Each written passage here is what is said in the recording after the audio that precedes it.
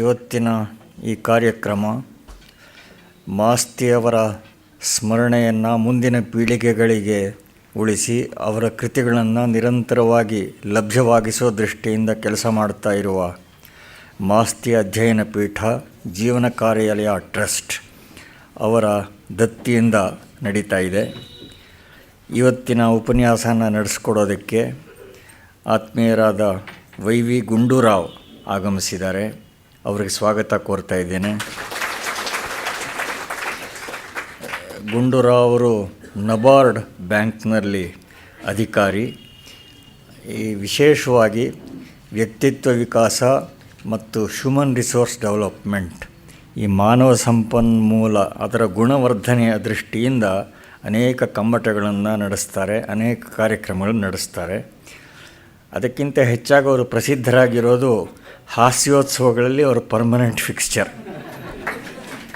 ಹೀಗಾಗಿ ಸಾಹಿತ್ಯ ಕ್ಷೇತ್ರದಲ್ಲಿ, ಹಾಸ್ಯೋತ್ಸವಗಳ ಕ್ಷೇತ್ರದಲ್ಲಿ ಪ್ರಸಿದ್ಧರು. ದೂರದರ್ಶನದಲ್ಲಿ ನೀವೆಲ್ಲ ಅವ್ರನ್ನ ಅನೇಕ ಸಲ ಬೇಜಾರಾಗೋಷ್ಟು ನೋಡಿರಬಹುದು. ಇವತ್ತು ನಾಕಸ್ತೂರಿ ಅವರ ಬದುಕು ಬರಹದ ಬಗ್ಗೆ ಮಾತಾಡೋರಿದ್ದಾರೆ ವೈ.ವಿ. ಗುಂಡೂರಾಯರು. ಕನ್ನಡದ ಹಾಸ್ಯ ಸಾಹಿತ್ಯ, ಪ್ರಬಂಧ ಸಾಹಿತ್ಯ, ಶಿಶು ಸಾಹಿತ್ಯ, ನಾಟಕ ಸಾಹಿತ್ಯ ಈ ಹಲವು ಪ್ರಕಾರಗಳಿಗೆ ಅವಿಸ್ಮರಣೀಯ ಕೊಡುಗೆ ನೀಡಿದವರು ನಾಕಸ್ತೂರಿ.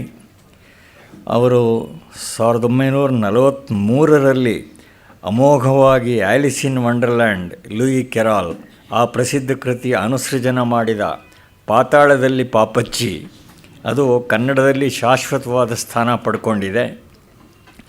ಮಲಯಾಳಂ ಮಾತೃಭಾಷೆಯವರಾದ ನಾಕಸ್ತೂರಿ ಅವರಷ್ಟು ಸೊಗಸಾಗಿ ಕನ್ನಡ ಬರೆದಿರೋರು ಬಹಳ ವಿರಳ. ಮಹಾರಾಜ ಕಾಲೇಜಿನಲ್ಲಿ ಇತಿಹಾಸ ಬೋಧಕರಾಗಿದ್ದ ಕಸ್ತೂರಿಯವರು ವಾರ್ಷಿಕ ಕಾಲೇಜ್ ಉತ್ಸವಗಳಿಗೆ, ಅನೇಕ ಸಂದರ್ಭಗಳಿಗೆ ಅವರು ಆಗಿಂದಾಗಲೇ ರಚಿಸಿ ಹುಡುಗರಿಂದ ಆಡಿಸಿದ ಆಶು ನಾಟಕಗಳು ಅವು ಕ್ಲಾಸಿಕ್ಸ್ ಅಂತ ಅನ್ನಿಸ್ಕೊಂಡು ಬಿಟ್ವು. ಕೊರವಂಜಿ ಪತ್ರಿಕೆಗೆ ಖಾಯಂ ಲೇಖಕರು. ಅವರು ಬರೆದ ಗಾಳಿಗೋಪುರ, ಶಂಖವಾದ್ಯ ಮೊದಲಾದ ಪೂರ್ಣ ಪ್ರಮಾಣದ ಕಾದಂಬರಿಗಳು ಹಾಸ್ಯ ಪ್ರಧಾನ ಕಾದಂಬರಿಯ ಒಂದು ಹೊಸ ಸಾಹಿತ್ಯ ಪ್ರಕಾರವನ್ನೇ ನಿರ್ಮಾಣ ಮಾಡಿದವು ಅಂತ ಹೇಳ್ಬೋದು. ಅವರು ಸೃಷ್ಟಿ ಮಾಡಿದ ಶಬ್ದ ಪ್ರಪಂಚ ಕನ್ನಡಕ್ಕೆ ವಿಶೇಷವಾದ ಹೊಳಪನ್ನು ತಂದುಕೊಟ್ಟವು. ಅವರ ಅನರ್ಥಕೋಶ ಪ್ರಸಿದ್ಧವಾಗಿ ಈಗಲೂ ಮೇಲಿಂದ ಮೇಲೆ ಎಲ್ಲ ಕಡೆ ಉದ್ಧೃತ ಆಗ್ತಾ ಇರ್ತದೆ. ನೊಂದ ಜೀವಿ ಅನ್ನೋ ಹೆಸರಿನಲ್ಲಿ ವಿಕ್ಟರ್ ಹ್ಯೂಗೋನ ಜಗತ್ಪ್ರಸಿದ್ಧವಾದ ಕಾದಂಬರಿ ಲೇ ಮಿಸರಾಬಲ್ ಅದನ್ನು ಅವರು ಅನುವಾದ ಮಾಡಿದರು. ನಾಕಸ್ತೂರಿ ಅವರದ್ದು ವಿಲಕ್ಷಣ ಪ್ರತಿಭೆ. ಅವರು ಕೈಯಿಟ್ಟ ಎಲ್ಲ ಕ್ಷೇತ್ರಗಳಲ್ಲೂ ಅತ್ಯಂತ ಎತ್ತರದ ಸಾಧನೆ ಮಾಡಿ ಲೆಜೆಂಡ್ ಅಂತ ಅನ್ನಿಸ್ಕೊಂಡು ಬಿಟ್ಟರು. ವಯಸ್ಕರ ಶಿಕ್ಷಣ ಯೋಜನೆಗೆ ಅಡಿಪಾಯ ಹಾಕಿದ್ರು. ರಾಷ್ಟ್ರಕವಿ ಕುವೆಂಪು ಅವರ ಪ್ರತಿಭೆಯನ್ನು ಮೊದಲೇ ಗುರುತಿಸಿ ಪ್ರೋತ್ಸಾಹಿಸಿದವರು ನಾಕಸ್ತೂರಿ. ನಿವೃತ್ತಿಯ ನಂತರ ಅವರು ಪುಟ್ಟಪರ್ತಿ ಶ್ರೀ ಸತ್ಯಸಾಯಿ ಬಾಬಾ ಅವರ ಅನುಯಾಯಿಯಾಗಿ ಬಾಬಾರ ಉಪನ್ಯಾಸಗಳನ್ನು ಸಂಗ್ರಹ ಮಾಡಿ ಪ್ರಕಟಿಸಿದ್ದು ಅದೆಲ್ಲ ಎಲ್ಲರಿಗೂ ಗೊತ್ತಿರುವ ವಿಷಯ. ನಗೆಗಾರ ಕಸ್ತೂರಿ ನಿಜ ಜೀವನದಲ್ಲಿ ಸಾಕಷ್ಟು ಕಷ್ಟಪಟ್ಟವರೇ. ಬಡತನದಿಂದ ಪಾರಾಗುವುದಕ್ಕೋಸ್ಕರನೇ ಅವರು ಹುಟ್ಟೂರನ್ನು ಬಿಟ್ಟು ಹಿಚ್ಹೈಕ್ ಮಾಡಿಕೊಂಡು ಮೈಸೂರಿಗೆ ಬಂದರು. ಹುಟ್ಟಿದ್ದ ಒಂದು ಗಂಡು ಮಗು 8-10 ದಿನಗಳಲ್ಲೇ ಈಶ್ವರನ ಪಾದ ಸೇರಿತ್ತು. ಹೀಗೆ ಅನೇಕ ಕಷ್ಟಗಳನ್ನು ಅವರು ನೋಡಿದವರು. ಹೀಗೆಲ್ಲ ಬವಣೆಗಳನ್ನು ಅನುಭವಿಸಿದವರು ಇವತ್ತಿಗೂ ಕನ್ನಡದ ಹಾಸ್ಯ ಸಾಹಿತ್ಯದ ಸಾರ್ವಭೌಮರಾಗಿ ಹೆಸರನ್ನು ಉಳಿಸಿಕೊಂಡಿದ್ದಾರೆ. ಅವರು ತೀರಿಕೊಂಡ ಹತ್ತಿರ ಕಾಲು ಶತಮಾನದ ನಂತರವೂ ಅವರ ಹೆಸರು ಉಳ್ಕೊಂಡಿದೆ. ಸಾಹಿತ್ಯ ಲೋಕ ಅವರನ್ನು ಮರೆಯೋದು ಸಾಧ್ಯವೇ ಇಲ್ಲ. ಅವರ ಬದುಕು ಬರಹ ಕುರಿತು ಇವತ್ತು ಉಪನ್ಯಾಸ ಮಾಡಬೇಕು ಅಂತ ತಮ್ಮೆಲ್ಲರ ಪರವಾಗಿ ವೈ.ವಿ. ಗುಂಡೂರಾವ್ ಅವರನ್ನು ಪ್ರಾರ್ಥನೆ ಮಾಡ್ತೇನೆ.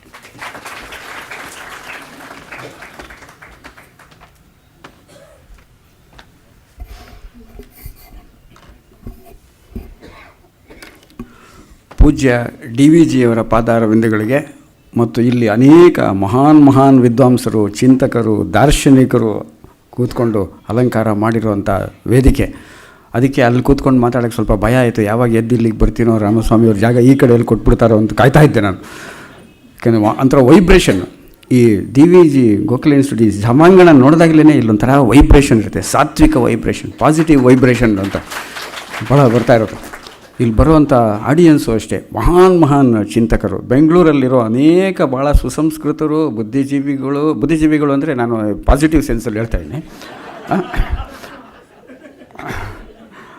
ಇಲ್ಲಿರೋರೆಲ್ಲ ಇಲ್ಲಿ ಬಂದು, ಅದಲ್ಲದೆ ನಿನ್ನೆ ತಾನೇ ಡಾಕ್ಟರ್ ಗುರುರಾಜ್ ಕರ್ಜಿಗೆ ಅವರ ಜ್ಞಾಪಕ ಚಿತ್ರಶಾಲೆ ಹಿಂಗಾಗಿರೋಂಥ ಅನೇಕ ಮಹಾನ್ ಜನಗಳೆಲ್ಲ ಇನ್ನೂ ಅದರದ್ದು ಹ್ಯಾಂಗ್ ಓವರ್ ಮೆಲುಕು ಅದು ನಮ್ಮಲ್ಲಿದೆ.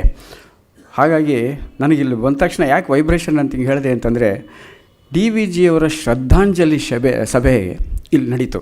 ಆವಾಗ ನಿಮಗೆಲ್ಲ ನೆನಪಿದೆ, ಭಾಳ ಹಿಂದೆಯವರು ಇಲ್ಲಿ ಲೈಬ್ರರಿ ಇತ್ತು, ಈ ಕಡೆ ಎಲ್ಲ ಪುಸ್ತಕಗಳೆಲ್ಲ ಇತ್ತಲ್ಲ, ಇಷ್ಟು ದೊಡ್ಡದಾಗಿ ಇರಲಿಲ್ಲ. ಕರೆಂಟ್ ಹೋಗ್ಬಿಟ್ಟಿತ್ತು ಆವತ್ತು, ನಾನು ಚಿಕ್ಕ ಹುಡುಗ ಇವಾಗಿನ ಥರನೇ. ಸೊ ಅಲ್ಲಿ ಬಾಗಿಲಲ್ಲಿ ನಿಂತ್ಕೊಂಡಾಗ ಇಲ್ಲೊಂದು ಬೆಂಚ್ ಹಾಕಿರ್ತಾಯಿದ್ರು ಯಾವಾಗಲೂ. ಅಲ್ಲಿ ಕಸ್ತೂರಿ ಅವ್ರು ಬಂದಿದ್ರು ಅವತ್ತು. ಅಂದರೆ ಆಗಲೇ ಅಲ್ಲಿ ಪುಟ್ಟಪರ್ತಿನಲ್ಲೇ ಸೆಟ್ಲಾಗಿದ್ದವರು. ಶೋಭಾನ್ ಇಲ್ಲಿ ಬಂದು ಕಸ್ತೂರಿ ಅವರು ತೋರಿಸಿದ್ರು ನನಗೆ, ಯಾರೋ ನಮ್ಮ ಸ್ನೇಹಿತರು ಸುಬ್ರಹ್ಮಣ್ಯಂ ಅಂತ, ರಿಸರ್ವ್ ಬ್ಯಾಂಕ್ ಆಫ್ ಇಂಡಿಯಾ ಅವರೇ ಕಸ್ತೂರಿ ಅವರು. ಆ ಕತ್ಲೇನಲ್ಲಿ ಅಲ್ಲಿ ದೀಪಕ್ಕೆ ಬೆಳಕು ಅಲ್ಲಿದ್ದಾಗಲೇ ಅವರು ನೋಡಿದ ತಕ್ಷಣವೇ ಒಂಥರ ವೈಬ್ರೇಷನ್. ಆವಾಗ ತಾನೇ ನಾನು ಅನರ್ಥಕೋಶ, ಯದ್ವಾ ತದ್ವಾ, ಅಲ್ಲೋಲ ಕಲ್ಲೋಲ ಇಂಥ ಸ್ವಲ್ಪ ಅಲ್ಲಲ್ಲಿ ಓದ್ಕೊಳ್ತಾ ಇದ್ದೆ ನಾನು. ಎಂಥ ಅದ್ಭುತ ಇವರು, ಅಲ್ಲಿ ಹೋಗಿ ಸೆಟ್ಲಾಗಿದ್ದಾರಲ್ಲ, ಯಾಕೆ ಏನು ಅಂತ ಕೊಂಡ್ಕೊಂಡಾಗ ಕೊನೆ ಬರ್ತಾ ಹಿಂಗೆ ಬಂತು. ಅದು ಏನು ನೇರವಾಗಿ ವಿಷಯಕ್ಕೆ ಬರಬಾರದು ಅಂತಿದ್ದೆ ನಾನು. ಆದರೂ ಯಾಕೆ ಅಂದರೆ ಒಂದು ಸಣ್ಣ ಘಟನೆ ನೆನಪಾಗತ್ತೆ ನನಗೆ. ಪ್ರೊಫೆಸರ್ ಎಲ್.ಎಸ್. ಶೇಷಗಿರಿರಾಯರು ಕಸ್ತೂರಿ ಅವರು ಶಿಷ್ಯರು. ದಾವಣಗೆರೆ ಇಂಟರ್ಮೀಡಿಯೇಟ್ ಕಾಲೇಜ್ನಲ್ಲಿ ಇವರು ಪ್ರಿನ್ಸಿಪಲ್ ಆಗಿದ್ದಾಗ, ಆವಾಗ ಸೂಪರಿಂಟೆಂಡೆಂಟ್ ಅಂತ ಕರಿತಿದ್ರಂತೆ. ಅಲ್ಲಿ 3 ಗಂಟೆಗೆ ಇವ್ರ ಕ್ಲಾಸು, ಯಾರ್ದು ಶೇಷಗಿರಿರಾಯರ್ದು. ಇವ್ರು ಮೇಲ್ಗಡೆ ಕೂತ್ಕೊಂಡು ಹಿಂಗೆ ನೋಡ್ತಾ ಇದ್ದಾರೆ. ಅಲ್ಲಿ ಸ್ವಲ್ಪ ಮನೆಗೆ ಹೋಗಿ ಒಂದು ಸ್ವಲ್ಪ ರೆಸ್ಟ್ ತೊಗೊಂಡು ಮಲ್ಕೊಳ್ಳೋಣ ಅಂತ 3 ಗಂಟೆ 5 ನಿಮಿಷ ಆಗೋಗ್ಬಿಟ್ಟಿದೆ. ತಕ್ಷಣ ಅವ್ರು ಲೇಟ್ ಆಗಿಬಿಟ್ಟಿದೆಯಲ್ಲ, ಪ್ರಿನ್ಸಿಪಲ್ ಏನೋ ಅವರು ಹಾಸ್ಯ ಸಾಹಿತಿ ಇರ್ಬೋದು, ಹಾಸ್ಯದಲ್ಲಿ ಮಹಾನ್ ಘಟ ಇರ್ಬೋದು ಅವರು. ಆದರೆ ಪ್ರಿನ್ಸಿಪಲ್ಲಾಗಿ ಭಾಳ ಸ್ಟ್ರಿಕ್ಟ್ ಅಂತವ್ರು, ಅಷ್ಟೇ ಸೀರಿಯಸ್ ಆಗಿರೋರು. ಏನಂತಾರೋ ಅಂತ ಸೈಕಲ್ ಹೊಡ್ಕೊಂಡು ಅಂತ ಭಾಳ ಫಾಸ್ಟಾಗಿ ಅಂತ ಬಂದ್ರಂತೆ. ಅದನ್ನು ಗಮನಿಸಿ ಕ್ಲಾಸಲ್ಲಿ ಹೋಗೋಕ್ಕೆ ಅಂತ ಹಿಂಗೆ ಹೋಗ್ತಾ ಇದ್ದಾಗ ತಕ್ಷಣ ಬೆಲ್ ಹೊಡೆದು, ಶೇಷಗಿರಿನ ಕರಿಯಪ್ಪ ಅಂದ್ರಂತೆ. ಇವ್ರು ಹೆದರ್ಕೊಂಡು 3 ಗಂಟೆ 10 ನಿಮಿಷ ಆಗೋಗಿದೆ. 3 ಗಂಟೆ ಕ್ಲಾಸ್ ತೊಗೋಬೇಕು, 3 ಗಂಟೆ 10 ನಿಮಿಷ ಆಗೋಗಿದೆ. ಏನಂತಾರೋ ಏನೋ ಅಂತ ಹೋಗಿ, ಸರ್ ನಮಸ್ಕಾರ ಸರ್. ಏನಪ್ಪ ಎಷ್ಟೊತ್ತಿಗೆ ನಿನ್ನ ಕ್ಲಾಸ್ ಇದ್ದಿದ್ದು? 3 ಗಂಟೆಗೆ ಸರ್. ಇವಾಗ ಎಷ್ಟು ಟೈಮು? 3 ಗಂಟೆ 10 ನಿಮಿಷ ಸರ್. ನೀನು ಅಲ್ಲಿ ಬರ್ತಾ ಇರೋದು ನೋಡಿದೆ ನಾನು, ಸೈಕಲ್ ಮೇಲೆ ಜೋರಾಗಿ ಹೊಡ್ಕೊಂಡು ಬರ್ತಾ ಇರೋದು. ಹೇಗಿದ್ದರೂ 10 ನಿಮಿಷ ಆಗೋಗಿದೆಯಲ್ಲ, ಇನ್ನೊಂದು 10 ನಿಮಿಷ ಲೇಟ್ ಆಗಿದ್ರೆ ಏನಾಗ್ತಾಯಿತ್ತು ನಿನಗೆ? ಯಾಕಷ್ಟು ಜೋರಾಗಿ ಬಂದು ನೀನೇ ಪೆಟ್ಲು ಜಾರಿ ಬಿದ್ದು ಇನ್ಯಾರಿಗೆ ಆಕ್ಸಿಡೆಂಟ್ ಮಾಡಿ ಆಸ್ಪತ್ರೆಗೆ ಕಳಿಸೋ ಬರಲು ಒಂದು 5 ನಿಮಿಷ ಲೇಟಾಗಾದ್ರೂ ಬರ್ಬೋದಾಗಿತ್ತಾ ಅಂತ ಹೇಳಿದ್ದು ಇವತ್ತು ನನಗೆ ಸಮಾಧಾನ ಆಯಿತು. ಅದಕ್ಕೆ ನಾನು ಒಂದು 10 ನಿಮಿಷ ಲೇಟಾಗಿ ಬಂದೆ.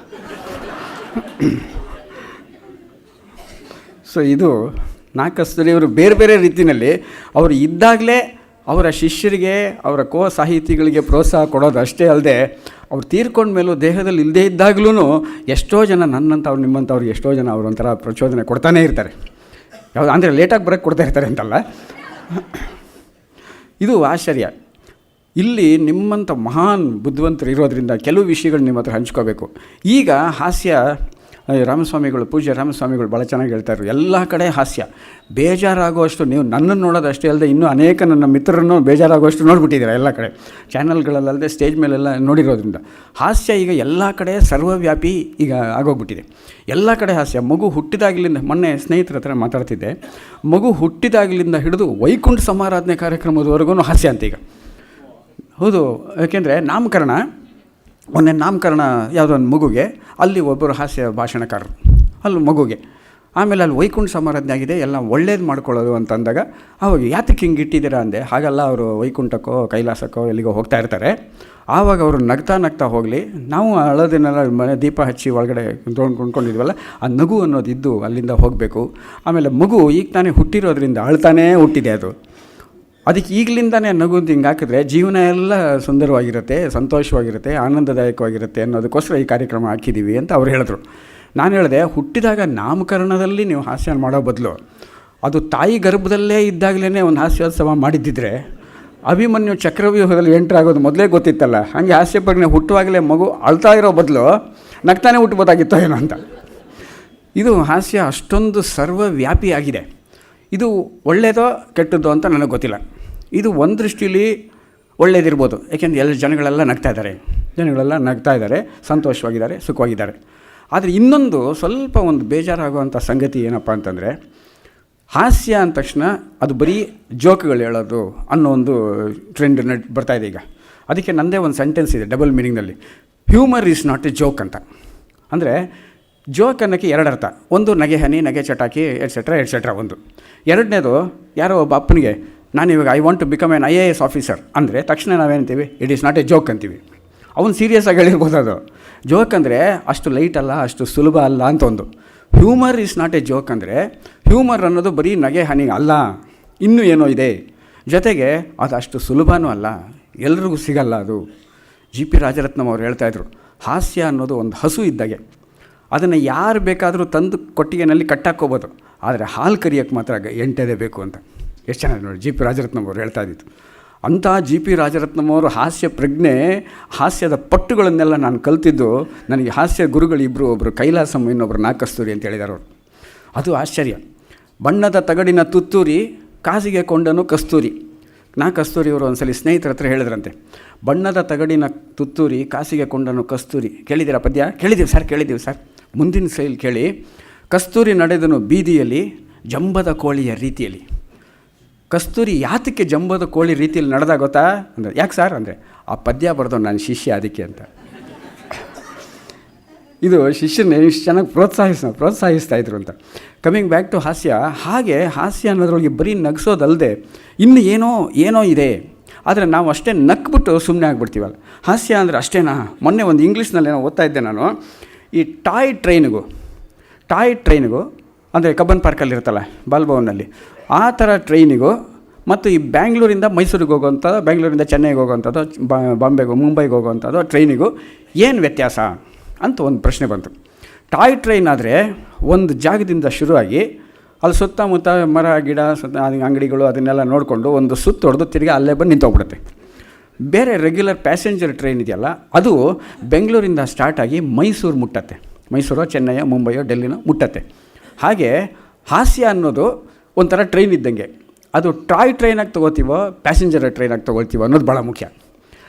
ಬರೀ ಹಾಸ್ಯ ಅನ್ನೋದು ಬರೀ ಜೋಕ್ ಅನ್ನೋದಾದ್ರು ತೊಗೊಂಡ್ರೆ ಅದರೊಳಗೆ ಒಂದು ಸ್ವಲ್ಪ ಹೊತ್ತು ಖುಷಿ ಸಿಗುತ್ತೆ. ಒಂದು 2 hours 3 hours ಎಲ್ಲ ಒಂದು ರೌಂಡ್ ಹೊಡ್ಕೊಂಬಂದು ನಮ್ಮ ದುಃಖನೆಲ್ಲ ಮರೆತುಬಿಟ್ಟು ತಿರ್ಗಾ ವಾಪಸ್ ಬಂದು ತಿರ್ಗಾ ಅದೇ ಗೋಳಾಟ. ನಮ್ಮ ಸ್ನೇಹಿತರೊಬ್ಬರು ಹೇಳ್ತಾರೆ, ಜೀವನ ಅನ್ನೋದು ಒಂದು ಆಟ. ಯಾವ ಆಟ? ಗೋಳಾಟ.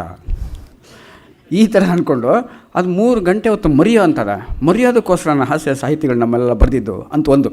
ಮೊನ್ನೆ ಮಾಸ್ಟರ್ ಹಿರಣ್ಣಯ್ಯನವರು ಒಂದು ಮಾತು ಹೇಳ್ತಾಯಿದ್ರು ಇದೇ ಥರ. ಹಾಸ್ಯ ಅನ್ನೋದು ಹೇಗೆ ಅಂದರೆ, ಈ ಪ್ರಾಬ್ಲಮ್ ಅನ್ನೋದು ತಲೆನೋವಿದ್ದಂಗೆ.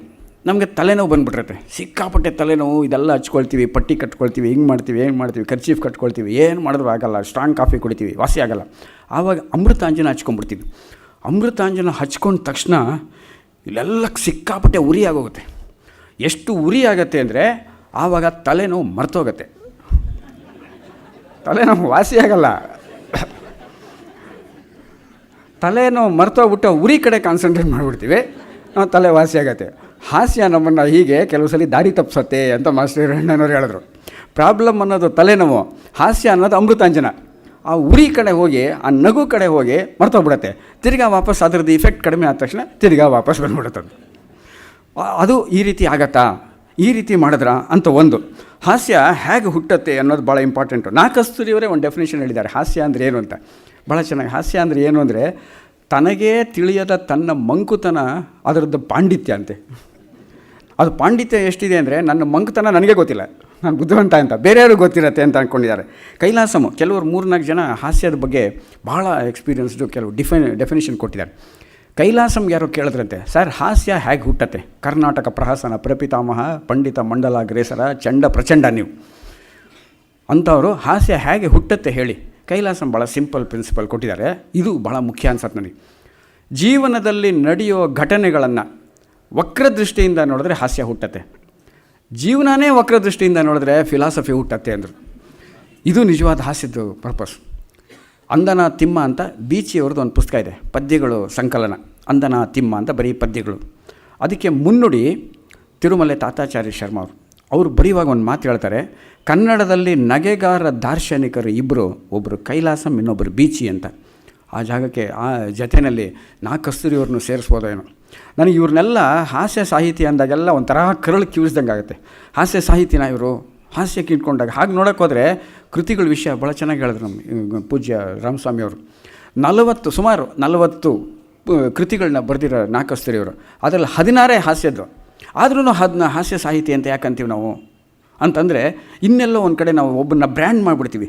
ಬೀಚಿಗೆ ಕೂಡ ಸರ್ ಹಾಸ್ಯ ನೀವು ಹಾಸ್ಯ ಸಾಹಿತಿ, ಏಕಮೇವ ದ್ವಿತೀಯ ಹಾಸ್ಯ ಸಾಹಿತಿ ಬೀಚಿ ಅಂತ ಅವರೇ ಹೇಳ್ಕೊತಾಯಿದ್ರು. ಅವರೇ ಹೇಳ್ಕೊಂಡಿದ್ದು ಜಂಬದಿಂದ ಅಲ್ಲ, ಹಾಸ್ಯ ಜೀವನದಲ್ಲಿ ಅಥವಾ ಸಾಹಿತ್ಯದಲ್ಲಿ ಅದಕ್ಕೆ ಸ್ಥಾನ ಏನು ಅಂತ. ಅದಕ್ಕೆ ಅವ್ರು ಹೇಳಿದರೆ ಮುಖದಲ್ಲಿ ಮೂಗಿನ ಸ್ಥಾನ ಏನು ಅಂತ ಬೀಚಿ ಕೇಳೋದು. ಜಾಸ್ತಿ ದಪ್ಪ ಇದ್ದರೆ ಅಸಹ್ಯ, ನೋಡೋಕ್ಕಾಗಲ್ಲ. ತುಂಬ ಚಿಕ್ಕದಾಗಿದ್ದರೆ ಅದು ಒಂಥರ ನೀರಸ, ಇರೋದೇ ಇಲ್ಲ ಅದು. ಸೊ ಹಾಗಾಗಿ ಜೀವನದಲ್ಲಿ ಹಾಸ್ಯ ಅನ್ನೋದು ಮೂಗಿದ್ದಂಗೆ ಇರಬೇಕಂತೆ. ಕರೆಕ್ಟ್ ಪ್ರಪೋರ್ಷನ್ ಎಷ್ಟಿರಬೇಕೋ ಅಷ್ಟು ಇರಬೇಕು, ಅದು ಇರಲೇಬೇಕು. ಮೂಗಿರೋವರೆಗೂ ಹೇಗೆ ನೆಗಡಿ ತಪ್ಪಲ್ವೋ, ಹಾಸ್ಯ ಕೂಡ ಅಷ್ಟೇ ಇಂಪಾರ್ಟೆಂಟು ಅಂತ ಬೀಚಿ ಹೇಳ್ತಾರೆ. ಆದರೆ ಅಟ್ ದಿ ಸೇಮ್ ಟೈಮ್ ಅದೇ ಬೀಚಿ ಭಾಳ ಬೇಜಾರು ಮಾಡ್ಕೊಂಡಿದ್ದಾರೆ. ಇದು ನಮ್ಮದೆಲ್ಲದು ಅದೇ ಅನ್ಸತ್ತೆ ನನಗೆ, ದುಃಖದಿಂದ ಹೇಳ್ತೀನಿ. ನನ್ನನ್ನು ಬೀಚಿ ಹೇಳಿದ್ದು ಹಾಸ್ಯ ಸಾಹಿತಿ ಅಂತ ಬ್ರ್ಯಾಂಡ್ ಮಾಡಿಬಿಟ್ಟು ಜನಗಳು, ಸಮಾಜ, ನಾನು ಏನು ಹೇಳಿದ್ರೂ ಸೀರಿಯಸ್ ಆಗೇ ತೊಗೊಳ್ಳಲ್ಲ ಅಂತ. ಇದು ಯಾಕೆಂದರೆ ಹಾಸ್ಯ ತಾನೇ. ನಾಡಿಗೇರು ಕೃಷ್ಣರಾಯರು ಅದೇ ಥರ ಹೇಳಿದ್ದು, ನಾಡಿಗೇರು ಏನು ಹೇಳಿದ್ರು ಸೀರಿಯಸ್ ಆಗೇ ತೊಗೊಳ್ಳಲ್ಲ ಅಂತ. ರಾಶಿ ಏನು ಹೇಳಿದ್ದಾರೆ ಅಂದರೆ, ಹ್ಯೂಮರ್ ಅನ್ನೋದು ಹೇಗಿರಬೇಕು, it should hit but it should not hurt ಅಂತ. ಎಷ್ಟು ಚೆನ್ನಾಗಿ ನೋಡಿ. ಈಗ ಬರೀ ಚುಚ್ಚೋದೇ ಇದೇ ಹಾಸ್ಯ ಅಂತ ಅಂದ್ಕೊಂಡಿರ್ತೀವಲ್ಲ, ಇದೆಲ್ಲ ಆಗಿದೆ.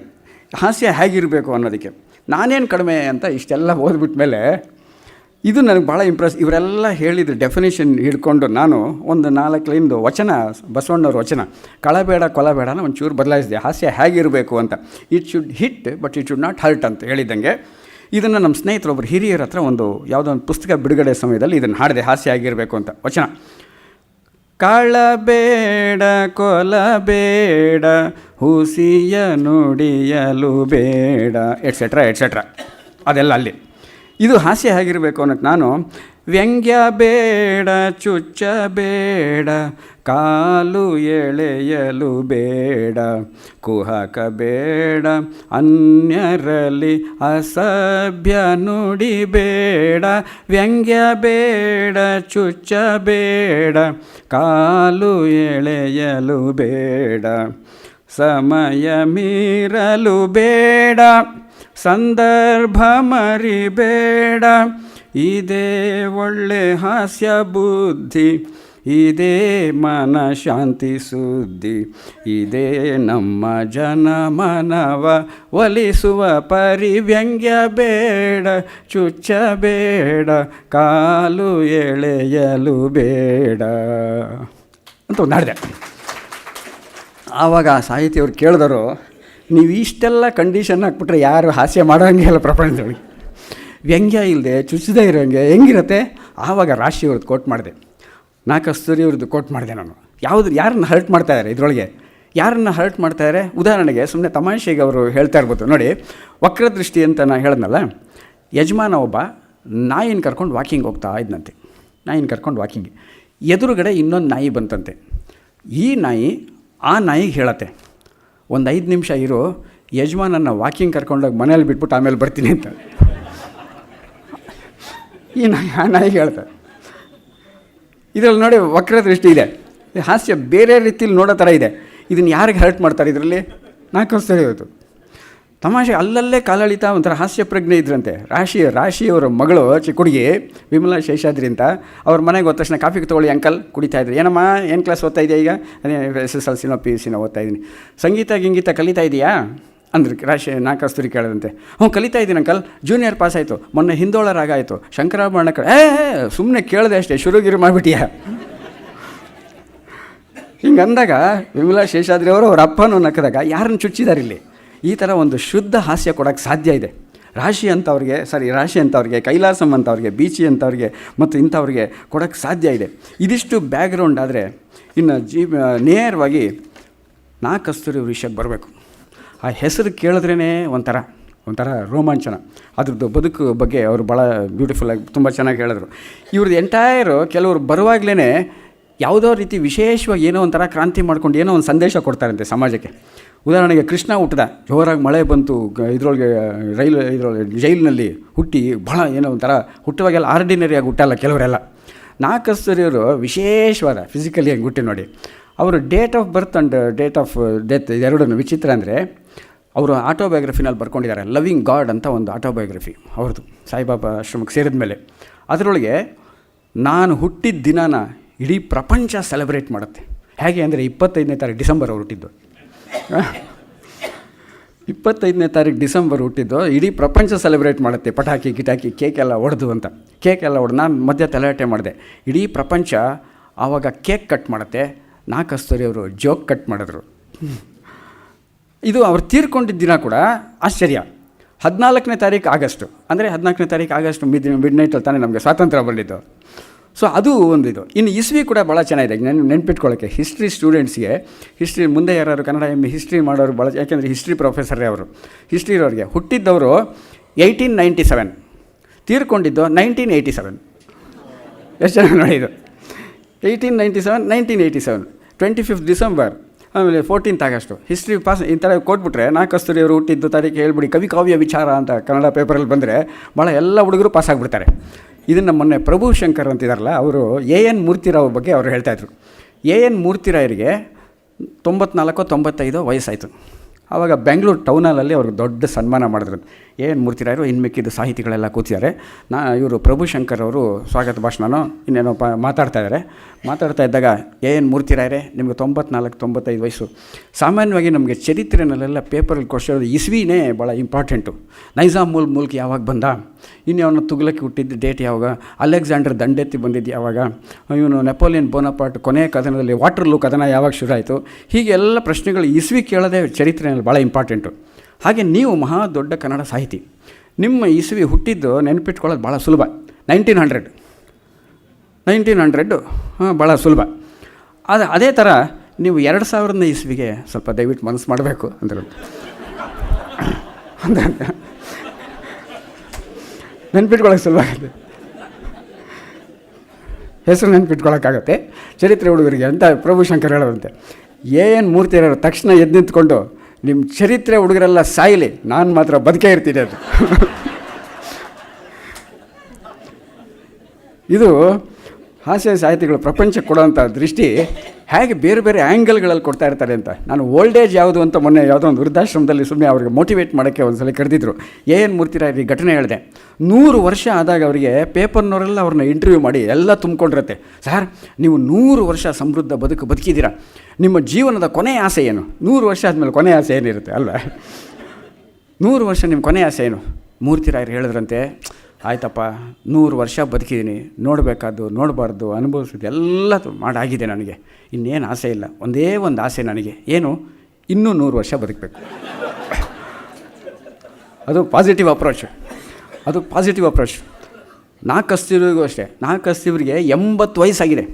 80ನೇ ವಯಸ್ಸಾದಾಗ ಸ್ವಲ್ಪ ಬಗ್ಗಿದ್ದಾರೆ, ವೀಕ್ ಆಗಿದ್ದಾರೆ, ಹಲ್ಲು ಕಟ್ಸ್ಕೊಂಡಿದ್ದಾರೆ. ಆ ಮೊಮ್ಮಗನ್ನ ಕೈನಲ್ಲಿ ಹಿಡ್ಕೊಂಡು ಹಿಂಗೆ ಹೋಗ್ತಾ ಇದ್ದಾರೆ. ಅವರು ಒಂಥರ ಸೀನಿದ್ರೆ ಇಡೀ ಪ್ರಪಂಚ ಎಲ್ಲ ಅಲ್ಲಾಡ್ಬಿಡ್ಬೇಕಂತ, ಒಂಥರ ಬಾಂಬ್ ಆಗ್ದಂಗೆ. ಆ್ಯಕ್ಷಿ ಅಂದರೆ ದೊಡ್ಡ he use to creating a scene ಅಂತಾರಲ್ಲ, ಆ ಥರ ಜೋರಾಗಿ ಕಿರ್ಚ್ಕೊಂಡು ಆ ಮೊಮ್ಮಗನ್ನ ಹೆಗಲ ಮೇಲೆ ಕೈ ಹಾಕಿದ್ದಾರೆ. ದೊಡ್ಡ ಸೀನ್ ಬಂದ್ಬಿಡ್ತಂತೆ. ಹಿಂಗೆ ಅಂದ್ಬಿಟ್ಟು ಹಿಡ್ಕೊಂಡು ಆ್ಯಕ್ಷಿ ಅಂದರು. ತಕ್ಷಣ ಮೊಮ್ಮಗನ ಕಡೆ ಹೇಳ್ತಾರೆ, ಯಾತಕ್ಕೆ ಗೊತ್ತೇನೋ ನೀನು ಹಿಡ್ಕೊಂಡಿದ್ದು, ನನ್ನ ಸೀನಿಗೆ ನೀನೆಲ್ಲ ಹಾರೋಗ್ಬಿಡ್ತೀವ ಅಂತ. ಅವ್ರ ಮನೇಲಿ ತಾತ ಆದಾಗಲೂ 80 ವರ್ಷ ಆಗಿದೆ. ನನ್ನನ್ನು ಯಾರು ತಾತ ಅಂತ ಕರಿಕೊಡ್ದು, ಅಣ್ಣ ಅಂತ ಕರಿಬೇಕು. ನಾನು ತಾತ ಅಲ್ವೇ ಅಲ್ಲ. ಇಂಗ್ಲೀಷ್ನಲ್ಲಿ ಮೊನ್ನೆ ನಮ್ಮ ಸ್ನೇಹಿತ ಒಬ್ಬ ಮೆಸೇಜ್ ಬಂದ, I have A grand daughter, that doesn't mean I am A grand father ಅಂತ. ಎಷ್ಟು ಚೆನ್ನಾಗಿದೆ ನೋಡಿ ಮೀನಿಂಗು. ನನ್ನ ಮೊಮ್ಮಗು ಇದೆ, ಬಟ್ ನಾನು ತಾತ ಅಲ್ಲ. ಸೊ ಇದು ಕಸ್ತೂರಿಯವರು ಜೀವನದಲ್ಲಿ ಯಾವಾಗಲೂ ಉತ್ಸಾಹದಿಂದನೇ ಇರೋವಂಥ ಅನೇಕ ಜನಗಳು. ಬೀಚಿ ಕೂಡ ನಮ್ಮಲ್ಲಿ ಸಾಹಿತಿಗಳು, ಹಾಸ್ಯ ಪ್ರಜ್ಞೆ ಇರೋ ಸಾಹಿತಿಗಳಿಗೆ ವಯಸ್ಸೇ ಆಗಲ್ಲ. H. ನರಸಿಂಹಯ್ಯನವರು ಈ 82-83 ವಯಸ್ಸಾದಾಗ ಈ ಘಟನೆ ಯಾರೋ ಹೇಳಿದ್ರಂತೆ, ಯಾವುದೋ AN ಮೂರ್ತಿರಾಯರು. ಸರ್ ಮೇಷ್ಟ್ರೆ, ಇವರು AN ಮೂರ್ತಿರಾಯರಿಗೆ 100 ವರ್ಷ ಆಗಿದೆ, ನಿಮ್ಮ ಜೀವನದಲ್ಲಿ ಆಸೆ ಏನು ಅಂತಂದರೆ ಇನ್ನೂ 100 ವರ್ಷ ಬದುಕಬೇಕು ಅಂತ ಹೇಳಿದ್ರಂತಲ್ಲ. ನಿಮಗೀಗ 82-83 ವಯಸ್ಸು, ಅವ್ರಿಗೆ ಇನ್ನೂ 100 ವರ್ಷ ಬದುಕಬೇಕಂತೆ ಮೂರ್ತಿರಾಯರು. ನಿಮಗೆ ಎಷ್ಟು ವರ್ಷ ಬದುಕಬೇಕು ಅಂತ ಆಸೆ? ಹೆಚ್ಚೇನು? ನನಗೆ ಸಾಯಬೇಕು ಅಂತಲೇ ಆಸೆ ಇಲ್ಲ. ಇದು ಪಾಸಿಟಿವ್. ದರಾ ಬೇಂದ್ರೆಗೆ 60 ವರ್ಷ ಆಯಿತು ಒಂದು ಸಾರಿ ಅಲ್ಲ ಒಂದು ಸರಿ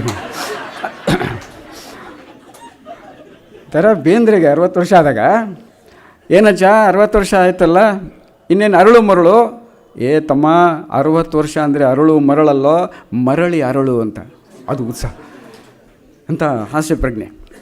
ಇದು ಬೀಚಿಗೂ ಅಷ್ಟೇ. ಬೀಚಿಗೆ 60 ವರ್ಷ ಆದಾಗ ಪೇಪರಲ್ಲ ಬೀಚಿ ಟರ್ನ್ಸ್ 60, ಬೀಚಿಗೆ 60 ಮುಟ್ಟಿದ ಬೀಚಿ, ಈ ಥರ ಎಲ್ಲ ಪೇಪರೆಲ್ಲ ಬಂದಿತ್ತು. ಯಾರೋ ಒಬ್ಬರು ವಿಶ್ ಮಾಡೋಕ್ಕೆ ಬುಕೆಗೆ ತೊಗೊಂಡು ಅವ್ರ ಮನೆಗೆ ಹೋದ್ರಂತೆ.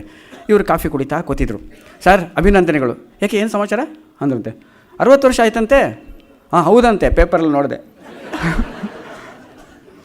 ಇದು ಹಾಸ್ಯ ಸಾಹಿತಿಗಳಿಗೆಲ್ಲ ಒಂದು, ನಮಗೆ ವಯಸ್ಸಾಗಲ್ಲ, ನಾವು ಯಾವಾಗಲೂ ಯಂಗ್ ಅಂದರೆ ಅವ್ರಿಗೆ ಹೇಗೆ ಯಂಗ್ ಆಗಿರ್ತಾರೋ ನಮ್ಮನ್ನು ಯಂಗ್ ಆಗಿಟ್ಟಿರೋದು. ನಕ್ಕದವ್ರು ಎಲ್ಲ ಯಂಗ್. ನಾಡಿಗೇರ್ ಕೃಷ್ಣರಾಯರು ಜೀವನದಲ್ಲಿ ಬವಣೆ ಭಾಳ ಫಸ್ಟ್ ಕ್ಲಾಸಾಗಿ ಹೇಳಿದ್ರು. ಅದು ಕೇಳ್ತಾ ಇದ್ದಾಗ ಅವ್ರು ಓದ್ತಾ ಇದ್ದರೆ ನಿಜವಾಗ್ಲೂ ನಮಗೆ ದುಃಖ ಬರುತ್ತೆ. ಬಟ್ ಅವರು ದುಃಖ ಪಟ್ಟಿದ್ದಾರೋ ಇಲ್ವೋ ಗೊತ್ತಿಲ್ಲ. ಇವರು ಯಾರೋ ನಾಡಿಗೇರ್ ಕೃಷ್ಣರಾಯರು, ಇಷ್ಟೊಂದೆಲ್ಲ ಕಷ್ಟಗಳು ಬಂದಿದೆಯಲ್ಲ, ಹೇಗೆ ಸರ್ ನಿಮ್ಗೆ ಬೇಜಾರಾಗಲ್ವಾ ಅಂದಾಗ ನಂದು ಪ್ರಿನ್ಸಿಪಲ್ ಇಷ್ಟೇ, ನಾಡಿಗೇರ್ ಕೃಷ್ಣ ಹೇಳಿತು, laugh at your sorrows, let them cry at you. ಆ ದುಃಖ ನಮ್ಮನ್ನು ನೋಡಿ ಅಳಬೇಕು, ನಾವ್ಯಾಕೆ ಅದನ್ನು ನೋಡಿ ಅಳಬೇಕು? ಇದು ಪಾಸಿಟಿವ್ ಅಪ್ರೋಚ್. ಇದನ್ನು ನಾ ಕಸ್ತೂರಿ ಇವರು ಮಾಡ್ಕೊಂಡು ಬರ್ತಾಯಿದ್ರು ಜೀವನದಲ್ಲಿ. ಸೊ 1897 ಇನ್ನೊಂದು ವಿಚಿತ್ರ ಗೊತ್ತಾ, ಈ ಮಗು ಹುಟ್ಟಿದಾಗ, ಕಸ್ತೂರಿ ಹುಟ್ಟಿದಾಗ ಚಂದ್ರಹಾಸನಿಗೆ 6 ಬೆರಳಿತ್ತು ಅಂತ ನಮ್ಮ ಕತೆ. ಇವರಿಗೆ ಚಂದ್ರಹಾಸನಿಗಿಂತಹ ಜಾಸ್ತಿ ಇವರು 2 ಕೈಗಳಲ್ಲಿ 2 ಕಾಲುಗಳಲ್ಲಿ 6 ಬೆರಳುಗಳಂತೆ. 6 ಬೆರಳು, 6 12 ಎಷ್ಟೋ 24 ಅಷ್ಟು ಬೆರಳುಗಳು. ಇದನ್ನು ನೋಡ್ತಾರೆ. ಆವಾಗಿನ ಕಾಲದಲ್ಲೆಲ್ಲ ಸಾಮಾನ್ಯವಾಗಿ ಅಜ್ಜಿಗಳು ತಾನೆ ಮನೇಲಿ ಹೆರಿಗೆ ಮಾಡಿಸೋದು, ಬಾಣಂತನ ಮಾಡೋದು, ಎಟ್ಸೆಟ್ರಾ. ಇದೇನು ಈ ಥರ ಹುಟ್ಬಿಟ್ಟಿದೆಯಲ್ಲೇ ಅಂತ ಅವರು ಸೊಸೆಗೆ ಹೇಳ್ಬಿಟ್ಟು ಅಜ್ಜಿ ಅವರೇ ಏನು ಯೋಚನೆ ಮಾಡಿದೆ, ಡಾಕ್ಟ್ರಿಗೆ ಇಟ್ಟು ತೋರಿಸಿದೆ. ಇಷ್ಟೊಂದೆಲ್ಲ ಮೆಡಿಕಲ್ ಸೈನ್ಸ್ ಅಷ್ಟೊಂದು ಇಂಪ್ರೂವ್ ಆಗಿರಲಿಲ್ಲ. ಅವರೇ ಒಂದು ಕತ್ರಿ ತೊಗೊಂಡು ಟಕ ಅಂತ ಕತ್ತರಿಸ್ಬಿಟ್ರಂತೆ. ಈ ಕೈಯಿಂದ ಈ ಬೆರಳು, ಈ ಕೈಯಿಂದ ಈ ಬೆರಳು, ಈ ಕೈಯಿಂದ ಈ ಬೆರಳು. ಕಸ್ತೂರಿ ಅದನ್ನು ತಮಾಷೆಗೆ ಹೇಳ್ತಾರೆ, ನಾನು ಹುಟ್ಟಿದ ಮೇಲೆ ಸಿಸೇರಿಯನ್ ಆಪರೇಷನ್ನು. ಸೀಸರ್ ಅಂದರೆ ಆ ಜೂಲಿಯಸ್ ಸೀಸರ್ ಅಲ್ಲ, ಇದು ಸೀಸರ್ ಕತ್ರಿ.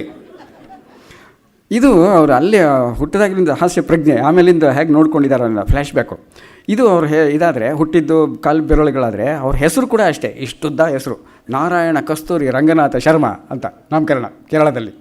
ನಾರಾಯಣ ಕಸ್ತೂರಿ ರಂಗನಾಥ ಶರ್ಮಾ, ಏನಂತ ಕರೆಯೋದು ಇದನ್ನು ಅಂತ ಒಂದು ಹೆಸರು ಭಾಳ ಇಷ್ಟುದ್ದ ಇದೆಯಲ್ಲ, ಹ್ಯಾಕೆ ಕರೆಯೋದು ಅಂತ ಇವ್ರ ತಾಯಿ ಯೋಚನೆ ಮಾಡ್ತಾರೆ. ಯಾವ ಹೆಸರನ್ನು ಕಟ್ ಮಾಡಿ ಚಿಕ್ಕದು ಮಾಡೋದು, ಯಾವುದನ್ನು ಇಟ್ಕೊಳ್ಳೋದು ಅಂತಾರೆ. ಶರ್ಮಾ ಅನ್ನೋದು ಒಂಥರ ಜಾತಿ ತೋರಿಸತ್ತೆ, ಅದರಿಂದ ಶರ್ಮಾ ಅಂತ ಕಟ್ ಮಾಡೋಣ.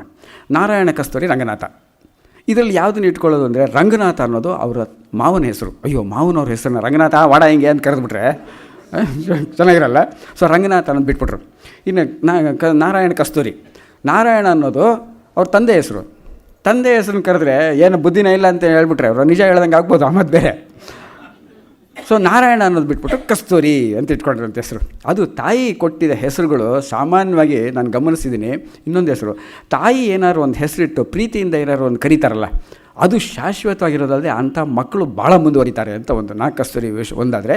ಇನ್ನೊಂದು ಬೀಚಿ, ಭೀಮಸೇನ್ ಬಳ್ಳಾರಿ ಭೀಮಸೇನ್ ರಾವ್ನ ಬೀಚಿ ಅಂತ ಅವ್ರ ತಾಯಿ ಕರೆದ್ರು. ಇವತ್ತು ಭೀಮಸೇನ್ ರಾವ್ ಅಂತ ಕರೆದ್ರೆ ಯಾರಿಗೂ ಗೊತ್ತಾಗೋದೇ ಇಲ್ಲ, ಬೀಚಿ ಅಂತಲೇ ಕರೆದು ಹಿಂಗಾಗತ್ತೆ. ಸೊ ಇದು ಹುಟ್ಟಿದ್ದು ಹಿಂಗಾದರೆ ನಾರಾಯಣ ಕಸ್ತೂರಿ. ಕೇರಳದಲ್ಲಿ ತ್ರಿಪಣಿತುರ ಅಂತ ಒಂದು, ಅದು ಪ್ರೊನೌನ್ಸ್ ಮಾಡೋದೇ ಭಾಳ ಕಷ್ಟ ಅಂತ ಕಾಣುತ್ತೆ. ಈ ಮಲಯಾಳಮ್ಮು ಅವ್ರ ಆ್ಯಕ್ಸೆಂಟ್ ಹೆಂಗಿತ್ತೋ ಗೊತ್ತಿಲ್ಲ ನನಗೆ, ಕೇಳಿದ್ದವ್ರು ಹೇಳಬೇಕು. ಈ ಮಲಯಾಳಿಗಳದ್ದೆಲ್ಲ ಒಂಥರ ಮೂಗ್ನಲ್ಲಿಂಗೆ ಮಾತಾಡ್ತಾ ಇರ್ತಾರಲ್ಲ. ನಮ್ಮ ಸ್ನೇಹಿತರು ಅನೇಕ ಜನ ಮಲಯಾಳಿಗಳಿದ್ದಾರೆ, ನಾನು ಅವ್ರಿಗೆ ತಮಾಷೆ ಮಾಡ್ತಾಯಿರ್ತೀನಿ. ಈ ಮಲಯಾಳಮ್ಮು ಇಡೀ ಪ್ರಪಂಚದಲ್ಲಿ ಭಾಳ ಈಸಿಯೆಸ್ಟ್ ಲ್ಯಾಂಗ್ವೇಜ್. ಹೇಗೆ ಅಂದರೆ, ನೀವು ಯಾವುದೇ ಭಾಷೆ ಮಾತಾಡಿ ಮೂಗ್ನಲ್ಲಿ ಮಾತಾಡ್ಬಿಟ್ರೆ ಆಗೋಯ್ತು. ಮೈಗ್, ಟೇಬಲ್, ಪೋಡಿಯಮ್ ಅಂದರೆ ಮೈದು, ಗ್ಲಾಸ್ ಅಂದರೆ ಮುಗಿದಾಯ್ತು ಅಂತ. ಅದನ್ನು ಅವ್ರ ಆ್ಯಕ್ಸೆಂಟು ಹಂಗಿಲ್ಲದೆ ಈಗ ತಾನೇ ರಾಮಸ್ವಾಮಿ ಅವ್ರು ಹೇಳ್ದಂಗೆ ಕನ್ನಡದವ್ರಿಗೆ ಕನ್ನಡ ಕಲಿಸೋ ಅಂಥ ಇದು ಆ್ಯಕ್ಸೆಂಟು. ಸ್ವಲ್ಪ ಕೀಚು ವಾಯ್ಸ್ ಇತ್ತಂತೆ, ಕಪ್ಪಿಗೆ ಒಂಥರ ನೋಡಿದ್ದೀರಾ ನೀವು, ಸ್ವಲ್ಪ ಕೀಚು ವಾಯ್ಸು, ಅದೊಂಥರ ಡಿಫ್ರೆಂಟ್ ಟೈಪ್ ಆಫ್ ವಾಯ್ಸ್. ಅದು ಕಪ್ಪಗಿದ್ದಾರೆ, ಉಳ್ಳಿದ್ದಾರೆ, ಕಟ್ಟಿಸಿದ ಹಲ್ಲು. ಇದರಲ್ಲಿ ಅವ್ರು ಮಾತಾಡ್ತಾಯಿದ್ರೆ ಮಲಯಾಳಿ ಅಂತ ಕಂಡುಹಿಡಿಯೋಕ್ಕೆ ಆಗ್ತಾ ಇರಲಿಲ್ಲ ಅಂತ ಅವ್ರು ನೋಡಿದ್ರೆ ಡಾಕ್ಟರ್ ಎಚ್ ಕೆ ರಂಗನಾಥ್ ಅವರು, ರಾಜರತ್ನಂ ಅವರು ಹಿಂಗೆ ಹೇಳ್ತಾಯಿದ್ರು. ಇದು ಭಾಳ ವಿಶೇಷವಾದ ಕರ್ನಾಟಕಕ್ಕೋಸ್ಕರನೇ ಹುಟ್ಟಿಸಿದ್ನೋ ಏನೋ ದೇವರು, ಅಥವಾ ಇನ್ಯಾವುದಕ್ಕೆ ಹುಟ್ಟಿದ್ನೋ. Originally Tamil Nadu, settled in Kerala, ತಮಿಳ್ನಾಡಿಗೆ ಸೇರಿದವರು. ಎಂಟೈರ್ ಸೌತ್ ಇಂಡಿಯಾ ರೆಪ್ರೆಸೆಂಟ್ ಮಾಡ್ತಾ ಇರೋರು. ಎಂಟೈರ್ ಸೌತ್ ಇಂಡಿಯಾದ mini South India. Tamil Nadu original native. ಆಮೇಲೆ ಕೇರಳದಲ್ಲಿ ಹುಟ್ಟಿ ಬೆಳೆದು ಅಲ್ಲೇ ಎಜುಕೇಷನ್ MA BL ಪಾಸ್ ಮಾಡಿದ್ರು. ಮಾಸ್ಟರ್ ಆಫ್ ಆರ್ಟ್ಸ್ ಹಿಸ್ಟ್ರಿ, ಇದು BL, ಬ್ಯಾಚುಲರ್ ಆಫ್ ಲಾಸ್ ಅಂದರೆ LAWS ಸೊ ಅದನ್ನು ಪಾಸ್ ಮಾಡಿ ಕೇರಳದಲ್ಲಾಯ್ತಲ್ಲ, ಆಮೇಲೆ 25ನೇ ವಯಸ್ಸುವರೆಗೂ ಕನ್ನಡ ಹೇಗೆ ಕೇಳಿಸತ್ತೆ ಅನ್ನೋದೇ ಗೊತ್ತಿಲ್ಲದೆ ಇರೋರು ಕರ್ನಾಟಕಕ್ಕೆ ಬಂದು ಸೆಟ್ಲ್ ಆಗಿದ್ದಾರೆ ಅಂತಂದರೆ ಎಂಟೈರ್ ಕರ್ನಾಟಕ ರಿಟೈರ್ ಆಗೋವರೆಗೂ ಇಲ್ಲಿ. ಸೊ ತಮಿಳುನಾಡು, ಕೇರಳ, ಕರ್ನಾಟಕ ಆಯಿತಾ. ಇನ್ನು ರಿಟೈರ್ ಆದಮೇಲೆ 1958ಇಂದ ತೀರ್ಕೊಳ್ಳೋವರೆಗೂ Andhra Pradesh. So Tamil Nadu, Karnataka, Andhra, entire South ಇಂಡಿಯಾಗೆ ದೇವರು ಕೊಟ್ಟ ವರ ನಾ ಕಸ್ತೂರಿ. ಯಾಕೆಂದರೆ ನಾನು ಹೇಳ್ತಾ ಇರ್ತೀನಿ, ಸೌತ್ ಇಂಡಿಯಾಗೆ ಸ್ವಲ್ಪ ಸ್ಪೆಷಲ್ ಕನ್ಸಿಡ್ರೇಷನ್ ಏನೋ ಗೊತ್ತಿಲ್ಲ. ನಂದೊಂದು ನ್ಯಾಷನಲ್ ಇಂಟಿಗ್ರೇಷನ್ ಬಗ್ಗೆ ಕೆಲವು ಮೊನ್ನೆ ಯಾರೋ ಚರ್ಚೆ ಮಾಡಿದ್ರು. ನೀವು ಗಮನಿಸಿ, ರಾಮ ನಾರ್ತ್ ಇಂಡಿಯನ್ನು, ಶ್ರೀರಾಮ ರಾಮ ನಾರ್ತ್ ಇಂಡಿಯನ್ನು, ಆಂಜನೇಯ ಸೌತ್ ಇಂಡಿಯನು, ಕರ್ನಾಟಕದವನು, ಇಲ್ಲಿ ಹನುಮಂತ ನಗರದವನು.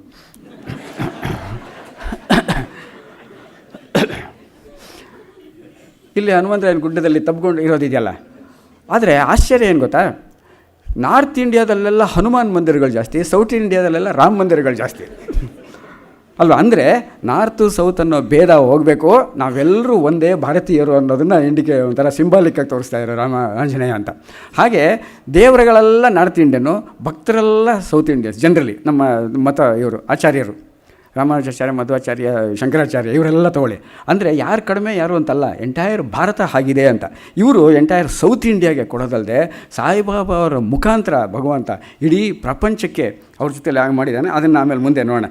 MA BL ಅಂತ ಹೇಳಿದೆ. ಇವ್ರು ಏನು ಉದ್ಯೋಗ ತೊಗೊಂಡು ಏನು ಉದ್ಯೋಗ ಮಾಡಬೇಕು ಅಂತ ಅಲ್ಲೇ ಒಂದು ಸ್ವಲ್ಪ ದಿವಸ ಏನೋ ಕೆಲಸ ಮಾಡಿದ್ರಂತೆ. ಯಾವುದೋ ಪರ್ಮನೆಂಟ್ ಕೆಲಸ ಸಿಗಲಿಲ್ಲ.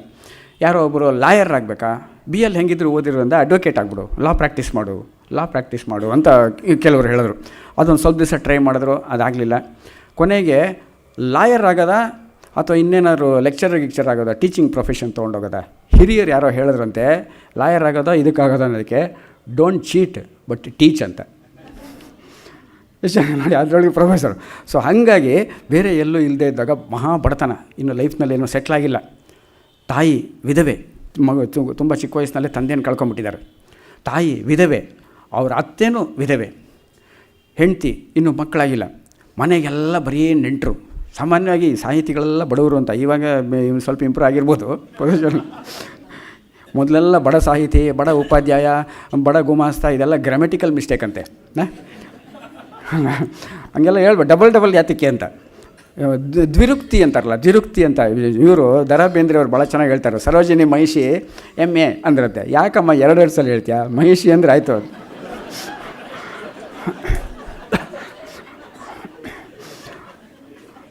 ಹಾಗೆ ಇವರು MA ಮಾಡೋದು ಬದಲು MA ಹಿಸ್ಟ್ರಿ, ಬಡ ಗುಮಾಸ್ತ ಅಂತಲ್ಲ. ಆವಾಗ ಅಲ್ಲಿ ಅಪ್ಲಿಕೇಶನ್ ಹಾಕಿ ಅವ್ರ ತಾಯಿ ಹೇಳಿದ್ರಂತೆ, ಮಗು ಮೇಂಟೈನ್ ಮಾಡೋದು ಭಾಳ ಕಷ್ಟ ಆಗ್ತಾಯಿದೆ, ಬಡ ಜನಗಳು ಇವರು ಜನಗಳೆಲ್ಲ ಯಾರು ನೆಂಟರು ಇಷ್ಟರು ಯಾರು ನಮಗೆ ಸಹಾಯ ಮಾಡ್ತಾಯಿಲ್ಲ, ಇವ್ರನ್ನೆಲ್ಲ ಬಿಟ್ಟು ಎಲ್ಲರೂ ದೂರ ಹೋಗ್ಬಿಡೋಣಪ್ಪ, ಎಲ್ಲರೂ ಒಂದು ಕೆಲಸ ಟ್ರೈ ಮಾಡು ಅಂದಾಗ ದೂರ ಹೋಗಬೇಕು ಅಂದಾಗ ಅವ್ರು ಸಿಕ್ಕಿದ್ದು ಕರ್ನಾಟಕದ ಭಾಗ್ಯ.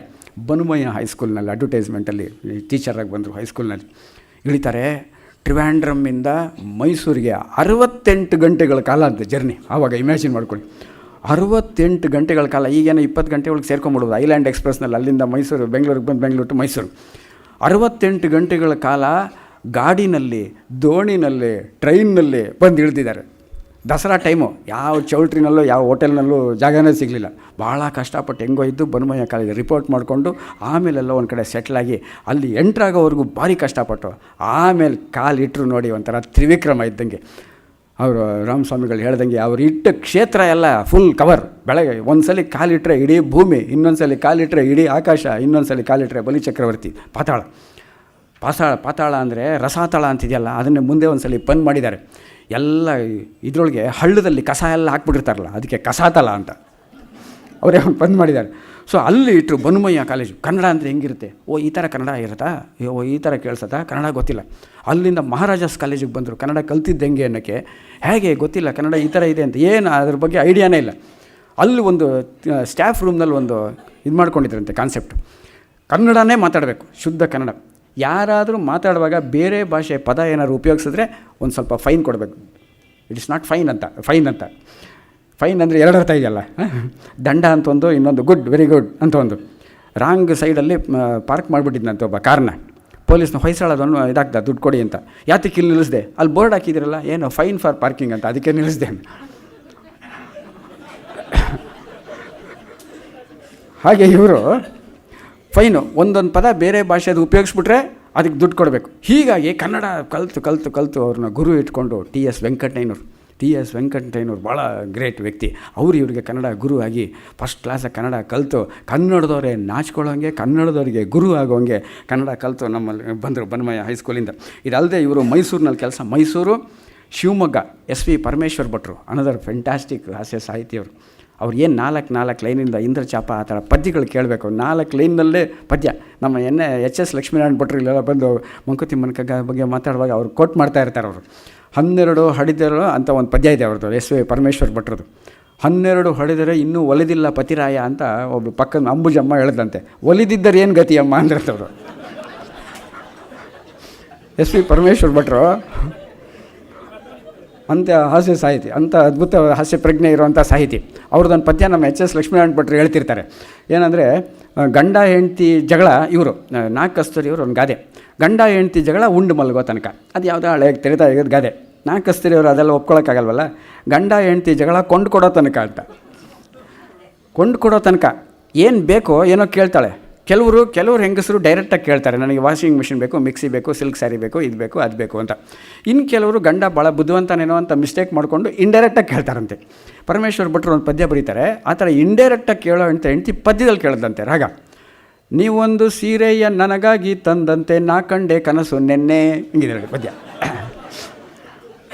ಸೀರೆ ತಂದ್ಕೊಟ್ಟಂಗೆ ಕನಸು ಕಂಡೆ, ಬೆಳಗಿನ ಜಾವ ಕನಸು ನಿಜ ಆಗತ್ತೆ ಅಂತ. ಈ ಗಂಡ ಮಹಾ ಕಿಲಾಡಿ ಏನಂದೆ ಅಂದ, ನೀವೊಂದು ಸೀರೆಯ ನನಗಾಗಿ ತಂದಂತೆ ನಾ ಕಂಡೆ ಕನಸು ನೆನ್ನೆ.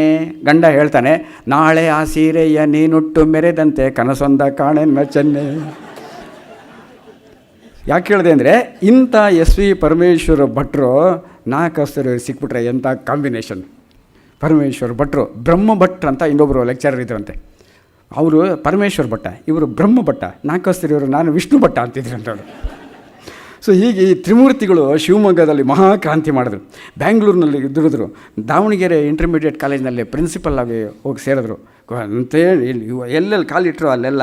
ಆದರೆ ಕೊನೆಯಲ್ಲಿ 1955ನಲ್ಲಿ ರಿಟೈರ್ ಆದಾಗ 2 ವರ್ಷ ಆಕಾಶವಾಣಿನಲ್ಲಿ ಅಸಿಸ್ಟೆಂಟ್ ಪ್ರೊಡ್ಯೂಸರ್ ಆಗಿ, ಆಮೇಲೆ 58ನಲ್ಲಿ ಪುಟ್ಟಪರ್ತಿ ಸಾಯಿಬಾಬಾ ಅವ್ರು ಅಟ್ಯಾಕ್ ಮಾಡಿ ಅವ್ರು ಹೋಗಿ ಸೇರಿಕೊಂಡ್ರು. ಅದು ಹೇಗೆ ಬಂತು. ಇನ್ನು ಸಂಸಾರ, ನಾನು ಭಾಳ ಆಶ್ಚರ್ಯ ಏನಪ್ಪ ಅಂದರೆ, ಇವರು ಸಂಸಾರ ಜೀವನ ಭಾಳ ಕಷ್ಟಪಟ್ಟಿದ್ದಾರೆ. ಕಷ್ಟಪಟ್ಟರೆ ನಗೋದು ಏನಂದರೆ ಅದೇನೋ ಇದೆಯಲ್ಲ, ನಾನು ಬಡವ ಆಕೆ ನಾನು ಬಡವಿ ಆತ ಬಡವ, ಒಲವೇ ನಮ್ಮ ಬದುಕು, ಬಳಸಿಕೊಂಡ ವದನೆ ನಾವು ಅದಕ್ಕೂ ಇದಕ್ಕೂ ಅನ್ನೋ ಥರ. ಇವರು ಬಡತನ ಇದ್ದರೂ ಆಮೇಲೆ ಬರ್ತಾ ಮೈಸೂರಲ್ಲಿ ಸ್ವಲ್ಪ ಅನುಕೂಲವಾಗಿದ್ದರು. ಅವ್ರ ತಾಯಿ ಅಂತಂದರೆ ಅವ್ರಿಗೆ ಮಹಾಭಕ್ತಿ ತಾಯಿ.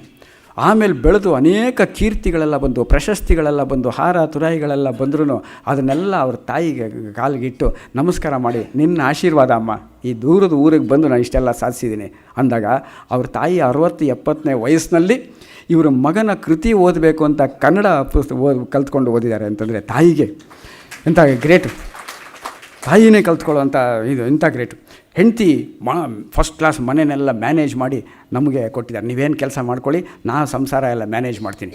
ಆದರೆ ಇನ್ನೊಂದು, ಅನೇಕ ಸಾಹಿತಿಗಳು ಇಂಥ ಎಲ್ಲ ವಿಷಯಗಳಲ್ಲಿ ಭಿನ್ನವಾಗಿರುವಂಥದ್ದು ಏನು ಗೊತ್ತಾ, ಸಾಮಾನ್ಯವಾಗಿ ಅವರವರ ಕೃತಿ, ಅವ್ರಿಗೆ ಸಾಹಿತಿಗಳು ಏನೇನು ಕೃತಿ ಬರೀತಾರೆ ಅವ್ರು ಎಲ್ಲರೂ ಓದಿರ್ಬೋದು, ಅವ್ರ ಮನೆಯವರೇ ಜನರಲಿ ಓದಿರಲ್ಲ. ಅವ್ರ ಮನೆಯವ್ರು ಓದಿರಲ್ಲ. ಎಷ್ಟು ಪುಸ್ತಕ ಬರೆದಿದ್ದಾರೆ ನಿಮ್ಮ ಯಜಮಾನ್ರು ಎಷ್ಟು ಕಾದಂಬರಿ ಬರೆದಿದ್ದಾರೆ ಅಂತ ಕೇಳಿ ಎಷ್ಟೋ ಜನ ಸಾಹಿತಿಗಳು ಹೆಂಡತಿ ಗೊತ್ತಿರಲ್ಲ. ಆದರೆ ನಾಲ್ಕಸ್ತರಿ ಒಂದು ವಿಶೇಷ ಏನಪ್ಪ ಅಂದರೆ, ಅವ್ರ ಮನೆ ಹಜಾರದಲ್ಲಿ ಒಂದು ಉಯ್ಯಾಲೆ ಅವಾಗಿಂದಿತ್ತಲ್ಲ, ಅಲ್ಲಿ ಕೂತ್ಕೊಂಡು ಏನಾದ್ರು ಹೊಸದು ಬರೆದ್ರೆ ಮನೆಯವ್ರನ್ನೆಲ್ಲ ಕೂಡಿಸ್ಕೊಂಡು ಹೇಳ್ತಾಯಿದ್ರಂತೆ. ಹೇಳಿಬಿಟ್ಟು ಅವ್ರ ಸಜೆಷನ್ ಎಲ್ಲ ತೊಗೊಂಡು, ಅವ್ರದ್ದು ಅಪ್ರೂವಲ್ ತೊಗೊಂಡು, ತಿರುಗಿ ಅವರೆಲ್ಲ ಹೋಗಿ ಕಾರೆಕ್ಷನ್ಸ್ ಏನಾದ್ರು ಇದ್ದರೆ ಅವರೆಲ್ಲ ನಕ್ಕಿ ನೆಲದ ಮೇಲೆ ಆಮೇಲೆ ಸಮಾಜದ ಮೇಲೆ ಬಿಡ್ತಾಯಿದ್ರು. ಎಷ್ಟು ಚೆನ್ನಾಗಿದೆ ನೋಡಿ, ಆಶ್ಚರ್ಯ. ಬೀಚಿ ಕೂಡ ಹಿಂಗೆ ಬರೀತಾರೆ. ತಿಮ್ಮ ಕಾದಂಬರಿ ಎಲ್ಲ ಬರೀತಾ ಇದ್ದಂತೆ. ಬರೆದು ಅಲ್ಲೆಲ್ಲ ಇಟ್ಟಾಗ ಕೆಲಸಕ್ಕೆ ಹೋಗಿ ಬರ್ತಾನೆ, ಎಲ್ಲೇ ಇಲ್ಲೊಂದು ಪುಸ್ತಕ ಕವನ ಸಂಕಲನ ಬರೆದಿಟ್ಟಿದ್ದೆ ಅಂದ ತಕ್ಷಣ ಅವನ್ನೆಲ್ಲ ಹರಿದಾಕ್ಬಿಟ್ಟಿದ್ದಾನೆ ಅವ್ರ ಮಗ. ತಿಮ್ಮನ ಮಗ ಇವನು ಬರೆದಿರೋ ಬೆಳಗ್ಗೆಯಿಂದ ಸಾಯಂಕಾಲದವರೆಗೂ ಬರೆದಿರೋ ಕಾದಂಬರಿ ಅದನ್ನೆಲ್ಲ ಹರಿದು ಬಿಸಾಕ್ಬಿಟ್ನಂತೆ. ಓ, ಈ ರೀತಿ ಇದ್ದರೆ ಅವನು ಮುಂದೆ ಒಳ್ಳೆ ವಿಮರ್ಶಕ ಆಗ್ತಾನೆ ಅಂತ ತಿಮ್ಮಂಗೆ ಹೇಳಿದ್ರಂತೆ. ಆದರೆ ಇವರು ಅವ್ರ ಮನೆಯವ್ರನ್ನೆಲ್ಲ ಸೇರಿಸ್ಕೊಂಡು ಅವ್ರ ಮುಂದೆ ಓದಿ ಅವ್ರನ್ನೆಲ್ಲ ನಕ್ಕು. ಇದರಲ್ಲಿ 2-3 ಪರ್ಪಸ್ ಇದೆ. ಒಂದು, ಸಾಹಿತ್ಯನ ಮನೆಗೂ ತಲುಪಿಸೋದು ಅಂತ ನಾವು ಬೇರೆ ಹೇಳ್ತಿರಲ್ಲ, ಫಸ್ಟ್ ನಮ್ಮನೆ ತಲುಪಿಸ್ಬೇಕು ಅನ್ನೋದನ್ನು, ಚಾರಿಟಿ ಬಿಗಿನ್ಸ್ ಅಟ್ ಹೋಮ್, ಅದನ್ನು ಫಸ್ಟ್ ಮಾಡೋದಲ್ಲದೆ ಅವರೆಲ್ಲ ಇವ್ರು ಬರಿತಾ ಇದ್ದಿದ್ದು ಸ್ವಲ್ಪ ಹಾಸ್ಯ ಪ್ರಜ್ಞೆ ಇರುವಂಥ ಕೃತಿಗಳಾದ್ರಿಂದ ಮನೆಯವರೆಲ್ಲ ನಕ್ಕು ನಲ್ದು ಆಮೇಲೆ ಸಮಾಜದ ಮೇಲೆ ಬಿಡ್ತಾಯಿದ್ರು. ಇದು ಒಂಥರ ವಿಶೇಷವಾದ ವ್ಯಕ್ತಿ.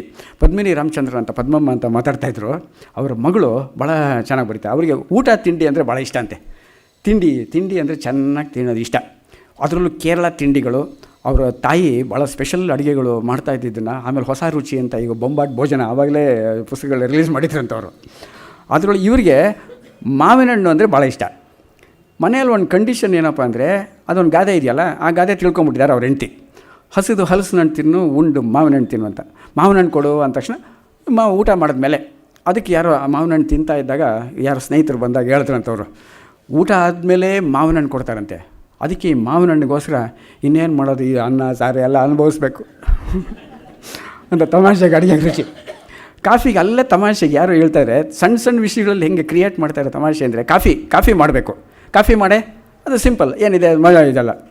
ನೋಡು ಕಾಫಿ ಮಾಡ್ಕೊಂಬ ಹೆಂಡ್ತಿಗೆ ಹೇಳ್ಬಿಟ್ಟು, ಬರೀ ಹಾಲು ತರಬೇಡ, ಅದಕ್ಕೆ ಸ್ವಲ್ಪ ಡಿಕಾಕ್ಷನ್ ಮಿಕ್ಸ್ ಮಾಡಿಬಿಟ್ಟು ಹಾಳು ಮಾಡ್ಕೊಂಡು ತಗೊಂಬ ಅಂದರೆ ಡಿಕಾಕ್ಷನ್ ಮಿಕ್ಸ್ ಮಾಡಿ ಹಾಳು ಮಾಡ್ಕೊಂಡು ತಗೊಂಬ. ಹೀಗೆ ಸಂಸಾರದಲ್ಲಿ ಕೂಡ ಅವ್ರ ಮನೆಯಲ್ಲೆಲ್ಲ ಭಾಳ ಅದ್ಭುತವಾಗಿ ಇದನ್ನು ಯೂಸ್ ಮಾಡ್ಕೊಳ್ತಾಯಿದ್ರು. ಇನ್ನು ವಕ್ರದೃಷ್ಟಿ ಅಂತಂದರೆ ಬೇಂದ್ರೆ ಅವರ ಶೈಲಿ ನೋಡಬೇಕು. ಅವ್ರ ಇಂಗ್ಲೀಷು ತಮಿಳು. ಆಶ್ಚರ್ಯ ಏನು ಅಂದರೆ 25 ವರ್ಷದವರೆಗೂ ಅವರು ಮಲಯಾಳಂ ಓದಿರೋದಲ್ಲದೆ ತಮಿಳಂತೂ ಬಂದೇ ಬರ್ತಾಯಿತ್ತು. ಇಂಗ್ಲೀಷ್ ಅಂತೂ ಸೂಪರ್. ಒಂದು ಸೆಂಟೆನ್ಸ್ ಓದ್ತೀನಿ, ಎಂಥ ಗ್ರೇಟ್ ಸೆಂಟೆನ್ಸ್. ಆ ಲವಿಂಗ್ ಗಾಡ್ ಅನ್ನೋ ಪುಸ್ತಕ ಆಟೋಬಯೋಗ್ರಫಿ ಓದಬೇಕು ನೀವು. ಎಂಥ ಗ್ರೇಟ್ ಇಂಗ್ಲೀಷ್ ಸ್ಟ್ಯಾಂಡರ್ಡ್ ಗೊತ್ತಾದ ಅಂಥ ಅದ್ಭುತ. ಅವರು ಆಟೋಬಯೋಗ್ರಫಿನಲ್ಲಿ ಬರ್ಕೊಳ್ತಾರೆ. ಆವಾಗ ನಾನು ಹಾಸ್ಯ ಪ್ರಜ್ಞೆ ಇದ್ದಾಗ ನನ್ನ ಕೆಲಸ ಏನಿತ್ತು ಅಂದರೆ pricking bubbles, pulling legs, drawing carpets from under feet, minimising mountains into mole hills, holding mirrors to the face, exposing clay feet, bulldozing castles built in the air, letting lying dogs snore, forcing sleeping dogs bark.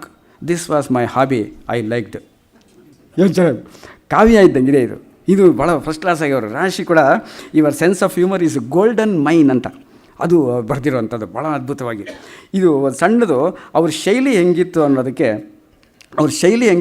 ಒಂದು ಸ್ವಲ್ಪ ಓದಿ ತೋರಿಸ್ತೀನಿ ನಾನು. ಆ ಪದಗಳು ಹೇಗಿರುತ್ತೆ ನಿಜವಾಗಲೂ. ಇವರು ಕನ್ನಡದ ಯಾರು ಫಸ್ಟ್ ಇದು ಓದ್ಬಿಟ್ರೆ ಹೊರಗಡೆ ಇರೋರಿಗೆ ಇವ್ರ ಮಾತೃಭಾಷೆ ಯಾವ್ದು ಹೇಳಿ ಅಂದೆ ಕೇಳೋದೇನು ಇದೇನು ಪ್ರಶ್ನೆನಾ, ಕನ್ನಡ ಅಂತ ಡೆಫಿನೆಟಾಗಿ ಹೇಳ್ತಾರೆ. ಇಲ್ಲ ಮಲಯಾಳಂ ಅಂದರೆ ನಮ್ಮನ್ನು ಯಾರೂ ನಂಬೋದೇ ಇಲ್ಲ. ಇದು ಅಂಥ ಸಾಹಿತ್ಯ ಅವ್ರ ಸ್ಟೈಲ್. ಶ್ರೀಮಾನ್ TS ವೆಂಕಣ್ಣಯ್ಯನವರು ನನ್ನ ಗುರುಗಳಲ್ಲಿ ಒಬ್ಬರು. ಅವ್ರು ಬರೆಯೋ ಶೈಲಿ ಅವರನ್ನು ನಾನು ಎಂದೆಂದಿಗೂ ಮರೆಯುವಂತಿಲ್ಲ. ಅವರ ಸಹವಾಸ ಭಾಗ್ಯ ನನಗೆ ದೊರೆತಾಗ, ಇಮ್ಯಾಜಿನ್ ಮಾಡ್ಕೊಳ್ಳಿ, ಇವ್ರು ಏನೂ ಗೊತ್ತಿಲ್ಲ, ಇನ್ನು ಸ್ವಲ್ಪ ಕನ್ನಡ ಬರ್ತಾಯಿದೆ. ಅವರ ಸಹವಾಸ ಭಾಗ್ಯ ನನಗೆ ದೊರೆತಾಗ ನಾನಿನ್ನೂ ಆಟ ಊಟ ಓಟಗಳನ್ನು ತಟಾಯಿಸಿ ಮುಂದೆ ಬಂದರೆ ಹಾಯಬೇಡಿ, ಹಿಂದೆ ಬಂದರೆ ಒದೆಯಬೇಡಿ ಎಂದು ಒದರುತ್ತಿದ್ದ 6 ವರ್ಷದ ಕನ್ನಡ ಮಾಣಿ. ಅಂದರೆ 6 ಇಯರ್ಸ್ ಅಂದರೆ ಆ ಶೈಲಿ ಎಷ್ಟು ಚೆನ್ನಾಗಿದೆ. ಅವರು ನನ್ನನ್ನು ಹುರಿದುಂಬಿಸೋದು ಅನ್ನೋದಕ್ಕೆ ಇನ್ನೊಂದು ಪದ ಇದೆ, ನಾಕಸ್ತೂರಿ ಅವ್ರದ್ದು. ಮೊನ್ನೆ ಮೋಟಿವೇಶನ್, ನಾನು HRD ತರಬೇತಿ ಎಲ್ಲ ಮಾಡ್ತಾ ಇದ್ದಾಗ ಕೆಲವು ಸಲ ಕನ್ನಡದಲ್ಲಿ ಮಾಡಬೇಕಾಗಿ ಬಂದಾಗ ಮೋಟಿವೇಶನ್ ಅನ್ನೋಕ್ಕೆ ಏನು ಅಂತ ಪ್ರಶ್ನೆಗಳು ಕೇಳಿದೆ ಕನ್ನಡದಲ್ಲಿ. ಪ್ರೇರಣೆ, ಉತ್ತೇಜನ, ಪ್ರೋತ್ಸಾಹ, ಏನೇನೋ ಪದಗಳು ಹೇಳಿದ್ರು. ಹುರಿದುಂಬಿಸು ಅಂತ ಒಂದು ಪದ ಹೇಳ್ದ ತಕ್ಷಣ ನಾಲ್ಕಸ್ತೂರಿ ನೆನಪಾಯ್ತು ನನಗೆ. ಮೋಟಿವೇಶನ್ ಅನ್ನೋಕ್ಕೆ ಹುರಿದುಂಬಿಸು ಆದರೆ ಡಿಮೋಟಿವೇಶನ್ ಅನ್ನೋಕ್ಕೆ ಕುರಿದುಂಬಿಸುವಂತೆ.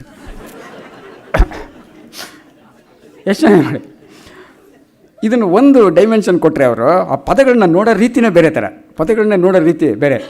ಹುರಿದುಂಬಿಸು. ಇನ್ನೊಂದು ಹೊಟ್ಟೆ ಕಿಚ್ಚು ತುಂಬಿಸ್ತಾರಲ್ಲ ಕೆಲವರು, ನೋಡಿರಿ ಅವ್ರು ಹೆಂಗಿದ್ದಾನೆ, ನೋಡಿ ಹೆಂಗಿದೆ, ಮೊನ್ನೆ ನಮ್ಮ ಥರ ಇದ್ದು ಹಿಂಗಿದೆ ಅಂತ ಹೊಟ್ಟೆ ಕಿಚ್ಚು ತುಂಬಿಸ್ತಾರಲ್ಲ, ಅದಕ್ಕೆ ನಾಲ್ಕಸ್ತೂರಿ ಅಂತಾರೆ, ಉರಿದುಂಬಿಸು ಅಂತೆ. ಇದು ಅವರು ನನ್ನನ್ನು ಹುರಿದುಂಬಿಸಿದರು. 6 ವರ್ಷದ ಕನ್ನಡ ಅವರು ನನ್ನನ್ನು ಹುರಿದುಂಬಿಸಿದರು. ಯಾರೋ TS ವೆಂಕಣ್ಣಯ್ಯನವರು. ಅಡಿ ಇಡಿಸಿ ನಡೆಯಿಸಿದರು. ತ್ರಿಪದಿ ಗುಡ್ಡಗಳನ್ನು, ವಚನ ಸರೋವರಗಳನ್ನು, ಕುಮಾರವ್ಯಾಸ ಭಾರತದ ಗೇರುಸೊಪ್ಪೆಯನ್ನು, ಪಂಪ ಸಹ್ಯಾದ್ರಿಯನ್ನು ತೋರಿಸಿ ಉತ್ಸಾಹ ತುಂಬಿದರು. ಪ್ರಬುದ್ಧ ಕರ್ನಾಟಕಕ್ಕಾಗಿ ನನ್ನಿಂದ ಹಲವಾರು ಲೇಖನಗಳನ್ನು ಬರೆಯಿಸಿದರು. ನಾನೇ ಸ್ಫೂರ್ತಿಕೊಂಡು ರಚಿಸಿದ ಒಂದು ಕವನವನ್ನು ಮೆಚ್ಚಿ ಅದರಲ್ಲಿ ಅಚ್ಚು ಹಾಕಿಸಿದರು. ಬೂದಿಯನ್ನು ಊದಿ ಬೆಳಗಿಸುವ ಕಾವು ಇತ್ತು ಅವರ ಉಸಿರಲ್ಲಿ. ಎಂಥ ಭಾಷೆ ಅಂತಂದರೆ ಒಂಥರ ರೋಮಾಂಚನ ಆಗ್ಬಿಡುತ್ತೆ ಇವರು ಕನ್ನಡದವರಲ್ಲ ಅಂತ. ಇದು ಅವ್ರ ಶೈಲಿ ಅಂತಂದರೆ. ಇಲ್ಲಿ ನಾನು ಹೊತ್ತ ತಲೆ ಅಂತ ಒಂದು ಸಣ್ಣ ಸಾಹಿತ್ಯಕ್ಕೆ ಬರೋಕ್ಕೆ ಮುಂಚೆ ಸುಮ್ಮನೆ ಆ ಸಾಹಿತ್ಯ ನಾನು ಹೊತ್ತ ತಲೆ ಅಂತ ಒಂದು ಸಣ್ಣದ ಲೇಖನ. ನಾನು ಹೊತ್ತ ತಲೆ ಅಂದರೆ ನೀವು ಸಾಮಾನ್ಯ ಏನು ಅಂದ್ಕೊಂಡಿರ್ಬೋದು, ನನ್ನದೇ ತಲೆ ಅಂತ, ನಮ್ಮದೇ ತಲೆ, ಅವ್ರ ತಲೆ ಬಗ್ಗೆ ಬರ್ಕೊಂಡಿದ್ದಾರೆ ಅಂತ ಅಲ್ವಂತೆ. ಇಮ್ಯಾಜಿನ್ ಮಾಡ್ಕೊಳ್ಳಿ, ಒಂದು ಬಸ್ನಲ್ಲಿ ಹೋಗ್ತಾ ಇದ್ದಾರೆ ಇವರು, 4 ಸರಿ ಬಸ್ನಲ್ಲಿ ಹೋಗ್ತಾ ಇದ್ದಾರೆ. ಪಕ್ಕದಲ್ಲಿ ಹೋದಾಗ ಕುದುರೆಗಳು, ಅದರೊಳಗೆ ಒಂದು ಕಡೆ ಹೇಳ್ತಾರೆ, ಕುದುರೆಗಳು ನಿಂತೇ ನಿದ್ದೆ ಮಾಡುತ್ತಂತೆ ಅಂತ ಸಾಮಾನ್ಯವಾಗಿ ನಮಗೆ ಗೊತ್ತು. ಯಾಕೆ ಅಂತ ಕಾರಣ ಕೇಳಿ. ಯಾಕೆ ಅಂದರೆ ಕೂತು ನಿದ್ದೆ ಮಾಡೋಕ್ಕೆ ಅಭ್ಯಾಸ ಬೇಕು. ಅವ್ರು ಹೇಳೋದು ಕೂತು ನಿದ್ದೆ ಮಾಡೋಕ್ಕೆ ಅಭ್ಯಾಸ ಬೇಕು. ಬೆನ್ನೆಲುಬಿಗೆ ಬಲ ಬೇಕು. ಕೂತು ನಿದ್ದೆ ಮಾಡೋಕ್ಕೆ ಬೆನ್ನೆಲುಬಿಗೆ ಬಲ ಬೇಕು. ಅಕ್ಕಪಕ್ಕದಲ್ಲಿ ಒತ್ತಿಗೆ ದಾಂಡಿಗಿರಬೇಕು. ಪ್ರಯಾಣ ಮಾಡುವಾಗ ಕೆಲವರು ಕುಳಿತ ಹಾಗೆ ಬೆನ್ನು ಬಾಗಿಸದೆಯೇ ಇಹಲೋಕವನ್ನು ತ್ಯಜಿಸುತ್ತಾರೆ. ಇಂತಹವರು ನಮ್ಮ ಪಕ್ಕದಲ್ಲಿದ್ದರೆ ನಮಗೆ ಗ್ರಹಚಾರ ವಕ್ರಿಸಿದಂತೆಯೇ ಸರಿ. ಕಳೆದ ತಿಂಗಳು ನನಗೆ ಈ ಜಾತಿ ಶನಿ ಒಬ್ಬನ ನೆರೆ ಸಿಕ್ಬಿತ್ತು. ನೆರೆ ಅಂದರೆ ಪಕ್ಕದಲ್ಲೊಬ್ಬ ಪ್ಯಾಸೆಂಜರು. ನನ್ನ ಬಲಗಡೆ ಕುಳಿತಿದ್ದ ಆತನ ಭಾರವಾದ ದೇಹವನ್ನು ನಿದ್ರಾದೇವಿ ಕಾಡಿಸುತ್ತಿದ್ಲು. ಭಾಳ ಕಷ್ಟಪಡ್ತಾ ಇದ್ದವನು ಕಂಡು ನಾನು ಗಾಬರಿಗೊಂಡೆ. ಹಿಂಗಂತಾನೆ, ಯಾವಾಗ ಏನಾಗುತ್ತೋ ಗೊತ್ತಿಲ್ಲ ಅಂತ. ಕಳಿಸೋದು ಅನ್ನೋಕ್ಕೆ ಒಂದು ಪದ ಮಾಡಿದರು. ಕಳಿಸಿ ಅಂದಮೇಲೆ ಈ ಬರುತ್ತೆ ಅಂತ ಲಾಜಿಕಲ್. ನಾವೆಲ್ಲ ಕನ್ನಡ ಕಲ್ತವ್ರು ಏನು ಮಾಡ್ತೀವಿ ಗೊತ್ತಾ, ಆ ಲಾಜಿಕ್ ಯೋಚನೆ ಮಾಡಲ್ಲ. ಈ ಹೂ ಅಂದ್ಬಿಡ್ತೀವಿ. ಇವರು ಅಂದಮೇಲೆ ಇನ್ನೊಂದು ಬರಬೇಕು ಅಂದಾಗ ಇವರು ಕಳಿಸಿ ಅಂತಾರೆ. ಇದು ನಾಲ್ಕಸ್ತರಿ ನೋಡೋದು. ಕಳಿಸಿ ತೂಗಾಡಿ ತೇಗಾಡಿ ರೆಪ್ಪೆ ಇಳಿಸಿ ಎವೆ ಎತ್ತಿ ಕಡೆಗೂ ಅವನು ನಿದ್ದೆಯ ಮುದ್ದೆಯಾದ. ಪಕ್ಕದಲ್ಲಿರೋ ಪ್ಯಾಸೆಂಜರು ತಲೆ ಬುರುಡೆ ಸೀಸದ ಗುಂಡಾಯಿತು. ಅಂದರೆ ಎಷ್ಟು ಬಾರ ಸೀಸದ ಗುಂಡಾಯಿತು. ಆತ ಎಡಚ ಇರಬೇಕು. ಲೆಫ್ಟಿಸ್ಟ್ ಅಲ್ಲ, ಲೆಫ್ಟ್ ಹ್ಯಾಂಡರು. ಆತ ಎಡಚ ಇರಬೇಕು. ಏಕೆಂದರೆ ತಲೆ ತೂಗಿ ಬಾಗಿದಾಗಲೆಲ್ಲ ಅದು ಎಡಗಡೆ ಇದ್ದ ನನ್ನ ಹೆಗಲ ಮೇಲೆ ಬೀಳ್ತಿತ್ತು. ಬಿದ್ದಾಗಲೆಲ್ಲ ಹಲ್ಲು ಕಚ್ಚಿ ನೋವು ತಿಂತಿದ್ದೆ. ಉಳಿದವರಿಗೆಲ್ಲ ಇದೊಂದು ಆಟ ಆಯಿತು. ಅಕ್ಕಪಕ್ಕ ಪ್ಯಾಸೆಂಜರ್ಸ್ ಎಲ್ಲ ನನ್ನ ಪಾಡನ್ನು ನೋಡಿ ನಲಿದರು. ಕಡೆಗೆ ಆತ ಸ್ಟಾಪ್ ಬಂತು. ತನ್ನ ತಲೆಯನ್ನು ನನ್ನ ಹೆಗಲ ಮೇಲಿಂದ ತೆಗೆಯಲೇ ಇಲ್ಲ. ಗುಬ್ಬಿಯಿಂದ ಬೆಂಗಳೂರುವರೆಗೂ ಇಮ್ಯಾಜಿನ್ ಮಾಡ್ಕೊಳ್ಳಿ. ಗುಬ್ಬಿಯಿಂದ ಬೆಂಗಳೂರುವರೆಗೂ ಅದನ್ನು ನಾನು ಹೊತ್ತು ಕೂತಿರಬೇಕಾಗಿ ಬಂತು. ಬೆಂಗಳೂರು ಸ್ಟೇಷನ್ ಬಂದು ನನ್ನನ್ನು ಉಳಿಸಿತು. ಕೊನೆಗೆ ಏನು ಮಾಡೋದು, ಹೊತ್ತ ತಲೆಯನ್ನು ಅದರ ಮಾಲೀಕನಿಗೆ ಒಪ್ಪಿಸಿ ನಾನು ಕೆಳಗಿಳಿದೆ. ಇದು ಅವರ ಶೈಲಿ. ಮಾಲೀಕನಿಗೆ ಒಪ್ಪಿಸಿ ನಾನು ಬಂದೆ. ಇದು ಅದ್ಭುತವಾದ ಇವರ ವ್ಯಕ್ತಿತ್ವ. ಇದೊಂದು ವ್ಯಕ್ತಿತ್ವ. ಒಂದ್ಸಲಿ ಇವರು ಅನೇಕ ವಿಷಯಗಳು ಎಷ್ಟು ಅವರು ಕಾಲಿಟ್ಟ ಕಡೆ ಎಲ್ಲ ಕ್ರಾಂತಿ. ಕೈಲಾಸಮ್ಗೆ ಹೇಳ್ತಾರೆ, ಕೂತ್ ಕಡೆ ಕಂಪನಿ, ನಿಂತ ಕಡೆ ನಾಟಕ ಅಂತ. ಇವರು ಕಸ್ತೂರಿ ಅಂದರೆ ನಾಟಕದ ಕಸ್ತೂರಿ ಅಂತಲೇ AR ಕೃಷ್ಣಶಾಸ್ತ್ರಿಗಳು ಇವರಿಗೆ ಬಿರುದು ಕೊಟ್ಟಿದ್ದಾರೆ. ಇವರು ಅಲ್ಲೆಲ್ಲೋ ಕೆಲಸಕ್ಕೆ ಹೊಟ್ಟೆ ಪಾಡಿಗೆ ಬಂದರು. ಹಿಸ್ಟ್ರಿ ಪಾಠ ಮಾಡಿಕೊಂಡು ಸಂಬಳ ತೊಗೊಂಡು ಹೋಗ್ಬೋದಾಗಿತ್ತಲ್ಲ. ಅವ್ರದ್ದು ಆ ಕ್ರಿಯೇಟಿವಿಟಿ ಎಂತೆಂಥ ಫೀಲ್ಡು, ಹಲವಾರು ಫಸ್ಟ್ಗಳು. ಇವತ್ತು ನಾವೇನೇನು ಕ್ರಾಂತಿ, ಇವತ್ತು ಗೌರ್ಮೆಂಟ್ ಸ್ಕೀಮ್ಗಳು, ಇವತ್ತೇನು NGOಗಳು ಇದೆಲ್ಲ ಬರೋಕ್ಕೆ ಮುಂಚೆನೇ ಯಾವತ್ತೋ ಎಂತೋ ಕೆಲಸ ಮಾಡಾಕ್ಬಿಟ್ಟಿದ್ದಾರೆ. ಪ್ರೊಫೆಸರ್ ಗೋಪಾಲ್ ಸ್ವಾಮಿ ಅಂತ ಸೈಕಾಲಜಿ ಪ್ರೊಫೆಸರ್. ಅವರು ಒಂದು ಆಲ್ ಇಂಡಿಯಾ ರೇಡಿಯೋ ಸ್ಟಾರ್ಟ್ ಮಾಡಬೇಕು, radio station, Mysuru radio station ಮಾಡಬೇಕು ಅಂದರು. ಅದಕ್ಕೊಂದು ಸೂಕ್ತ ಹೆಸರು ಬೇಕು ಅಂತ ಮಹಾರಾಜ ಕಾಲೇಜಿಗೆ ಬಂದಿರುತ್ತೆ. ಮಹಾರಾಜ ಕಾಲೇಜ್ ಸ್ಟಾಫ್ ರೂಮ್ ಅಂದರೆ ಭಾಳ ಕ್ರಿಯೇಟಿವ್ ಮೈಂಡ್ಗಳಿರೋ ಜಾಗ. ಅಲ್ಲಿರೋ ಪ್ರೊಫೆಸರ್ಗಳು, ಲೆಕ್ಚರರ್ಗೆಲ್ಲ ನೋಡಿ ನಾನೊಂದು ರೇಡಿಯೋ ಸ್ಟೇಷನ್ ಓಪನ್ ಮಾಡಬೇಕು ಅಂತೀನಿ, ಇದಕ್ಕೆ ಯಾವ್ದಾದ್ರು ಒಂದು ಹೆಸರಿಡಿ ನೋಡೋಣ, ಆಲ್ ಇಂಡಿಯಾ ರೇಡಿಯೋ ಇದು ನೋಡಿ ಅಂತ ಏನೇನು ಹೇಳೋದು. ಹಂಗಲ್ಲ, ಅದು ಆಲ್ ಇಂಡಿಯಾ ರೇಡಿಯೋ ಅನ್ನೋ ಹೆಸರು ಬರಬೇಕು. ಜೊತೆಗೆ ಅದು ಇಂಡಿಯನ್ ಹೆಸರಾಗಿರಬೇಕು ಅಂದ್ರಂತೆ. ಯಾರ್ಯಾರೋ ಏನೇನೋ ಈ ಕಿವಿಯಿಂದ ಆ ಕಿವಿಗೆ ಹೋಯ್ತು. ತಕ್ಷಣ ಕಸ್ತೂರಿ ಹೇಳಿದ್ರಂತೆ, ಆ ಹೆಸರೇ ಪರ್ಮನೆಂಟ್ ಆಯಿತು, ಆಕಾಶವಾಣಿ. ಕಸ್ತೂರಿ ಅವರು ಕೊಟ್ಟಿದ್ದು, ಬಟ್ ಎಲ್ಲೂ ನೆನೆಸ್ಕೊಳ್ತಾನೆ ಇಲ್ಲ ನಾವು. ಈಗ ಇಡೀ ಇಂಡಿಯಾದೆಲ್ಲ ಕಡೆ ಹೇಳ್ತಾರೆ, ಇಡೀ ಇಂಡಿಯಾದಲ್ಲಿ ಆಕಾಶವಾಣಿ ಹೇ ಬೆಂಗಳೂರು ಭದ್ರಾವತಿ ಲಂಡನ್ ಅಂತ ಹಿಂಗೆ ಹೇಳ್ತಾರೆ. ತಮಿಳ್ನಾಡಲ್ಲಿ ಹೇಳಲ್ಲ, ಯಾಕೆಂದರೆ ಚೆನ್ನೈ ವಾನುಲಿ ನಿಲಯಂ ಅಂತಾರೆ ಅವರು. ಅಂದರೆ ವಾನುಲಿ ಅಂದ್ರೂ ಅದೇ ತಾನೇ. ವಾನು ಅಂದರೆ ಬಾನು, ಉಲಿ ಅಂದರೆ ಸೌಂಡು.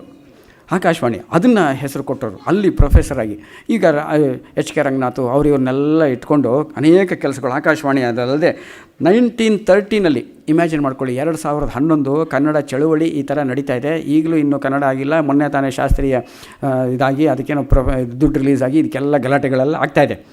ಆವಾಗ 1930ನೇ ಇಸ್ವಿನಲ್ಲೇ ಕನ್ನಡದ ಸೇನೆ ಅಂತ ಕಟ್ಟಿ ಏಕೀಕರಣಕ್ಕೋಸ್ಕರ ದುಡಿದಿದ್ದಾರೆ. ಯಾರು? ಮಲಯಾಳಿ ಏಕೀಕರಣಕ್ಕೋಸ್ಕರ 1913 ಗ್ರಾಮೋದ್ಧಾರ. ಇವತ್ತೆಲ್ಲ ಮೊನ್ನೆ ತಾನೇ ನಮ್ಮ ಬೆಂಗಳೂರಿಗೆ ಇವರು ಬಂದರು, ಪ್ರಣಬ್ ಮುಖರ್ಜಿ ಫಿನಾನ್ಸ್ ಮಿನಿಸ್ಟ್ರು ಬಂದು 4,75,000 ಕೋಟಿ ರೂಪಾಯಿ ಅಗ್ರಿಕಲ್ಚರ್ ಸಾಲಕ್ಕೆ ಹಿಂಗೆ ಹೋಗಬೇಕು. ನಾನು ಆ ಮೀಟಿಂಗ್ ಅಟೆಂಡ್ ಮಾಡಿದ್ದೆ ನಬಾರ್ಡ್ ಕಡೆಯಿಂದ. 4,70,000 ಇವರು ಆವಾಗಲೇ ಗ್ರಾಮೋದ್ಧಾರದ ಚಳುವಳಿ, ಹಳ್ಳಿಗಳನ್ನ ಉದ್ಧಾರ ಮಾಡೋಂಥದ್ದು, ದಲಿತೋದ್ಧಾರ ನಡೀತಾ ಇದೆ ಈಗ. ಮಡೆ ಸ್ನಾನ ಇದರ ಬಗ್ಗೆ ಎಲ್ಲ ಇಷ್ಟೆಲ್ಲ ಗಲಾಟೆಗಳು ನಡೀತಾ ಇದೆ.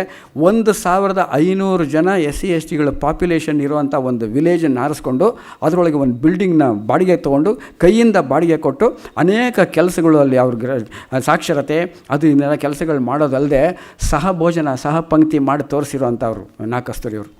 ಯಾರು ಈ ಕ್ರಾಂತಿ ಮಾಡೋಕ್ಕೆ ಸಾಧ್ಯ ಆಯಿತು? ಇದೆಲ್ಲ ಮಾಡಿ ತೋರಿಸಿರೋರು. ವಯಸ್ಕರ ಶಿಕ್ಷಣ, ಅಡಲ್ಟ್ ಎಜುಕೇಷನ್ ಅಂತ ಹಾಕಿದ್ದು, ಕಲಿಯಿರಿ ಕಲಿಸಿರಿ ಅಂತ ಹಳ್ಳಿಗಳ ಕಡೆ ಎಲ್ಲ, ನಾನು ಹಳ್ಳಿಗಳಿಗೆಲ್ಲ ಹೋಗ್ತಾ ಇರ್ತೀನಿ, ಕಲಿಯಿರಿ ಕಲಿಸಿರಿ ಅಂತ. ಎಲ್ಲಿ ಹಾಕಬೇಕೋ ಅಲ್ಲಿ ಪರವಾಗಿಲ್ಲ, ಒಂದು ಸಾರಾಯಿ ಅಂಗಡಿ ಮುಂದೆ ಹಾಕ್ಬಿಟ್ಟಿದ್ದಾರೆ. ವಯಸ್ಕರ ಶಿಕ್ಷಣ, ಸಾಕ್ಷರತೆ ಈ ಸಾಕ್ಷರತೆ ಇವರು ಮೋಸ್ಟ್ಲಿ ಕೇರಳದಿಂದ ಬಂದಿದ್ದರಿಂದನೇ ಅವ್ರ ಸ್ಟೇಟ್ನಲ್ಲಿ ಸಾಕ್ಷರತೆ ಪ್ರಮಾಣ ಭಾಳ ಹೈ ಇರೋದ್ರಿಂದ ಅದನ್ನು ಎಲ್ಲ ಕಡೆ ಹರಡಿದ್ರು ಏನೋ ಕಾಣೆ. ಆಮೇಲೆ ಮೂಢನಂಬಿಕೆಗಳ ವಿರುದ್ಧ ಹೋರಾಟ, ಕ್ರಾಂತಿ. ಮಂಕಾಸುರನ ವಧೆ ಅಂತಲೇ ಒಂದು ನಾಟಕ ಬರೆದು ಅವ್ರ ಮುಂದೆ ಎಲ್ಲ ಆಡಿ ಮೂಢನಂಬಿಕೆಗಳು ಹೋಗಬೇಕು, ಇವಾಗೆಲ್ಲ ಅದನ್ನು ಮ್ಯಾಜಿಕ್ಕು ಅಂತ ಹಿಂಗೆ ಅಂತ ಇದ್ದಾರೆ, ಅದನ್ನೆಲ್ಲ ಹಿಂಗೆ ಹೊಡ್ಕೊಂಡಿದ್ದಾರೆ. ವಿವೇಕಾನಂದ ರೋವರ್ಸ್ ಕ್ಲಬ್ ಅಂತ ಇವ್ರದ್ದು ಸ್ಕೌಟ್ ಕೆಲಸಗಳು, ಬಿ ಪ್ರಿಪೇರ್ಡ್ ಅಂತ ಒಂದು. ಕೈಲಾಸಂ ಕೂಡ ಪೋಲಿ ಕಿಟ್ಟಿ ಅನ್ನೋ ನಾಟಕ ಬರೆದಿದ್ದಾರೆ. ಅದನ್ನು ಇವ್ರಿಗೆ ಫೇವ್ರೇಟ್ ನಾಟಕ ಅದು. ಅದನ್ನು ಹಳ್ಳಿಗಳಲ್ಲಿ ಹೋಗಿ ಪೋಲಿ ಕಿಟ್ಟಿ ನಾಟಕ ಸ್ಕೌಟದ್ದು ಆಡ್ತಾಯಿದ್ದಾರೆ. ನಾನು ಅದರಲ್ಲಿ ಮಾಡಿದ್ದೆ. ಅದರೊಳಗೆ ಕೈಲಾಸಂ ಒಂದು ನಾಟಕ ಬರೀತಾರೆ. ಸ್ಕೌಟ್ ಅಂದ್ರೇನು? Be prepared for anything. ಬೇರೆಯವ್ರಿಗೆ ಸಹಾಯ ಮಾಡೋಕ್ಕೆ you should always be prepared ಅಂತ. ಅದಕ್ಕೆ ಕೈಲಾಸಂ ಹೇಳೋದೇನಪ್ಪ ಅಂದರೆ, every boy is a born scout, it is elders task to bring this out. ಏನು ಚೆನ್ನಾಗಿದೆ. ಅದನ್ನು ಇವರು ನಾ ಕಸ್ತೂರಿಯವರು ಮಾಡಿ ತೋರಿಸ್ತಾರೆ, ಬಿ ಪ್ರಿಪೇರ್ಡ್. ಇದನ್ನೆಲ್ಲ ಹರಿಕತೆ ಮುಖಾಂತರ. ಹರಿಕತೆ ಅಂತಂದರೆ ಬರೀ ರಾಮಕೃಷ್ಣ ಮೋಕ್ಷ ಈ ಥರದ್ದಲ್ಲದೆ ಈ ವಿಚಾರಗಳನ್ನೆಲ್ಲ ಹರಿಕತೆ ತೊಗೊಂಡು ಅದರೊಳಗೆ ಹಾಡು, ಸಂಗೀತ, ಹಾಸ್ಯ ಇದ್ರ ಮುಖಾಂತರ ಇಟ್ಕೊಂಡು ಜೊತೆಗೆ ಅಕ್ಕಪಕ್ಕದಲ್ಲಿ HK ರಂಗನಾಥ್, ಇವರು ಪ್ರಭುಶಂಕರು ಇಂಥವ್ರನ್ನೆಲ್ಲ ಶಿಷ್ಯರನ್ನೆಲ್ಲ ಕರ್ಕೊಂಡೋಗಿ ಹಳ್ಳಿಗೆ ಮಾಡ್ತಿದ್ರಂತೆ. ಒಂದು ಸಾರಿ ಯುಗಾದಿ ಹಬ್ಬ ಸಡನ್ನಾಗಿ ಮಧ್ಯಾಹ್ನ ಬೆಳಗ್ಗೆ 9 ಗಂಟೆ 10 ಗಂಟೆಗೆ ನಾ ಕಸ್ತೂರಿಯವರು HK ರಂಗನಾಥ್ ಮನೆಗೆ ಹೋಗ್ಬಿಟ್ರಂತೆ. ಅವ್ರ ತಾಯಿ, ಬನ್ನಿ ಸರ್ ಬನ್ನಿ, ಇದಾನೆ ನಮ್ಮ ನಿಮ್ಮ ಮಗ, ಭಾಳ ಬೇಜಾರು ಮುಖ ಮಾಡಿಕೊಂಡು, ಇದಾನೆ ನಮ್ಮ ನಿಮ್ಮ ಮಗ ಹಂಗಂದರೆ ವಾಯ್ಸು ಅವ್ರಿಗೆ ಗಾಬರಿ ಆಗೋಯ್ತು HK ರಂಗನಾಥ್ ಅವ್ರ ತಾಯಿಗೆ. ಯಾಕೆ, ಏನಾಯಿತು? ಏನು ಮಾಡೋದಮ್ಮ, ಒಳ್ಳೆ ಹಬ್ಬ ಇವತ್ತು, ನಿಮ್ಮ ಮಗ ಇವತ್ತೇ ಜೈಲಿಗೆ ಹೋಗ್ಬೇಕಾಗಿ ಬಂದಿದೆ. ನಾನು ಹೇಳಿದೆ ಏನು ಮಾಡೋದು, ಇವತ್ತು ಒಳ್ಳೆ ಹಬ್ಬ, ಇವತ್ತು ಬೇಡ ಅಂತ ಹಿಂಗೆ ಹೇಳಿದೆ. ಪೊಲೀಸ್ನವ್ರು ನನ್ನ ಮಾತು ಕೇಳಲಿಲ್ಲ, ಇವತ್ತೇ ಜೈಲಿಗೆ ಹೋಗಬೇಕು. ಯಾಕೆ ಅಂದ್ರಂತೆ, ನಂದು ಹರಿಕತೆ ಇದೆ, ನಿಮ್ಮ ಮಗನೂ ಜೊತೇಲಿ ಬರಬೇಕು. ಹೀಗೆ ಸಡನ್ನಾಗಿ ಒಂಥರ ಪ್ರಾಕ್ಟಿಕಲ್ ಜೋಕ್ ಅಂತಾರಲ್ಲ, ಪ್ರಾಕ್ಟಿಕಲ್ ಜೋಕ್ ಸಡನ್ನಾಗಿ ಎಲ್ಲ ಕ್ರಿಯೇಟ್ ಮಾಡಿಬಿಟ್ಟು ಅವ್ರು ನಗಿಸ್ತಾ ಇದ್ರಂತೆ. ಇನ್ನೊಂದು ನಾವು ಸಾಹಿತಿಗಳೆಲ್ಲ ಗಮನಿಸಬೇಕಾದ್ದು, ನಾನು ಎಷ್ಟೋ ಜನ ಸಾಹಿತಿಗಳು ಹೇಗೆ ಬರೀತೀರಾ ಅಂತ ಭಾಳ ಜನ ಕೇಳಿದ್ದೀನಿ. ನಾನು ಬರೆಯುವಾಗಲೂ ಒದ್ದಾಡ್ಕೊಂಡಿದ್ದೀನಿ. ಕೆಲವು ಬರೆಯುವಾಗ ಯಾವುದಾದ್ರು ಒಂದು ಪುಸ್ತಕ ಕೃತಿ ಬರೀಬೇಕು ಅಂದಾಗ ಇವರು ಭಾಳ ಒದ್ದಾಡ್ಬಿಡ್ತಾ ಇದ್ರಂತೆ. ಯಾವುದೋ ಒಂದು ಪುಸ್ತಕ ಬರೀಬೇಕು, ಚಕ್ರದೃಷ್ಟಿ ಅನ್ನೋದು, ಅದು ಫುಲ್ ಪಬ್ಲಿಷ್ ಆಗೋವರೆಗೂ ಒದ್ದಾಟ. ಸರಿಯಾಗಿ ಊಟ ಮಾಡಲ್ಲ, ಸರಿಯಾಗಿ ತಿಂಡಿ ತಿನ್ನಲ್ಲ, ಸರಿಯಾಗಿ ನಿದ್ದೆ ಮಾಡಲ್ಲ, ಕಾನ್ಸಂಟ್ರೇಷನ್ ಇಲ್ಲ, ಬಾಲ ಸುಟ್ಟೆ ಬೆಕ್ತಾರ, ಹಿಂಗೆಲ್ಲ ಒದ್ದಾಡ್ಬಿಟ್ಟು ಕೊನೆಯಲ್ಲಿ ಒಂದು ಸಲ ಸಮಾಪ್ತಿ ಅಂತ ಹಾಕಿದ ತಕ್ಷಣ ಅಬ್ಬಾ ಅಂದ್ರಂತವ್ರು. ಸುಖ ಪ್ರಸವ ವೇದನೆ ರಿಲೀಸ್ ಆಯಿತು, ತುಂಬ ಚೆನ್ನಾಗಿದೆ ಅಂತ ಎಲ್ಲ ಅಪ್ರಿಷಿಯೇಟ್ ಮಾಡಿದ್ರೆ, ಹೇಗಿದೆ ಸರ್ ಹೊಸ ಕಂಪನಿ, ಹೊಸ ಕಾದಂಬರಿ ನಿಮ್ಮದು, ಗಂಡು ಅಂತ ಇದ್ರಂಥವ್ರು. ಹಿಂಗೆಲ್ಲ ಅಂತ ಇದ್ದಾರೆ. ಅಲ್ಲ ಸರ್, ನೀವು ಇಷ್ಟೊಂದು ಕಷ್ಟಪಟ್ಟು ಬರೀತೀರಲ್ಲ, ಇಷ್ಟೊಂದು ಕಷ್ಟಪಟ್ಟು ಬರೀಬೇಕಾ ನೀವು ಯಾಕೆ ಇಷ್ಟೊಂದು ಕಷ್ಟಪಟ್ಟು ಬರೀತೀರಾ ಅಂದಾಗ ನಾ ಕಸ್ತೂರಿಯವರು ಎಲ್ಲ ಸಾಹಿತಿಗಳಿಗೆ ಪರವಾಗಿ ಒಂದು ಮಾತು ಹೇಳ್ತಾರೆ. ಸಾಹಿತಿಗಳ ಕಿವಿ ಮಾತು, ಎಲ್ಲ ಸಾಹಿತಿಗಳೂ ಸುಲಭವಾಗಿ ಬರೆಯೋದೇ ಇಲ್ಲ, ಎಲ್ಲರೂ ಕಷ್ಟಪಟ್ಟೇ ಬರೆಯೋದು ಅಂದಾಗ ತಕ್ಷಣ ಒಂದು ಎಕ್ಸೆಪ್ಷನ್ ಗೊತ್ತಾಗುತ್ತೆ ಅವ್ರಿಗೆ. ನಾ ಕಸ್ತೂರಿಗೆ ಯಾರಾದರೂ ಒಬ್ಬರು ಭಾಳ ಸುಲಭವಾಗಿ ಬರೆದಿದ್ದೀನಿ ನಾನು ಪುಸ್ತಕ ಅಂತಂದರೆ, ಕೃತಿ ಬರೆದಿದ್ದೀನಿ ಅಂತಂದರೆ ಅದಕ್ಕೆ 2 ಅರ್ಥ. ಒಂದು, ಅವನು ಸುಳ್ಳು ಹೇಳ್ತಾ ಇದ್ದಾನೆ ಅಂತ, ಇಲ್ಲ ಅಂದರೆ ಅದು ಬರೀ ಜೊಳ್ಳು. ಅಷ್ಟು ಕಷ್ಟಪಡಬೇಕು. ಎಸ್ ಎಲ್ ಭೈರಪ್ಪನವರು ಅದೇ ಥರ ಮಾಡ್ತಾರಂತೆ. ಯಾವುದಾದ್ರು ಒಂದು ಪುಸ್ತಕ ಓದಬೇಕಾದ್ರೆ ಅದೇ ಜಾಗಕ್ಕೆ ಹೋಗಿ ಅಲ್ಲಿ ರಿಸರ್ಚ್ ಮಾಡಿ ಎಲ್ಲ ಇಂಟರ್ವ್ಯೂ ಮಾಡಿ ಎಲ್ಲ ಬರೆದು ಅದನ್ನು 100, 200, 300, 400 ಪೇಜ್ ಬರೆದು ಅದು ನನಗೆ ಒಂದು 6 ತಿಂಗಳು 1 ವರ್ಷ ಪೆಟ್ಟಿಗೆಯಲ್ಲಿ ಇಟ್ಬಿಡ್ತಾರೆ, ನೋಡೋದೇ ಇಲ್ಲ. ಅದಾದಮೇಲೆ ತಿರ್ಗಾ ಧೂಳು ಹೊಡೆದು ಇನ್ನೊಂದು ಸರಿ ನೋಡಿ ರಿವೈಸ್ ಮಾಡಿ ಜೊತೆಗೆ ಮಿಕ್ಕಿದವ್ರಿಗೆಲ್ಲ ಕೊಟ್ಟು, ಮೊದಲು MSK ಪ್ರಭು ಅನ್ನೋರು ಕೊಡ್ತಾಯಿದ್ರು, ಈಗ ಶತಾವಧಾನಿ ಗಣೇಶ್ ಅವ್ರಿಗೆ ಕೊಡ್ತಾರೆ. ಅವರೆಲ್ಲ ಏನೇನು ಹೇಳ್ತಾರೆ ಅದನ್ನೆಲ್ಲ ತೊಗೊಂಡು ಆ ಸಲಹೆಗಳು ತೊಗೊಂಡು ಚರ್ಚೆಗಳೆಲ್ಲ ಮಾಡಿ ತಿರ್ಗಾ ಒಂದು ರೂಪಕ್ಕೆ ಮಾಡಿ ಆಮೇಲೆ ಬಿಡ್ತಾರೆ. ಅಂಥದನ್ನು ನಾವು ಏಕ್ದಮ್ ಅದನ್ನು ಚೆನ್ನಾಗಿಲ್ಲ ಅಂತ ಪಾಸ್ ಮಾಡಿಬಿಡ್ತೀವಲ್ಲ. ಅದು ವಿಮರ್ಶಕರ ಬಗ್ಗೆ ಯಾರೋ ಒಬ್ಬ ವಿಮರ್ಶಕರ ಬಗ್ಗೆ ಒಂದು ಭಾಳ ಬೇಜಾರಿಂದ ಒಂದು ಮಾತು ಹೇಳ್ತಾನೆ. What is the difference between a critic and God ಅಂತ ಒಂದು ಪ್ರಶ್ನೆ ಕೇಳ್ದಂತೆ. What is the difference between a critic and God? Answer ಹೆಂಗಿದೆ ಅಂದರೆ, God does not think that is a critic. ಅಂದರೆ critic thinks that is a God ಅಂತ ಬಂದಲ್ಲ ಅದು. ಸೊ ಅಂದು ಅಷ್ಟು ಸುಲಭವಾಗಿ ಬರೆಯೋಕ್ಕಾಗಲ್ಲ ಅನ್ನೋದನ್ನು ಭಾಳ ಚೆನ್ನಾಗಿ ಹೇಳ್ತಾರೆ. ಇಲ್ಲಿ ಇನ್ನೊಂದು ಫೀಲ್ಡು, ಇದೆಲ್ಲ ದಲಿತೋದ್ಧಾರ, ಗ್ರಾಮೋದ್ಧಾರ, ಸಾಕ್ಷರತೆ, ಆಲ್ ಇಂಡಿಯಾ ರೇಡಿಯೋ ಇದೆಲ್ಲ ಒಂದಾದರೆ, ಇನ್ನೊಂದು ಫಿಲಾಸಫಿ ಅವ್ರಿಗೆ ಮೊದಲಿಂದಾನೇ ಇರೋಕ್ಕೆ, ಜೀವನದಲ್ಲಿ ನಡೆಯೋ ಘಟನೆಗಳನ್ನು ವಕ್ರದೃಷ್ಟಿಯಿಂದ ನೋಡಿದ್ರೆ ಹಾಸ್ಯ ಹುಟ್ಟತ್ತೆ, ಜೀವನನೇ ವಕ್ರದೃಷ್ಟಿಯಿಂದ ನೋಡೋ ಫಿಲಾಸಫಿ ಹುಟ್ಟತ್ತೆ ಅಂತ ಹೇಳ್ದಂಗೆ, ಇದು ಶಂಕರಾಚಾರ್ಯರ ನಾಡಿನಿಂದ ಬಂದಿರೋರು ಇವರು. ಸುಮ್ಮನೆ ಇರೋಕ್ಕಾಗತ್ತಾ? ಇವ್ರ ಕ್ಲಾಸ್ಮೇಟ್ ಒಬ್ಬ ಗೋಪಾಲ್ ಮಾರೂರ್ ಅಂತ ಒಬ್ಬ ಮಲಯಾಳಿ. ಅವನಿಗೆ ಯಾವುದೋ ಒಂದು ಕಡೆ ಕ್ರಿಯೇಟಿಂಗ್ ಬಂದು ಅವನು ರಾಮಕೃಷ್ಣಾಶ್ರಮಕ್ಕೆ ಸನ್ಯಾಸಿಯಾಗಿ, ಬ್ರಹ್ಮಚಾರಿಯಾಗಿ, ಸನ್ಯಾಸಿಯಾಗಿ ಕೊನೆಗೆ ಅವನು ಮೈಸೂರಿಗೆ ಪೋಸ್ಟಿಂಗ್ ಆಯಿತು. ಅಲ್ಲಿ ಹೋಗಿ ರಾಮಕೃಷ್ಣಾಶ್ರಮ ಸ್ಟಾರ್ಟ್ ಮಾಡೋದು. ಇಲ್ಲಿ ಬಂದಿದ್ದಾರೆ ಅವರು ಸ್ವಾಮಿ ಸಿದ್ದೇಶ್ವರಾನಂದ ಅಂತ ಅವ್ರಿಗೆ ಹೆಸರಿಟ್ರು. ಸ್ವಾಮಿ ಸಿದ್ದೇಶ್ವರಾನಂದ ಮೈಸೂರು ರಾಮಕೃಷ್ಣ ಆಶ್ರಮ ಇವತ್ತೇನು ಉದಯಕಿರಣ ಅಲ್ಲಿ ಎಷ್ಟು ನಡೀತಾ ಇದೆ ಕ್ರಾಂತಿ, ಭಾಳ ದೊಡ್ಡ ಆಶ್ರಮ ಇಂಡಿಯಾದಲ್ಲಿ ಅಂತ ಅಂದಾಗ ಅದಕ್ಕೆ ಹಿಂದೆ ಯಾರು ಸಕ್ಸಸ್ ಅಂದರೆ ಗೋಪಾಲ್ ಮಾರೂರ್ ಅಂತ ಒಬ್ಬರು ಮಲಯಾಳಿ ಸಿದ್ದೇಶ್ವರಾನಂದ. ಅವ್ರು ಮಾರ್ಕೆಟ್ನಲ್ಲಿ ಹೋಗ್ತಾ ಇದ್ದಾಗ ನಾ ಕಸ್ತೂರಿ ನೋಡಿ, ನೀ ಕಸ್ತೂರಿ ಅಲ್ವಾ? ಅವರು ನೀವೇನಿಲ್ಲಿ, ನಾನು ರಾಮಕೃಷ್ಣ ಆಶ್ರಮ. ಹೌದಾ ಬಾ ಅಂತ ಇಬ್ಬರು ಕ್ಲಾಸ್ಮೇಟ್ಗಳು ಸೇರಿಸಿ ರಾಮಕೃಷ್ಣ ಆಶ್ರಮಕ್ಕೆ ದುಡಿದಿದ್ದಾರೆ. ರಾಮಕೃಷ್ಣ ಆಶ್ರಮ ಈ ಲೆವೆಲ್ಗೆ ಬರೋಕ್ಕೆ ಕಟ್ಟಿ ಬೆಳೆಸಿದವರು ಸ್ವಾಮಿ ಸಿದ್ದೇಶ್ವರಾನಂದ ಮತ್ತು ನಾ ಕಸ್ತೂರಿ. ಇದು ಎಷ್ಟೋ ಜನಕ್ಕೆ ಇದು ಭಾಳ ಹಿಂಗಾಗಿದೆ. ಅಲ್ಲಿ ಕುವೆಂಪು ಅವ್ರ ಬಗ್ಗೆ ಭಾಳ ಚೆನ್ನಾಗಿ ಹೇಳಿದ್ರು. ಕುವೆಂಪು ಅವರು ಪರಿಚಯ ಆಗಿದ್ದು ಸಣ್ಣ ಸಣ್ಣ ಪುಸ್ತಕಗಳು, ನಿಮಗೆಲ್ಲ ಕತೆ ಗೊತ್ತಿದೆ. ಕಝಿನ್ಸ್ ಅನ್ನೋದು ಬರೆದು, ನೀನು ಇಷ್ಟು ಚೆನ್ನಾಗಿ ಸೊಗಸಾಗಿ ಇಂಗ್ಲೀಷ್ನಲ್ಲಿ ಬರೆಯೋ ಪದ್ಯನ ಕನ್ನಡದಲ್ಲೇ ಬರೆದ್ರೆ ಭಾಳ ಗ್ರೇಟ್ ಆಗ್ತೀಯ ಅಂತ ಕನ್ನಡದಲ್ಲಿ ಬರೀತಾ ಪದ್ಯ ಬಂದಾಗ ಇವರು ಆವಾಗ ಬಂದು ಭಾಳ ಒಳ್ಳೆಯ ಹುಡುಗ, ತುಂಬ ಚೆನ್ನಾಗಿ ಬರೀತಾನೆ ಅಂತ ಪ್ರೋತ್ಸಾಹ ಕೊಟ್ಟು ಅವ್ರು ಬರೆಸೋದಲ್ಲದೆ ಆವಾಗ ರಾಮಕೃಷ್ಣಾಶ್ರಮಕ್ಕೆ ಬಂದು ಹೋಗ್ತಾ ಇದ್ದರಂತೆ. ಇವರು ರೂಮ್ ಮಾಡ್ಕೊಂಡಿದ್ದರು ಕುವೆಂಪು. ಒಂದು ಸ್ವಲ್ಪ ದಿವಸ ಬರಲೇ ಇಲ್ಲ, ಒಂದು 15 ದಿವಸ, ಒಂದು ವಾರ ಬರಲೇ. ಅಯ್ಯೋ ಏನಾಯ್ತು, ಯಾಕೋ ಆ ಹುಡುಗ ಚೂಟಿ ಹುಡುಗ ಪುಟ್ಟಪ್ಪ ಬರಲಿಲ್ವಾ ಅಂತ ಹುಡುಕೊಂಡೋದ್ರೆ ಅವ್ರಿಗೆ ಟೈಫಾಯ್ಡ್ ಬಂದು ಮಲಗಿದ್ದಾರೆ. ಅವ್ರನ್ನ ಕರ್ಕೊಂಬಂದು ರಾಮಕೃಷ್ಣ ಆಶ್ರಮದಲ್ಲಿ ಇಟ್ಟು ಅವ್ರಿಗೆ ಆರೈಕೆ ಸ್ವಾಮೀಜಿ ಮತ್ತು ನಾಕಸ್ತರಿಯವರು ಇಬ್ಬರು ಆರೈಕೆ ಮಾಡಿ ತಿರ್ಗಾ ವಾಪಸ್ ಬಂದು ಅವ್ರನ್ನ ರಾಮಕೃಷ್ಣ ಆಶ್ರಮದಲ್ಲಿ ಉಳಿಯೋ ಹಂಗೆ ಮಾಡಿದ್ದು. ಇವತ್ತೆಂಥ ಅದ್ಭುತವಾದ ಪುಸ್ತಕಗಳು ರಾಮಕೃಷ್ಣ ಪರಮಹಂಸರ ಬಗ್ಗೆ, ವಿವೇಕಾನಂದರ ಬಗ್ಗೆ. ವಿವೇಕಾನಂದರ ವಾಣಿ ಹೆಂಗಿದೆ, brothers and sisters of America ಅನ್ನೋದು ಹೆಂಗೆ ರೋಮಾಂಚನ ಆಗುತ್ತೆ. ಯಾರಿವನು? ಸ್ವಾಮಿ ವಿವೇಕಾನಂದರ ಪುಸ್ತಕ ನೀವು ಕುವೆಂಪು ಅವ್ರು ಬರೆದಿರೋದು ಓದಬೇಕು ನೀವು. ಯಾರಿವನು ಅಂತ ಒಂದು ಫಸ್ಟ್ ಚಾಪ್ಟ್ರು ಓದ್ಬಿಟ್ರೆ ರೋಮಾಂಚನ ಆಗಿಬಿಡುತ್ತೆ. Brothers and sisters of America ಅನ್ನೋ ಫೋರ್ಸ್ ಹೆಂಗಿತ್ತು, ಅಮೇರಿಕಾ ರಾಷ್ಟ್ರದ ಭ್ರಾತೃ ಭಗಿನಿಯರೇ ಅಂದಾಗ ಎದ್ಬಿಡೋ ಥರ ಆಗುತ್ತಲ್ಲ, ಅದಕ್ಕೆ ಹಿಂದೆ ಪ್ರೋತ್ಸಾಹ ಕುವೆಂಪು ಪ್ರೋತ್ಸಾಹ. ಒಂದು ಸಣ್ಣ ಘಟನೆ ಹೇಳ್ತಾರೆ. ಒಂದು ಸಲ ಏನಾಯ್ತಂತೆ, ಕುವೆಂಪು ಎಲ್ಲ ಸಾಹಿತಿಗಳು ಅಂತಂದರೆ ಆ ಕಾನ್ಸಂಟ್ರೇಷನ್ ಹಂಗಿರಬೇಕಲ್ಲ. ಒಂದು ರೂಮ್ನಲ್ಲಿ ಕೂತ್ಕೊಂಡು ಚಂದ್ರಹಾಸನ ಯಾವುದೋ ನಾಟಕ ಬರೀತಾ ಕುವೆಂಪು ಕೂತಿದ್ದಾರೆ. ರಾಮಕೃಷ್ಣಾಶ್ರಮದಲ್ಲಿ ಟೈಮ್ ಅಂದರೆ ಟೈಮು, ಇಂಥ ಟೈಮ್ಗೆ ಭಜನೆ, ಇಂಥ ಟೈಮ್ಗೆ ಊಟ, ಇಂಥ ಟೈಮ್ಗೆ ದೀಪ ಹಾರಿಸ್ಬಿಟ್ಟು ಮಲ್ಕೊಂಬಿಡ್ಬೇಕು. ಈ ಥರದ್ದೆಲ್ಲ ಭಾಳ ಸಿಸ್ಟಮ್ಯಾಟಿಕ್ ಮೊದಲಿಂದ. ಇವ್ರು ಎಷ್ಟೊತ್ತಾದ್ರೂ ಊಟಕ್ಕೆ ಬಂದಿಲ್ಲ. ಎಷ್ಟೊತ್ತಾರೆ ಎಲ್ಲ ಬೇರೆ ಬ್ರಹ್ಮಚಾರಿಗಳು ನಾಕಸ್ತೂರಿ ಸಿದ್ದೇಶ್ವರನ ಕಾಯ್ತಾ ಇದ್ದಾರೆ. ಎಲ್ಲಿ ಪುಟ್ಟಪ್ಪ ಬರಲಿಲ್ಲ ಅಂತಿಂಗಲ್ಲ. ಇಲ್ಲ, ಒಂದು 2-3 ಸಲ ಕರೆದ್ವಿ, ಬರಲಿಲ್ಲ, ಏನೋ ಸೀರಿಯಸ್ಸಾಗಿ ಬರೀತಾ ಇದ್ದಾರೆ ಅಂದ್ರಂತೆ. ಸ್ವಾಮೀಜಿ ಸಿದ್ದೇಶ್ವರನಾದರು ಅವರೇ ಹೋಗಿ ನಾನೇ ಕರ್ಕೊಂಬರ್ತೀನಿ, ನಾನೇ ಕರಿತೀನಿ ಅಂತ ಅವ್ರು ಹೋದ್ರಂತೆ. ಇವರು ಭಾಳ ಯಾವುದೋ ಒಂದು ಗಹನವಾದ ವಿಚಾರ ಬರೆಯೋಕ್ಕೆ ಹಿಂಗೆ ಹೋಗ್ತಾಯಿದ್ದಾರೆ, ಕಾನ್ಸಂಟ್ರೇಟ್ ಮಾಡ್ತಾಯಿದ್ದಾರೆ. ಏನಪ್ಪ ಮರಿ ಊಟಕ್ಕೆ ಬರ್ತೀಯಾ ಇಲ್ವೋ ಅಂದ ತಕ್ಷಣ ಸ್ವಾಮೀಜಿ ಮೇಲೆ ಕುವೆಂಪು ಅವ್ರು ರೇಗ್ಬಿಟ್ರಂತೆ. ಅದು ಎಲ್ಲಿರೋರಿಗೆಲ್ಲ ಹೋಗಿ ನಾನು ಡಿಸ್ಟರ್ಬ್ ಮಾಡಬೇಡಿ, ನಾನು ಏನೋ ಬರಿತಾ ಇದ್ದೀನಿ ಟೈಮ್ ಅಂದು. ಅಲ್ಲಿ ಅಕ್ಕಪಕ್ಕದಲ್ಲಿ ಇರೋರಿಗೆಲ್ಲ ಕೇಳಿಸ್ಬಿಟ್ಟು ಸ್ವಾಮೀಜಿ ಏನೂ ಮಾತಾಡದೆ ವಾಪಸ್ ಬಂದ್ಬಿಟ್ರು. ಆಶ್ರಮದಲ್ಲೆಲ್ಲ ಮಹಾ ಟೆನ್ಷನ್, ಏನು ಸ್ವಾಮೀಜಿಗೆ ಹಿಂಗೆ ಅಂದ್ಬಿಟ್ನಲ್ಲ ಅಷ್ಟೇ. ಇನ್ನು ವಾಪಸ್ ಕಳಿಸ್ಬಿಡ್ತಾರೆ. ಕೊನೆಗೆ ಒಂದು 1/2-3/4 ಗಂಟೆ ಆದಮೇಲೆ ಎಲ್ಲ ಊಟಕ್ಕೆ ಅಂತ ಕೂತಿದ್ದಾರೆ, ಎಲ್ಲ ಬಡಿಸಿದ್ದಾರೆ. ಕುವೆಂಪು ಅವರು ಬಂದಮೇಲೆ ಪ್ರಾರ್ಥನೆ ಮಾಡಿ ಶುರು ಮಾಡಬೇಕು ಅಂತ ಹಿಂಗೆ ಕೂತ್ಕೊಂಡಿದ್ದಾಗ ಅಷ್ಟೊತ್ತಿಗೆ ಬಂದಿದ್ದು ಪುಸ್ತಕ ಮುಗೀತು. ಇವ್ರಿಗೆ ಒಂಥರ ಅಳುಕು, ಏನಂತಾರೋ ಏನೋ ಸ್ವಾಮೀಜಿಗೆ ಹಿಂಗೆ ಅಂದ್ಬಿಟ್ನಲ್ಲ, ಹೆಂಗೆ ಕ್ಷಮಾಪಣೆ ಕೇಳೋದು, ಹೆಂಗೆ ಅಪಾಲಜಿ ಕೇಳೋದು, ಹೆಂಗೆ ಮಾಡೋದು, ಹೆಂಗೆ ಫೇಸ್ ಮಾಡೋದು ಅವ್ರನ್ನಂತ ಒದ್ದಾಡ್ತಾ ಕೂತಿದ್ರಂತೆ ಕುವೆಂಪು. ಇವ್ರು ನಾಕಸ್ತರಿ ಅವ್ರು ನೋಡಿಬಿಟ್ಟು ಹೆರಿಗೆ ಆಯಿತಾ ಅಂದ್ರಂತೆ. ಹಂಗೆ ಅಂದ ತಕ್ಷಣ ಎಲ್ಲ ಜೋರಾಗೆಲ್ಲ ನಕ್ಬಿಟ್ರಂತೆ. ನನಗೆ ಗೊತ್ತು ನನ್ನ ಕಷ್ಟ, ಬಂದು ಊಟ ಮಾಡಿ ಮಲ್ಕೊ. ಇದು ಎಂಥ ಸಿಚುವೇಶನ್ ಕೂಡ ಆ ಥರ ಮಾಡ್ತಾಯಿದ್ರು. ಭಾಳ ಬ್ಯೂಟಿಫುಲ್ ಸಿಚುವೇಶನ್. ಹೇಗೆ ತುಂಬ ಸುಲಭವಾಗಿ ಬರೆದು ಹಂಗೆ ಹೇಳ್ತಾರೆ. ಒಬ್ಬ ಸ್ನೇಹಿತ ಗೋಪಾಲ್ ಮಾರಾರ್ ಒಂದ್ಸಲಿ ಅವರು ಪ್ರಿನ್ಸಿಪಲ್ ಆಗಿದ್ದಾಗ ದಾವಣಗೆರೆಯಲ್ಲಿ ಬೇಜಾರಿನಿಂದ ಕೂತ್ಕೊಂಡಿದ್ದು 3 ಗಂಟೆ 4 ಗಂಟೆ ಎಲ್ಲ ಆಯಿತು. ಯಾರೋ ಸ್ನೇಹಿತರು ಬಂದು, ನಮಸ್ಕಾರ ಸರ್. ನಮಸ್ಕಾರ. ಏನು ಸರ್ ಭಾಳ ಬೇಜಾರಾಗಿದ್ದೀರಾ?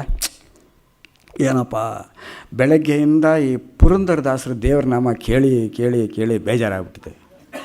ಪುರಂದರದಾಸರು ದೇವ್ರ ನಾಮ ಕೇಳಿದ್ರೆ ಬೇಜಾರು ಯಾಕೆ ಅಂದ್ರೆ ಏನು ಹಂಗಂದ್ರೆ ಅಂದ್ರಂತೆ, ಇದು ಕಾಲ ನೋಡಿ, ಇದು free ship, half free ship, scholarship ಇದನ್ನೆಲ್ಲ ಸ್ಯಾಂಕ್ಷನ್ ಮಾಡೋ ಟೈಮ್. ಈಗ ಅಲ್ಲಿ ಬರ್ತಾರೆ ಎಲ್ಲ ಹುಡುಗರು ಬಂದು, ಏನು ಸರ್ ಅವನಿಗೆ ರಾಮಯ್ಯಂಗೆ ಮಾತ್ರ ಫ್ರೀ ಶಿಪ್ ಕೊಟ್ಟಿದ್ದೀರಾ, ನನಗೆ ಮಾತ್ರ ಕೊಟ್ಟಿಲ್ವಾ? ಆ ನರಸಿಂಹಂಗೆ ಮಾತ್ರ ಕೊಟ್ಟಿದ್ರು, ನಮಗೆ ಮಾತ್ರ ಕೊಟ್ಟಿಲ್ವಾ? ಆ ಚಂದ್ರಶೇಖರ್ ಸ್ಯಾಂಕ್ಷನ್ ಮಾಡಿದ್ರು, ನನಗೆ ಮಾತ್ರ ಇಲ್ವಾ? ಹಿಂಗೇ ಕಂಪ್ಲೇಂಟ್ ಹೇಳ್ತಾರೆ. ಅದೇ ಪುರಂದರದಾಸರು ಅದೇ ತಾನೇ, ಆ ಅಜಂಬಿಳನಿಗೆ ಮಾತ್ರ ಮೋಕ್ಷ ಕೊಟ್ಟೆ, ನನಗೆ ಕೊಟ್ಟಿಲ್ವಾ? ಆ ದ್ರೌಪದಿಗೆ ಮಾತ್ರ ವಸ್ತ್ರ ಕೊಟ್ಟೆ, ನನಗೆ ಕೊಟ್ಟಿಲ್ವಾ? ಆ ಗಜೇಂದ್ರನಿಗೆ ಮಾತ್ರ ಮೋಕ್ಷ ಕೊಟ್ಟೆ, ನನಗೆ ಯಾವಾಗ ದರ್ಶನ ಕೊಡ್ತೀಯ? ಇದೇ ಪುರಂದರದಾಸರು ಕೇಳಿ ಬೇಜಾರಾಗ್ಬಿಟ್ಟಿದೆ. ಎಲ್ಲಿಂದ ಎಲ್ಲಿಗೆ ಆ ಥರ ಲಿಂಕ್ ಮಾಡ್ಕೊಳ್ತಾಯಿದ್ರು. ಇದು ಭಾಳ ಅದ್ಭುತ. ಇದಿಷ್ಟು ಅವ್ರದ್ದು ವ್ಯಕ್ತಿತ್ವ ರಸಘಟನೆ. ಆದರೆ ಇನ್ನು ಸ್ವಲ್ಪ ಸಾಹಿತ್ಯದ ಸೇವೆ ಬಗ್ಗೆ ಒಂದು ಸ್ವಲ್ಪ ಭಾಳ ಕ್ವಿಕ್ಕಾಗಿ ಮಾಡೋಣ. ಸಾಹಿತ್ಯ ಸೇವೆನ ಭಾಳ ರಾಮಸ್ವಾಮಿಗಳು ತುಂಬ ಚೆನ್ನಾಗಿ ಹೇಳಿದ್ದಾರೆ. ನಾನು ಆಗಲೇ ಹೇಳ್ದಂಗೆ 40 ಪುಸ್ತಕಗಳು ಬರೆದ್ರು ಅದರೊಳಗೆ ಇರೋದು ಅಂತಂದರೆ ನಾಟಕ. ಅವ್ರು ಫಸ್ಟ್ ಶುರು ಮಾಡಿದ್ದೆ ಕಸ್ತೂರಿ ಅಂದರೆ ನಾಟಕದ ಕಸ್ತೂರಿ ಅಂತಲೇ ಇವರು AR ಕೃಷ್ಣಶಾಸ್ತ್ರಿಗಳು, ವಚನ ಭಾರತ ಫೇಮಸ್, ಅವರು ಹೇಳಿದ್ದು. ಸಾಮಾನ್ಯವಾಗಿ ನೋಡಿ, ನಾಟಕ ನಾನು ಬರೆದ್ರೆ ನನ್ನ ಡೈಲಾಗೇ ಹೇಳಬೇಕು, ಎಲ್ಲರೂ ಅದೇ ಊರು ಮಾಡಬೇಕು ಅಂತೀವಿ. ಅದೆಲ್ಲ ಇಲ್ಲವೇ ಇಲ್ಲ ಕಸ್ತೂರಿಗೆ. ಸ್ಟೂಡೆಂಟ್ಸ್ನೆಲ್ಲ ಸೆಂಡ್ ಆಫ್ ಟೈಮ್ನಲ್ಲಿ ಬರ್ತಾ ಇದ್ದಾಗ ಅಕಾಡೆಮಿಕ್ ಇಯರ್ ಎಲ್ಲ ಮುಗಿದು ಹುಡುಗರಿಗೆಲ್ಲ ಸೆಂಡ್ ಆಫ್ ಕೊಡಬೇಕು. ಮೇಷ್ಟ್ರೇ ಒಂದು ನಾಟಕಗಳನ್ನ ಮಾಡೋವಂಥದ್ದು. ಬೆಳಗ್ಗೆ ಎಲ್ಲ ಕೂತ್ಕೊಂಡಿದ್ರಂತೆ, ಯಾರ್ಯಾರು ಎಲ್ಲ ಒಂದು 5-6 ಜನ ಪಾತ್ರ ಮಾಡಬೇಕು ಅಂತಿರೋರು. ಯಾರು ನೀವು ಪಾಠ ಮಾಡಿ, ಯಾವುದೋ ಒಂದು ಸಬ್ಜೆಕ್ಟ್ ತೊಗೊಳ್ಳೋದು. ಸಬ್ಜೆಕ್ಟ್ ತೊಗೊಂಡು ಇದರೊಳಗೆ ನೀವು ಡಾಕ್ಟ್ರಾಗಿ, ನೀವು ಲಾಯರಾಗಿ, ನೀವು ಕನ್ಯಾಪಿತೃವಾಗಿ, ನೀವು ಮನೆ ಮಗಳಾಗಿ, ನೀವು ಮನೆ ಜವಾನಾಗಿ ಅಂತ ಹೇಳ್ಬಿಡೋದು ಅಷ್ಟೇ. ಅದ್ರ ಪ್ರಕಾರ ಈ ಥರ ಇದೆ. ಮನೆಗೆ ಅವನೊಬ್ಬ ಬರ್ತಾನೆ, ಅವನು ಮದುವೆ ಆಗಿ ಮಾಡ್ಕೋಬೇಕು ಅಂತ ಹೇಳ್ತಾನೆ. ಕೊನೆಗೆ ಯಾರೂ ಸಿಗಲ್ಲ, ಎಲ್ಲರೂ ಬೇಜಾರಾಗುತ್ತೆ, ಜವಾನೇ ಮದುವೆ ಮಾಡ್ಕೋತಾನೆ ಅಂತೇನೋ ಒಂದು ಎಕ್ಸಾಂಪಲು ಅಂತೇನೋ ಒಂದು ಥೀಮ್ ಕೊಟ್ಬಿಡ್ತಾರೆ. ಇದನ್ನು ಥೀಮ್ ಕೊಟ್ಬಿಟ್ಮೇಲೆ ಸಾಯಂಕಾಲ ಸ್ಟ್ರೈಟವೇ ಬಂದು ಆಶು ನಾಟಕ. ಅವ್ರು ಯಾರ್ಯಾರು ಡೈಲಾಗ್ ಏನೇನು ಬರುತ್ತೋ ಹೇಳೋದು. ಇವರು ಎಲ್ಲ ಲೆಕ್ಚರ್ನೂ ಹೇಳ್ತಾ ಇದ್ದಂತೆ. ಕೆಲವರು ಬರಲ್ಲ ಅಂತ ತಪ್ಪಿಸ್ಕೊಂಡಿರ್ತಾಯಿದ್ರಲ್ಲ, ಅವ್ರ ಮೂಲೆಯಲ್ಲಿ ಆ ಕಡೆ ಎಲ್ಲರೂ ಕೂತಿದ್ರೆ ಹಿಂಗೇನೋ ಮಾತಾಡ್ತಾ ಇರೋದು, ಪಾತ್ರ ಬರ್ತಾ ಇರೋದು. ಇಬ್ಬರು ಸ್ನೇಹಿತರು ನೋಡಿ, ಈಗ ರಾಮಣ್ಣ ಅಂತ ಆ್ಯಕ್ಚುಲಿ ಅವನು ಪೋಸ್ಟ್ ಮಾಸ್ಟರು, ಅವನು ಬರ್ತಾನೆ, ಅವ್ರು ಇಲ್ಲೇ ಕೂತಿದ್ದಾರೆ, ಬಾಪ ರಾಮಣ್ಣ ಅಂತ ಕರೆದ್ಬಿಟ್ರೆ ಯಾರೋ ತಪ್ಪಿಸ್ಕೊಳ್ಳೋಕ್ಕೆ ಬನ್ನಿ ಸ್ವಲ್ಪ ದಾರಿ ಬಿಡಿ ಅನ್ನೋದು. ಅವ್ರು ಬಂದು ಏನಾದ್ರು ಒಂದು ಡೈಲಾಗ್ ಹೇಳಲೇಬೇಕು. ಹೀಗಾಗಿ ಅನೇಕ ನಟರನ್ನ ತಯಾರು ಮಾಡಿದ್ದಾರೆ. ಅನೇಕ ನಟರು, ಗಗ್ಗಯ್ಯನ ಗಡಿಬಿಡಿ, ಉಪಾಯ ವೇದಾಂತ, ವರಪರೀಕ್ಷೆ, ಮಂಕಾಸುರನ ವಧೆ, ಈ ಥರ ಭಾಳ ಅನೇಕ ನಾಟಕಗಳು, ರಾಮಕೃಷ್ಣಯ್ಯನ ದರ್ಬಾರು, ಚಿತ್ರ ವಿಚಿತ್ರ ಅಂತ ಈ ನಾಟಕಗಳು. ಶಹಜಹಾನ್ ನಾಟಕ ಅವರು ಮಲಯಾಳಂನಲ್ಲಿ ಆವಾಗಲೇ ಬರೆದಿದ್ರು. ಹೆಡ್ ಮಾಸ್ಟರ್ಸ್ ಡಾಕ್ಟರ್ ಅಂತ ಇಂಗ್ಲೀಷ್. ಗಗ್ಗಯ್ಯನ ಗಡಿಬಿಡಿ ಅಂತೂ ಮಹಾ ಫೇಮಸ್ಸು.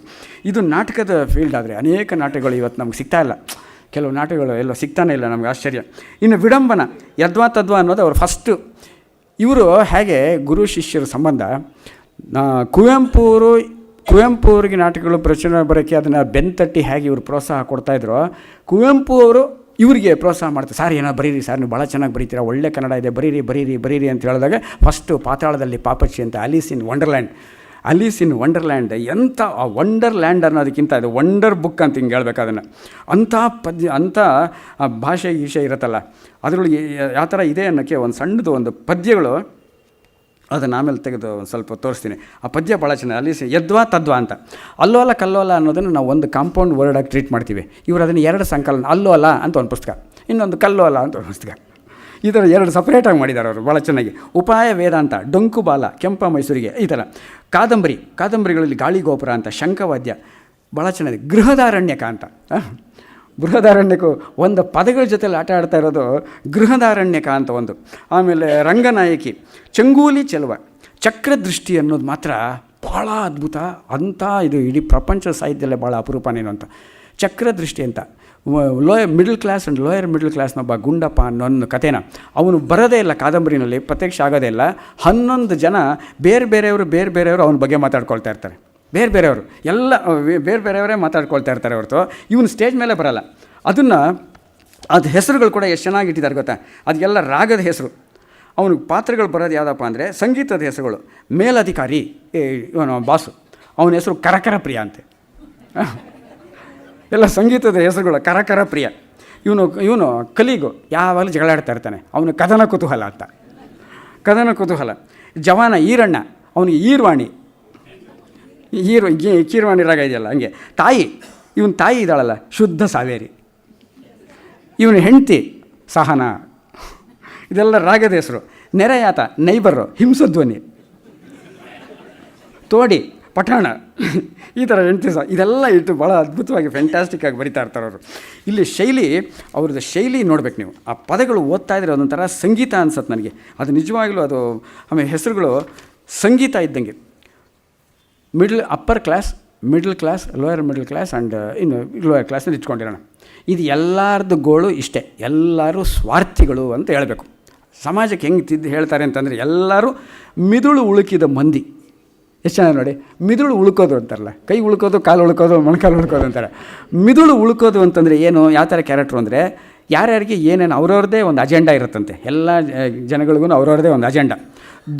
ದುಬಾರಿಯಲ್ಲಿ ಹೊರಳಬೇಕು ಅಂತಾರೆ. ದುಬಾರಿ ಎಲ್ಲ ಕಾಸ್ಟ್ಲಿ ಇರಬೇಕು, ಕಾಸ್ಟ್ ಆಫ್ ಲಿವಿಂಗ್ ಜಾಸ್ತಿ ಆಗಬೇಕು ಅಂತಾರೆ ಯಾರೋ ಬಂಡವಾಳಗಾರರು ಮತ್ತು ವ್ಯಾಪಾರಿಗಳು. ಈಗ LPG ಇದ್ರಲ್ಲಿ ನಡೀತಾ ಇರೋದ್ರಲ್ಲಿ ಅದೇ ಅನಿಸುತ್ತೆ. ಕೂನಿ, ಕಳ್ತನ, ದೊಂಬಿ, ದರೋಡೆ, ಸುಳ್ಳು, ಕಳ್ಳ ಹೊಳೆಯಾಗಿ ಹರಿತಾ ಇರಲಿ ಅಂತಾರೆ ಲಾಯರ್ಗಳು. ಅವ್ರವ್ರ ಲಾಯರು. ಭೂತ, ಪ್ರೇತ, ತಾಯಿತ, ತಂತ್ರ, ಕರ್ಮ, ಜನ್ಮಾಂತರ, ಜಾತಕ, ಭವಿಷ್ಯ ಇವುಗಳಲ್ಲಿ ಜನಕ್ಕೆ ನಂಬಿಕೆ ಜಾಸ್ತಿ ಅಂತಾರೆ ಅರ್ಚಕರು, ಪುರೋಹಿತರು. ಇಲ್ಲೊಂದು ಪದ ಎಷ್ಟು ಚೆನ್ನಾಗಿ ಸೃಷ್ಟಿ ಮಾಡ್ತಾರೆ ನೋಡಿ. ಪುರೋಹಿತರಿಗೆ, ಪೂಜಾರಿಗಳಿಗೆ ಕನ್ನಡದಲ್ಲಿ ಅರ್ಚಕ ಅಂತ ಒಂದು ಪದ. ಕ್ರಿಶ್ಚಿಯನ್ ಫಾದರ್ಗೆ ಚರ್ಚಕ ಅಂತೆ. ಒಂದು ಹೊಸ ಪದ ಎಷ್ಟು ಚರ್ಚಕರು. ಆಮೇಲೆ ತರ್ಕ, ತಾಂಡವ, ಮದ, ಮಾತ್ಸರ್ಯ, ವಿಷಮಿಸಲಿ ಅಂತ ಇರ್ತಾರೆ ಗುರುಗಳು. ಅವ ನಮ್ಮ ಹತ್ರ ಕಾಲಿಗೆ ಬೀಳ್ತಾರೆ ಗುರುಗಳು. ಸಂಭವಾಮಿ ಯುಗೆ ಯುಗೆ ಅಂದದ್ದು ನನ್ನನ್ನು ಕುರಿತೆ ಅನ್ನೋ ಪಂಥ ಹೂಡೋದಕ್ಕೆ ಅಂತಿವರು. ರೋಗ, ರುಜಿನ, ನೋವು, ಮೇವು, ಕುಡಿತ, ಕಡಿತ ಹೆಚ್ಚಾಗಲಿ ಅಂತಾರೆ ವೈದ್ಯರು. ಕಾಮ, ಕ್ರೋಧಗಳ ಮೇಲಿನ ಮೋಹ ಕೆರಳಲಿ ಅಂತಾರೆ ಸಾಹಿತಿಗಳು. ಅವ್ರಿಗೆ ಅದೇ ಬೇಕು, ಸಿನಿಮಾದವರು ಅವರಿಗೆಲ್ಲ ಅಂದರೆ ಈ ಥರ ಜನಗಳು ಇರ್ತಾರಲ್ಲ, ಅವರಿಗೆಲ್ಲ ಜನಗಳು ಸೇವಕರು ಅಂತ ಹಿಂಗೆ ಅಂತಾರೆ. ಉದ್ಧರೇತ್ ಆತ್ಮನಾತ್ಮಾನಾಮ್ ಅಂತ ಭಗವಂತನೇ 2 ಸೈನ್ಯಗಳ ಮಧ್ಯೆ ರಥ ನಿಲ್ಲಿಸಿ ಕುರುಕ್ಷೇತ್ರದಲ್ಲಿ ಕೈ ಬಿಟ್ಟಿರುವಾಗ ಇನ್ನು ನಾವೆಲ್ಲ ಯಾರು ಉದ್ಧಾರ ಮಾಡೋದು? ಅವ್ರವ್ರದ್ದು ಅವ್ರವ್ರಿಗೆ ನೋಡಿ. ಇದು ಫಿಲಾಸಫಿ, ಹಾಸ್ಯ ಎಷ್ಟು ಚೆನ್ನಾಗಿ ಇಟ್ಟಿದ್ದಾರೆ. ಉದ್ಧರೇತ್ ಆತ್ಮನಾತ್ಮಾನಂ. ಇದನ್ನು ನೋಡಿದಾಗ ನನಗೊಂದು ಕಡೆ ಗಮನ ಬಂತು. ಒಂದು ಬೋರ್ಡಲ್ಲಿ ಸೊಸೈಟಿನಲ್ಲಿ ಯಾರ್ಯಾರ್ದು ಏನೇನು ಬಿಸ್ನೆಸ್ ಅಂತ ಬರಿತಾ ಹೋಗ್ತಾಯಿದ್ನು. ಒಬ್ಬ ಇವನು ಚರ್ಚ್ ಫಾದರ್ ಅಂತ ಹೇಳಿದ್ನಲ್ಲ, ಅವನು ಐ ಪ್ರೇ ಫಾರ್ ಆಲ್ ಅಂತ ಬರ್ದಂತೆ. ಅವ್ರವ್ರ ಕೆಲಸ ಐ ಪ್ರೇ ಫಾರ್ ಆಲ್, ಜನಗಳೆಲ್ಲ ಚೆನ್ನಾಗಿರಲಿ, ಸುಖವಾಗಿರಲಿ, ಸಂತೋಷವಾಗಿರಲಿ, ಐ ಪ್ರೇ ಫಾರ್ ಆಲ್ ಅಂತ ಬರ್ದ. ಲಾಯರ್ ಬರ್ದ ಐ ಪ್ಲೀಡ್ ಫಾರ್ ಆಲ್ ಅಂತ. ಲಾಯರ್ ಡಾಕ್ಟ್ರ್ ಬರ್ದಂತೆ ಐ ಪ್ರಿಸ್ಕ್ರೈಬ್ ಫಾರ್ ಆಲ್ ಅಂತ. ಗುರುಗಳು ಯಾರೋ ಒಬ್ರು ಬರೆದ್ರಂತೆ ಐ ಪ್ರೀಚ್ ಫಾರ್ ಆಲ್ ಅಂತ. ಒಬ್ಬ ಸಾಮಾನ್ಯ ಮನುಷ್ಯ ಬರೆದಂತೆ ಐ ಪೇ ಫಾರ್ ಆಲ್ ಅಂತ. ಇದನ್ನು ಅವರು ಆವಾಗಲೇ ಎಷ್ಟು ಚೆನ್ನಾಗಿ ಹೇಳಿದ್ದಾರೆ ಅಂದರೆ. ಇನ್ನು ಇಲ್ಲೊಂದು, ದಯವಿಟ್ಟು ಇಲ್ಲಿ ಯಾರು ಮನೆಯಲ್ಲಿ ನಾಯಿ ಇದ್ದರೆ ಯಾರು ತಪ್ಪು ತಿಳ್ಕೊಬೇಡಿ. ನಾಯಿ ಕಸ್ತೂರಿ ಅವ್ರು ಹೇಳೋದು ಹೆಂಗೆ ಅಂದರೆ, ಇಲ್ಲೊಂದು ಸ್ವಲ್ಪ ತಮಾಷೆಗೆ ಹೇಳ್ತಾರೆ.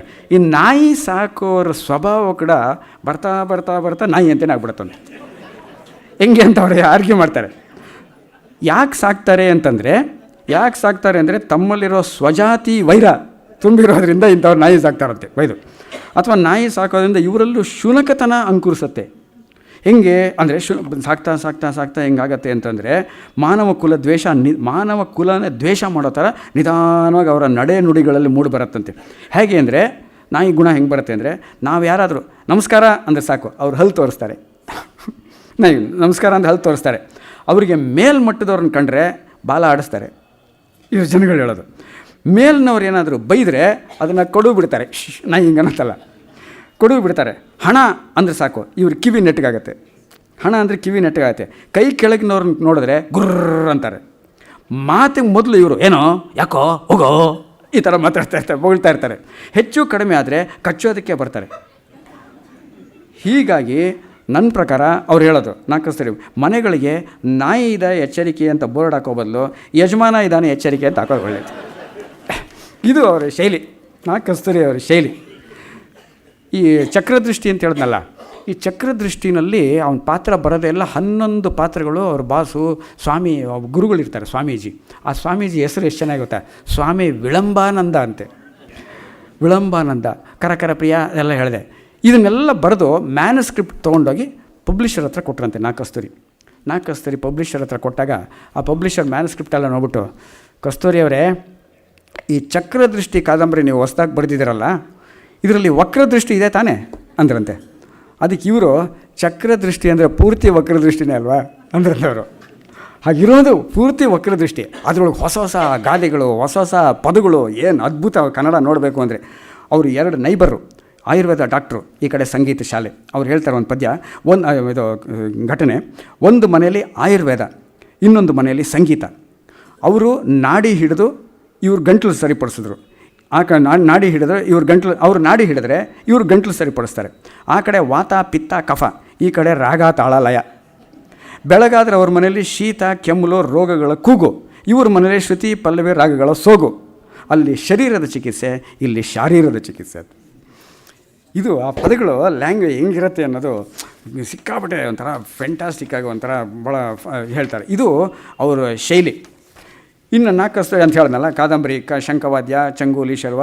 ಇನ್ನು ಕೇರಳ ಇನ್ ಕರ್ನಾಟಕ ಅಂತ ಅವ್ರನ್ನ ಬರೆದಿದ್ದಾರೆ ಒಂದು ಇಂಗ್ಲೀಷ್ನಲ್ಲಿ, the last rajas of Coorg ಅದೆಲ್ಲ ಬರೆದೆ. ಲವಿಂಗ್ ಗಾಡ್ ಅಂತ ಅವ್ರ ಆಟೋಬಯೋಗ್ರಫಿ, ಇಷ್ಟಪ್ಪ ಪುಸ್ತಕ, ಭಾಳ ಅದ್ಭುತವಾಗಿದೆ. ಎಂಥ ಇಂಗ್ಲೀಷು ಸ್ಟ್ಯಾಂಡರ್ಡ್ ಅಂದರೆ ಲವಿಂಗ್ ಗಾಡ್ ಅಂತ. ಅದನ್ನು ಕನ್ನಡದಲ್ಲಿ ಯಾರೋ ಟ್ರಾನ್ಸ್ಲೇಟ್ ಮಾಡಿದ್ದಾರೆ. ಎಂಥ ಬ್ಯೂಟಿಫುಲ್ ಹೆಸರು ಇಟ್ಟಿದ್ದಾರೆ ಅಂದರೆ, ಲವಿಂಗ್ ಗಾಡ್ ಅನ್ನೋಕ್ಕೆ ದೇವನೊಲಿದ ಜೀವ, ಅದು ಆ ಪುಸ್ತಕ, ಅದರ ಹೆಸರು. ಆಮೇಲೆ ಜೀವನ ಚರಿತ್ರೆ, ಸತ್ಯಂ ಶಿವಂ ಸುಂದರಂ, ಅಣುಕು ಮಿಣುಕು ಅಂತ ಒಂದು ಅಣುಕು ಹಾಡುಗಳದ್ದೇ ಒಂದು ಮಹಾ ಗ್ರೇಟ್ ಇದು ಪದ್ಯ. ಆ ಪದ್ಯದಲ್ಲಿ ಒಂದು ಹಾಡ್ಬಿಡ್ತೀನಿ, ದಯವಿಟ್ಟು ಅನುಭವಿಸ್ಬಿಡ್ಬೇಕು. ದೋಣಿ ಸಾಗಲಿ ಮುಂದೆ ಹೋಗಲಿ, ಅದೆಲ್ಲ ನಿಮ್ಗೆ ಗೊತ್ತು ಕತೆ.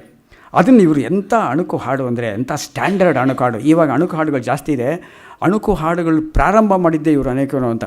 ರಾಶಿ ಕೂಡ ಕೆಣಕೋಣು ಭಾರ ಅಂತ ಅಣುಕು ಹಾಡು ಬರೆದಿದ್ದಾರೆ. ಇವರು ವಕ್ರದೃಷ್ಟಿ ಅಂತ ಹೇಳೋದ್ನಲ್ಲ, ಇವ್ರು ಬೇರೆದನ್ನು ಫಸ್ಟ್ ನೋಡಿಕೊಂಡು putting the cart before the horse ಅಂತಾರಲ್ಲ, ಇವ್ರನ್ನ ಬೇರೆ ರೀತಿಯೇ ನೋಡೋದು. ಯಾವುದಾದ್ರು ಒಂದು ನೋಡಿದ್ರೆ ಬೇರೆ ಥರ ನೋಡೋದು. ನಾಯಿನ ವಾಕಿಂಗ್ ಕರ್ಕೊಂಡು ಯಜಮಾನನ ಬಿಟ್ಟು ಬರ್ತೀನಿ ಅಂತ ಹೇಳ್ದಂಗೆ ಇವ್ರು ಹೆಂಗೆ ಬೇಂದ್ರೆ ಬಗ್ಗೆ ಒಂದು ಮಾತು ಹೇಳಿದ್ದಾರೆ. ಕಸ್ತೂರಿ ಬೇಂದ್ರೆ ಅವರು ಎಂಥ ಕವಿ ಅಂದರೆ, ಮೊದಲು ಬೆಕ್ಕು ಹಾರುತ್ತಿದೆ ನೋಡಿದ್ದೀರಾ ಅಂತ ಒಂದು ಪದ್ಯ ಬರೆದ್ರು. ಆಮೇಲೆ ಸ್ವಲ್ಪ ದಿವಸ ಅದನ್ನೇ ಅಣುಕು ಹಾಡು ಮಾಡಿ ಹಕ್ಕಿ ಹಾರುತ್ತಿದೆ ನೋಡಿದ್ರೆ ಅಂತ ಬರೆದ್ರು ಅಂತ. ಆ್ಯಕ್ಚುಲಿ ಉಲ್ಟಾ ಇರೋದು ಅದು. ಸೊ ಅದು ಈ ಪಾಸು ಅಣುಕು ಹಾಡುಗಳಲ್ಲಿ ಭಾಳ ಸ್ಟ್ಯಾಂಡರ್ಡು. ಇವಾಗ ಸಿನಿಮಾ ಹಾಡುಗಳದ್ದು ಅಣುಕು ಬರ್ತಾಯಿದೆ. ಆವಾಗ ಅವರು ದೇವ್ರ ನಾಮಗಳು, ಪುರಂದರದಾಸರ ದೇವ್ರ ನಾಮಗಳು, ಕನಕದಾಸರ ದೇವ್ರ ನಾಮಗಳು, ವಚನಗಳು ಇದನ್ನು ಹಿಡ್ಕೊಂಡು ಅಣುಕು ಹಾಡು ಮಾಡಿದ್ರು. ದೋಣಿ ಸಾಗಲಿ ಮುಂದೆ ಹೋಗಲಿ, ನಿಮಗೆಲ್ಲ ಸಿನಿಮಾ ಟ್ಯೂನಿಂಗ್ ಇರೋದ್ರಿಂದ ಅದರೊಳಗೆ ಹೇಳ್ತೀನಿ. ಪಾಸು ನಪಾಸು ಅಂತ ಎಕ್ಸಾಮಿನೇಷನ್ಸ್ ಬರೋದು ಹೋಗ್ತಾ ಇರುತ್ತೆ. ಅದನ್ನು ದೋಣಿಗೆ ಕಂಪೇರ್ ಮಾಡಿದ್ದಾರೆ. ಹೋಗ್ತಾ ಇರತ್ತೆ ಇದು.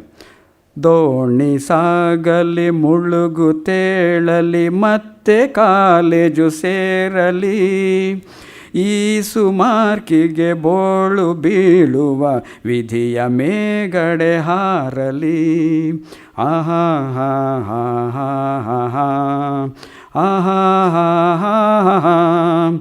ಪೆನ್ನ ಸೊಂಟವ ಹಿಡಿದು ಕೈಯೊಳು ಕರಿಯ ಇಂಕನು ಚಿಮುಕಿಸಿ, ಪೇಪರಾಳಿಯ ಬಣ್ಣ ಕೆಡಿಸುತ್ತ ಪಾಪರೆನಿಸುತ್ತ ಮೆದುಳಲಿ, ನೋಡಿ ಹುಡುಗರ ದುಃಖ ತಂಡದಿ ಪಾಸೆ ಆಗದ ಕಂಬನಿ, ವರಿಸಿ ಕೂಡಲೇ ಜಾಣರವರಿಗೆ ನಾಳೆ ಜಯವನು ಬಯಸಿರಿ. ದೋಣಿ ಸಾಗಲಿ ಮುಳುಗು ತೇಳಲಿ ಮತ್ತೆ ಕಾಲೇಜು ಸೇರಲಿ, ದೂರ ಬೆಟ್ಟದ ಮೇಲೆ ನುಣ್ಣಗೆ ಡಿಗ್ರಿ ಇರುವುದ ನೋಡಿರಿ, ಅದನ್ನೇ ಬಯಸುತ್ತ ಹಾಳೆ ತಿರುವುತ ಓದಿನಾಟವನಾಡಿರಿ. ನಾವು ಲೀಲಾಲೋಲ ಹುಡುಗರು ನಮ್ಮ ಜೀವನ ಓರಿಗೆ, ಪಾಸಿಗೆ ಫೇಲಿಗೆ ನಾವೇ ನಾಡಿನ ಬೋದಿಗೆ. ದೋಣಿ ಸಾಗಲಿ ಮುಳುಗು ತೇಳಲಿ ಮತ್ತೆ ಕಾಲೇಜು ಸೇರಲಿ. ಅದ್ಭುತವಾದ ಅಣುಕು ಹಾಡುಗಳು. ನಾನೊಂದು ಯೋಚನೆ ಮಾಡ್ತಾಯಿದ್ದೀನಿ, ಕಸ್ತೂರಿ ಅವರು ಅಣುಕು ಹಾಡುಗಳು ಅಂತಲೇ ಇಟ್ಕೊಂಡು ಒಂದು ಕಾರ್ಯಕ್ರಮ, ಅದಕ್ಕೆ ಒಳ್ಳೊಳ್ಳೆ ಟ್ಯೂನ್ಗಳಾಕಿ ನಾನು ಇನ್ನು ಸರ್ವಜ್ಞ ವಚನಗಳನ್ನ ಫುಲ್ ಹೆಂಗೆ ಚೇಂಜ್ ಮಾಡಿದ್ದಾರೆ ಅಂದರೆ, ಸರ್ವಜ್ಞ ವಚನಗಳು. ಸಂಸಾರ ಸಾಗರದಿ ಸವಿತುಂಬಿ ನಲಿದಾಡೆ, ಸೀಕ್ರೆಟು ಸುಖ ಸಂಸಾರಕ್ಕೆ 12-22 ಅಷ್ಟು ಸೂತ್ರಗಳು. ಕಸ್ತೂರಿ ಒಂದೇ ಸೂತ್ರ. ಆ ಸೂತ್ರ ಏನಪ್ಪ ಅಂದರೆ, ಸಂಸಾರ ಸಾಗರದಿ ಸವಿತುಂಬಿ ನಲಿದಾಡೆ, ಒಂದು ಸಾರಿಯೂ ಬಿಡದೆ ಹೆಂಡತಿಯ ಮನ್ಸಾರೆ ನಡೆಯುವುದು ಸರ್ವಜ್ಞ. ಇದು ಸಿಂಪಲ್ ಪದ್ಯ, ಫಾರ್ಮುಲಾ ಕೊಡೋದು. ಆ ಪದ್ಯಗಳಲ್ಲಿ ಎಂಥ ಅದ್ಭುತ ಅಂತಂದರೆ, ಇವಾಗೆಲ್ಲ ಕನ್ನಡದಲ್ಲಿ ಇಂಗ್ಲೀಷ್ ಮಿಕ್ಸ್ ಮಾಡ್ತಾ ಇರೋದು, ನಮ್ಮ FM ಲ್ಯಾಂಗ್ವೇಜು ಸಖತ್ ಹಾಟ್ ಮಗ ಆ ಥರದ್ದೆಲ್ಲ ಜಾಸ್ತಿ ಆಗ್ತಾಯಿದೆಯಲ್ಲ. ಯಾವುದು ಭಾಷೆ, ಯಾವುದು ಕನ್ನಡ, ಯಾವುದು ಅಂತಲೇ ಗೊತ್ತಾಗ್ತಾನೆ ಇಲ್ಲ. ಬರೀ ಅರ್ಧ ಇಂಗ್ಲೀಷು ಅರ್ಧ ಕನ್ನಡ ಅಲ್ಲ, 90% ಇಂಗ್ಲೀಷು 30% ಕನ್ನಡ, ಆ ಥರ ಇದೆ. ಇದ್ರ ಬಗ್ಗೆ ಇವರು ಆವಾಗಲೇ ಕನ್ನಡದಿ ಇಂಗ್ಲೀಷ್ ಕಿಂಚಿತ್ತು ಬೆರೆಸಲದು, ಕನ್ನಡದಿ ಇಂಗ್ಲೀಷ್ ಕಿಂಚಿತ್ತು ಬೆರೆಸಲದು ಸಿನ್ನುಗಳ ಲಿಸ್ಟಿನಲ್ಲಿ ಹೈಯೆಸ್ಟು. ಕನ್ನಡದಿ ಇಂಗ್ಲೀಷ್ ಕಿಂಚಿತ್ತು ಬೆರೆಸಲದು ಸಿನ್ನುಗಳ ಲಿಸ್ಟಿನಲ್ಲಿ ಹೈಯೆಸ್ಟು. ಅದರಿಂದ ಫನ್ನಿಗೂ ಮಿಕ್ಸದಿರು ಸರ್ವಜ್ಞ, ಮಿಕ್ಸದಿರು ಎಂದು ಹೊಸ ಪದಗಳು ಯಾವ ಥರ ಕ್ರಿಯೇಟ್ ಮಾಡ್ತಾರೆ ಅನ್ನೋದು ಭಾಳ ಅದ್ಭುತವಾದ ಪದ್ಯಗಳದ್ದೇ ಒಂದು ಕಂಡು ನೀಯನ್ನು ಇವಾಗ ನಡೀತಾ ಇರೋದಕ್ಕೆ ಭಾಳ ಅದ್ಭುತವಾದ ಪದ್ಯಗಳೆಲ್ಲ ಭಾಳ ಚೆಂದ. ಕಾಲೇಜು ಸೇರುವಾಗ ಹಾಲ್ಪಾಣಿ ಮೆದ್ದಂತೆ, ಹಾಲಿನಲ್ಲಿ ಪೇಪರನ್ನು ಕೊಡುವಾಗ ಬಲಗಾಲ ಹೀಲು ಮುರಿದಂತೆ ಸರ್ವಜ್ಞ. ಸರ್ವಜ್ಞ ಭಾಳ ಚೆನ್ನಾಗಿದೆ ಇದು. ಒಂದು ಸರಿ ಏನಾಯಿತು, ಒಂದು ಕೋರ್ಟ್ ಕೇಸ್ ಹೇಳ್ತಾರೆ ಇವರು. ಕೋರ್ಟ್ನಲ್ಲಿ ಒಂದು ಕೇಸು, ಏನಾಗಿದೆ ಅಂದರೆ ಹಿತ್ತಾಳೆ ಕೊಡ ಕದ್ದೋಗಿದೆ, ಕದ್ದುಬಿಟ್ಟಿದ್ದಾರೆ ಅಂತ ಚಿನ್ನಯ್ಯ ಅನ್ನೋನು ನಮ್ಮ ಮನೇಲಿ ಹಿತ್ತಾಳೆದು ಒಂದು ಕೊಡ ಕಳ್ತನ ಆಗೋಗಿದೆ ಅಂತ ಕಂಪ್ಲೇಂಟ್ ಕೊಟ್ಟ. ಪೊಲೀಸ್ನವರೆಲ್ಲ ಕಷ್ಟಪಟ್ಟು ಅದು ಕೊಡ ಹಿಡ್ಕೊಂಬಂದು ಕೋರ್ಟ್ನಲ್ಲಿ ಮಹಾಜರು ಮಾಡಿ ಇಟ್ಟರು. ತಂದು ಇಟ್ಕೆ ಇವನು ನಿಂತಿಯಾನಿಲ್ಲಿ, ಜಡ್ಜಿ ಇಲ್ಲಿ ಕೂತ್ಕೊಂಡು ಕೇಳ್ತಾ ಇದ್ದಾರೆ, ನಿಂದೇನೇನೆಯ ಕೊಡ? ಹೌದು ಬುದ್ಧಿ, ನಂದೇ ಬುದ್ಧಿ. ಈ ಕೊಡ ನಿಂದೆ ಅಂತ ಹೇಳೋಕ್ಕೆ ಏನು ಗ್ಯಾರಂಟಿ, ಏನಿದೆ ಎವಿಡೆನ್ಸು? ಇವನು ಹೇಳ್ತಾನೆ, ಬುದ್ಧಿ ಆ ಕೊಡದಲ್ಲಿ ಕೆಳಗಡೆ ಒಂದು ಸ್ವಲ್ಪ ಸೋರತ್ತೆ, ಆದ್ದರಿಂದ ಅದು ನಂದೆ ಅನ್ನಂಥವನು. ಜಡ್ಜಿಗಳು ಅದನ್ನು ನಂಬಲಿಲ್ಲ. ಅಂಥ ಎವಿಡೆನ್ಸ್ ಎಲ್ಲ ಸಾಕಾಗಲ್ಲ, ನಮ್ಮ ಮನೇಲೂ ಒಂದು ಹಿತ್ತಾಳೆ ಕೊಡ ಇದೆ, ಅದರಲ್ಲೂ ಕೂಡ ಸ್ವಲ್ಪ ಸೋರತ್ತೆ. ಸ್ವಾಮಿ ಅದು ನಂದೆ, ನಮ್ಮಲ್ಲಿ 2 ಕೊಡ ಕಳ್ತಲ್ಲ ಆಗ್ಬಿಟ್ಟಿದೆ. ಜಡ್ಜಿ ಏನೇ ಇದು ನಾಗಕಸ್ತೂರಿ ಅವ್ರ ಶೈಲು. ಪಂಚ್ ಹೆಂಗೆ ಕೊಡ್ತಾರೆ ಅಂದರೆ, ಗಂಡ ಲೇಟಾಗಿ ಮನೆಗೆ ಬಂದ, 10:30 11 ಗಂಟೆಗೆ ಮನೆಗೆ ಬಂದ. 6 ಗಂಟೆಗೆ ಮನೆಗೆ ಬರ್ತಾಯಿದ್ದ, 11 ಗಂಟೆಗೆ ಮನೆಗೆ ಬಂದ ತಕ್ಷಣ ಹೆಂಡ್ತಿ ಗಾಬರಿಯಾಗಿ ಕೇಳ್ತಾಳೆ, ಏನು ರೀ ಯಾಕೆ ಲೇಟ್ ಇವತ್ತು? ಅಯ್ಯೋ ಯಾಕೆ ಹೇಳ್ತೀಯಾ, ಇವತ್ತು ಸ್ಯಾಲ್ರಿ ತೊಗೊಂಬನ್ನ 10,000 ರೂಪಾಯಿ ಕೈನಲ್ಲಿ ಜೇಬಿತ್ತು. ಅಲ್ಲಿ ದಾರಿಲಿ ಬರ್ತಾಯಿದ್ದಾಗ ಕರೆಂಟ್ ಹೋಗ್ಬಿಟ್ಟಿತ್ತು. 4 ಜನ ರೌಡಿಗಳು ಬಂದು ಚಾಕು ತೋರಿಸ್ಬಿಟ್ಟು, ಏಯ್ ಮುದ್ಕ, ನಿನ್ನ ಹತ್ರ ಇರೋ ದುಡ್ಡೆಲ್ಲ ಕೊಡು, ಇಲ್ಲ ಅಂದರೆ ಪ್ರಾಣ ತೆಗೆದುಬಿಡ್ತೀನಿ ಅಂದರು. ಅದಕ್ಕೆ ಇವಳು ಹೇಳ್ತಾಳೆ, ಹಾಗಾದ್ರೆ ಮಂಕನಾಗೆಲ್ಲ ದುಡ್ಡು ಕೊಟ್ಬಿಟ್ಟು ಬಂದ್ಬಿಟ್ರಿ ತಾನೆ ಅಂದರೆ ಪ್ರಾಣ. ಇದು ಪದ್ಯಗಳು ಅವ್ರು ಹೇಳೋದು. ಅದು ಪಂಚ್ ಹೆಂಗೆ ಸಡನ್ನಾಗಿ ಹಿಂಗೆ ತಿರುಗಿಸ್ತಾರೆ. ಅವ್ನು ಪಾತಾಳದಲ್ಲಿ ಪಾಪಚ್ಚಿ ಅಂತ ಬಂತಲ್ಲ, ಅದರೊಳಗೆ ಪಾತಾಳದೊಳಗೆ ಧರಣಿ ಮಂಡಲ ಮಧ್ಯದೊಳಗೆ ಮೆರೆಯತಿಹ ಕರ್ನಾಟಕ ದೇಶದಿ, ಅದನ್ನು ಎಷ್ಟು ಚೆನ್ನಾಗಿ ಪನ್ ಮಾಡಿದ್ದಾರೆ ಅಂತ. ಎಂಥ ಅದೇ ಸಾಹಿತ್ಯ. ಧರಣಿ ಮಂಡಲ ಮಧ್ಯದೊಳಗೆ ಮೆರೆಯುತಿಹ ಕರ್ನಾಟ ದೇಶದಿ, ಕರಿಯ ಮಾಳಿಗೆ ನೆಂಬ ತಾತನ ಪರಿಯ ನಾನೆಂತು ಪೇಳ್ವೆನು, ಕಲ್ಲು ಸಕ್ಕರೆ ಮಡಿರೆಳಿಟ್ಟು ಗೊಲ್ಲ ಹುಡುಗರು ಕಾಣದಂತೆ, ಮೆಲ್ಲ ಮೆಲ್ಲನೆ ನುಂಗಿ ತೇಗುತ ಅಲ್ಲಿ ನೆರೆದರು ನಿತ್ಯದಿ, ಉದಯ ಕಾಲದಳೆದ್ದು ತಾತನು ಪದಗಳೆಲ್ಲವ ಹಾಡಿಕೊಂಡು, ಮುದದಿ ಹುಡುಗರ ನಟ್ಟಿಕೊಂಡು ನದಿಗೆ ಹೋದನು ಈಜಲು, ತಾತ ಕರೆದ ಧ್ವನಿಯ ಕೇಳಿ ಎಲ್ಲ ಹುಡುಗರು ಕೆರೆಗೆ ಬಿದ್ದು, ಮೂತಿಯನ್ನು ಮರೆಸಿಕೊಂಡು ಮುಳುಗಿ ತೇಲಿದರೆಲ್ಲರೂ. ಎಂಥ ಅದ್ಭುತ ಸಾಹಿತ್ಯ. ಒರಿಜಿನಲ್ ಯಾವುದು ಇಂಥ ನಾಟಕ ಇದು. ಇನ್ನು 8 ಗಂಟೆ ಇನ್ನು 5 ನಿಮಿಷ ಇರೋದ್ರಿಂದ ಕೊನೆಯಲ್ಲಿ ಆ ಇದ್ರದ್ದು ಮಾತ್ರ ಅನರ್ಥಕೋಶ, ಅದರಂಥ ಅದ್ಭುತವಾದ ಕೃತಿ ಇನ್ನು ಪ್ರಪಂಚದಲ್ಲೇ ಇಲ್ಲ ಅಂತ ಅವರೇ ಒಪ್ಕೊಂಡ್ಬಿಟ್ಟಿದ್ದಾರೆ.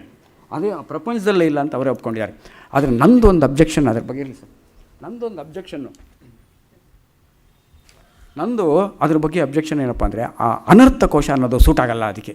ಅನರ್ಥಕೋಶ ಯಾಕೆಂದರೆ ಅಂಥ ಅನರ್ಥ ಅಲ್ಲ, ಅದು ಅನ್ಯಾರ್ಥ, ಹೊಸ ಪದಗಳು. ಇಡೀ ಪ್ರಪಂಚದ ಸಾಹಿತ್ಯದಲ್ಲಿ ಅಂಥ ಕೃತಿ ಇಲ್ಲ. ಯಾಕೆ ಅಂದರೆ ಇಂಗ್ಲೀಷ್ನಲ್ಲಿ ಇಲ್ವಾ ಅಂತ ನೀವು ಕೇಳ್ಬೋದು. ಆಂಬ್ರೋಸ್ ಬಿಯರ್ಸ್ ಅಂತ ಅದಕ್ಕೆ ಸ್ಫೂರ್ತಿ, ಅವನೊಂದು ಡೆವಿಲ್ಸ್ ಡಿಕ್ಷನರಿ ಅಂತ ಬರೆದಂತೆ. ಆ ಡೆವಿಲ್ಸ್ ಡಿಕ್ಷನರಿ, ಕಾಮಿಕ್ ಡಿಕ್ಷನರಿ ಅಂತ ಇಂಗ್ಲೀಷ್ ಸಾಹಿತ್ಯದಲ್ಲಿ ಇವರು ಬರೋಕ್ಕೆ ಮುಂಚೆ ಬರೆದಿತ್ತು. ಅಲ್ಲೆಲ್ಲ ಏನಪ್ಪ ಅಂದರೆ ಇರೋ ಪದಗಳಿಗೆ ಹೊಸ ಪದಗಳು ಉಪಯೋಗಿಸ್ತಾಯಿದ್ರು. ಫಾರ್ ಎಕ್ಸಾಂಪಲ್ ಸೈಂಟ್ ಅಂತ ಒಂದು ಪದ ಇದೆ, ಸೈಂಟ್ ಅಂತ ಒಂದು ಪದ. Every Saint has A past and every Sinner has A future ಅಂತ ಇಂಗ್ಲೀಷ್ ಕೊಟೇಶನ್. ಈ ಆಂಬ್ರೋಸ್ ಬಿಯರ್ಸ್ಗೆ ಸಿಕ್ತು. ಸೈಂಟ್ ಅಂದರೆ past Sinner revised and edited ಅಂತ ಹಿಂಗೆ ಬರ್ದ. ಆದರೆ ಇರೋ ಪದಗಳಿಗೇ ಹೊಸ ಅರ್ಥಗಳು ಕೊಟ್ಟಿದ್ದಾರೆ. ಆದರೆ ಹೊಸ ಪದಗಳ ಸೃಷ್ಟಿ ಇಡೀ ಪ್ರಪಂಚದ ಸಾಹಿತ್ಯದಲ್ಲೇ ಆಗಿಲ್ಲ. ಹೊಸ ಪದಗಳು ಸ್ವಲ್ಪ ದೀರ್ಘ, ಒಂದು ಹ್ರಸ್ವ ಸ್ವರ, ದೀರ್ಘ ಸ್ವರ, ಒತ್ತಕ್ಷರ ಬಿಟ್ಬಿಟ್ಟು ಫಸ್ಟ್ ಉಲ್ಟಾ ಅನೇಕ ಅಭಿಪ್ರಾಯಗಳು ತಿಳಿಸ್ತಾರೆ. ಉದಾಹರಣೆ ಕೇಳಿ, ಒಂದು 2-3 ಪದಗಳು ಮಾತ್ರ ಓದ್ತೀನಿ. ಅಶ್ವಾಮಿತ್ರ ಸೃಷ್ಟಿ ಹೀಗಿದೆ ಹೊಸ ಪದಗಳು ಯಾರು ಸೃಷ್ಟಿ ಮಾಡಿದೆ? ಅಶ್ವಾಮಿತ್ರ ಸೃಷ್ಟಿ ಅಂದರೆ ಏನು ಗೊತ್ತಾ? ಹೆಸರುಗತ್ತೆ ಅಂತೆ. ಆತ್ಮಕಥೆ ಅನ್ನೋಕ್ಕೆ ಇವರು ಬರೀತಾರೆ. ಆತ್ಮಕಥೆ ಅಂದರೆ ಏನಪ್ಪ ಅಂದರೆ ಆಟೋಬಯೋಗ್ರಫಿ. ಬೇರೆ ಯಾರಾದರೂ ತಮಗೆ ಆಗದವರು ಬರೆದು ಬಿಟ್ಟಾರು ಅನ್ನೋ ಭೀತಿಯಿಂದ ಬುದ್ಧಿವಂತರಾದ ಅನೇಕರು ತಮ್ಮ ಜೀವನ ಚರಿತ್ರೆ ತಾವೇ ತಯಾರಿಸಿ ಮುದ್ರಿಸ್ಬಿಡ್ತಾರೆ. ಉಗುಳು ಭಟ್ಟ ಅಂತಿದೆ. ಉಗುಳು ಭಟ್ಟ ಅಂದರೆ ನಿಂದೆ ಮಾಡೋದೇ ಜೀವನೋಪಾಯ ಇಟ್ಕೊಂಡಿರೋನು ಅಂತ. ಈ ಥರ ಪದಗಳು, ಹೊಸ ಪದಗಳು ಹೆಂಗೆ ಮಾಡಿದ್ದಾರೆ ಅಂತಂದರೆ, ಇದು ಐ ಸ್ಪೆಷಲಿಸ್ಟ್, ಕಣ್ವಂತರಿ ಪದ, ಐ ಸ್ಪೆಷಲಿಸ್ಟ್, ಡಾಕ್ಟರ್ ಅಂತಲೂ ಬರಬೇಕು, ಕಣ್ವಂತರಿ ಅಂತ. ಕಂತುವರಾಳಿ ಅಂದರೆ ಇನ್ಸ್ಟಾಲ್ಮೆಂಟ್ ಕಟ್ತಾ ಇರೋಳು ಕಂತುವರಾಳಿ. ಇದಕ್ಕೆ ನಾನೊಂದು ಸ್ವಲ್ಪ ಕಂಟಿನ್ಯೂ ಮಾಡಿದೆ. ಇನ್ಸ್ಟಾಲ್ಮೆಂಟ್ಗಳನ್ನ ಕಂತಾಗಿ ತೀರಿಸ್ತಾ ಇರೋದ್ರಾಗ ಕಂತುವರಾಳಿ ಅಂತೆ. ಎಲ್ಲ ಇನ್ಸ್ಟಾಲ್ಮೆಂಟೆಲ್ಲ ತೀರಿಸ್ಬಿಟ್ಟು ನಮ್ಮದೇ ಐಟಮ್ ಆದರೆ ಶುಭ ಕಂತುವರಾಳಿ ಅಂತ. ಇದು ನಂದಿದು.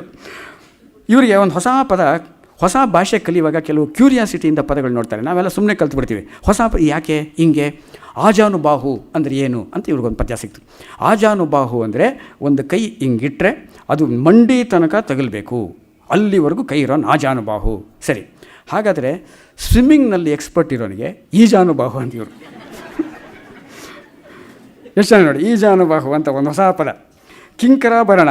ಈ ಲಾಯರ್ ಏನಂತಾರೆ ಗೊತ್ತು? ಲಾಯರ್ಗೆ ಕಕ್ಷಿವಾಹನ ಅಂತ. ಕಕ್ಷಿವಾಹನ. ಕವರು ಎನ್ವಲಪ್, ಕವರು, ಬಿಲ್ಲುಗಳನ್ನಿಡುವ ಬತ್ತಳಿಕೆ. ಹೆಂಗಿದೆ ಪದ ಸಾಹಿತ್ಯ ನೋಡಿ. ಇದು ಅನರ್ಥಕೋಶ ಅಂತ ಖಂಡಿತ ಒಪ್ಪಕ್ಕಾಗಲ್ಲ. ಇಂಥ ಸ್ಟ್ಯಾಂಡರ್ಡ್ ಸಾಹಿತ್ಯ ಇದು. ಬಿಲ್ಲುಗಳನ್ನಿಡುವ ಬತ್ತಳಿಕೆ, ಬಾಣಗಳಿಡೋಕ್ಕೆ ಬತ್ತಳಿಕೆ ಇದೆ, ಬಿಲ್ಲುಗಳಿದೆ, ಅದು ಕವರ್. ಬಿಲ್ ಅಂದರೆ ಇಂಗ್ಲೀಷ್ ಬಿಲ್ಲು. ಇದು ಭಾಳ ಅದ್ಭುತವಾಗಿ. ಗುಡಿ, ದೇವಸ್ಥಾನ. ಗುಡಿ ಅಂದರೆ ಏನಪ್ಪ ಅಂದರೆ ಇವರು ಹೇಳೋದು ದೇವರನ್ನು ಕೂಡಿ ಹಾಕಿ ಬಾಗಿಲು ಭದ್ರಪಡಿಸುವ ಜಾಗ.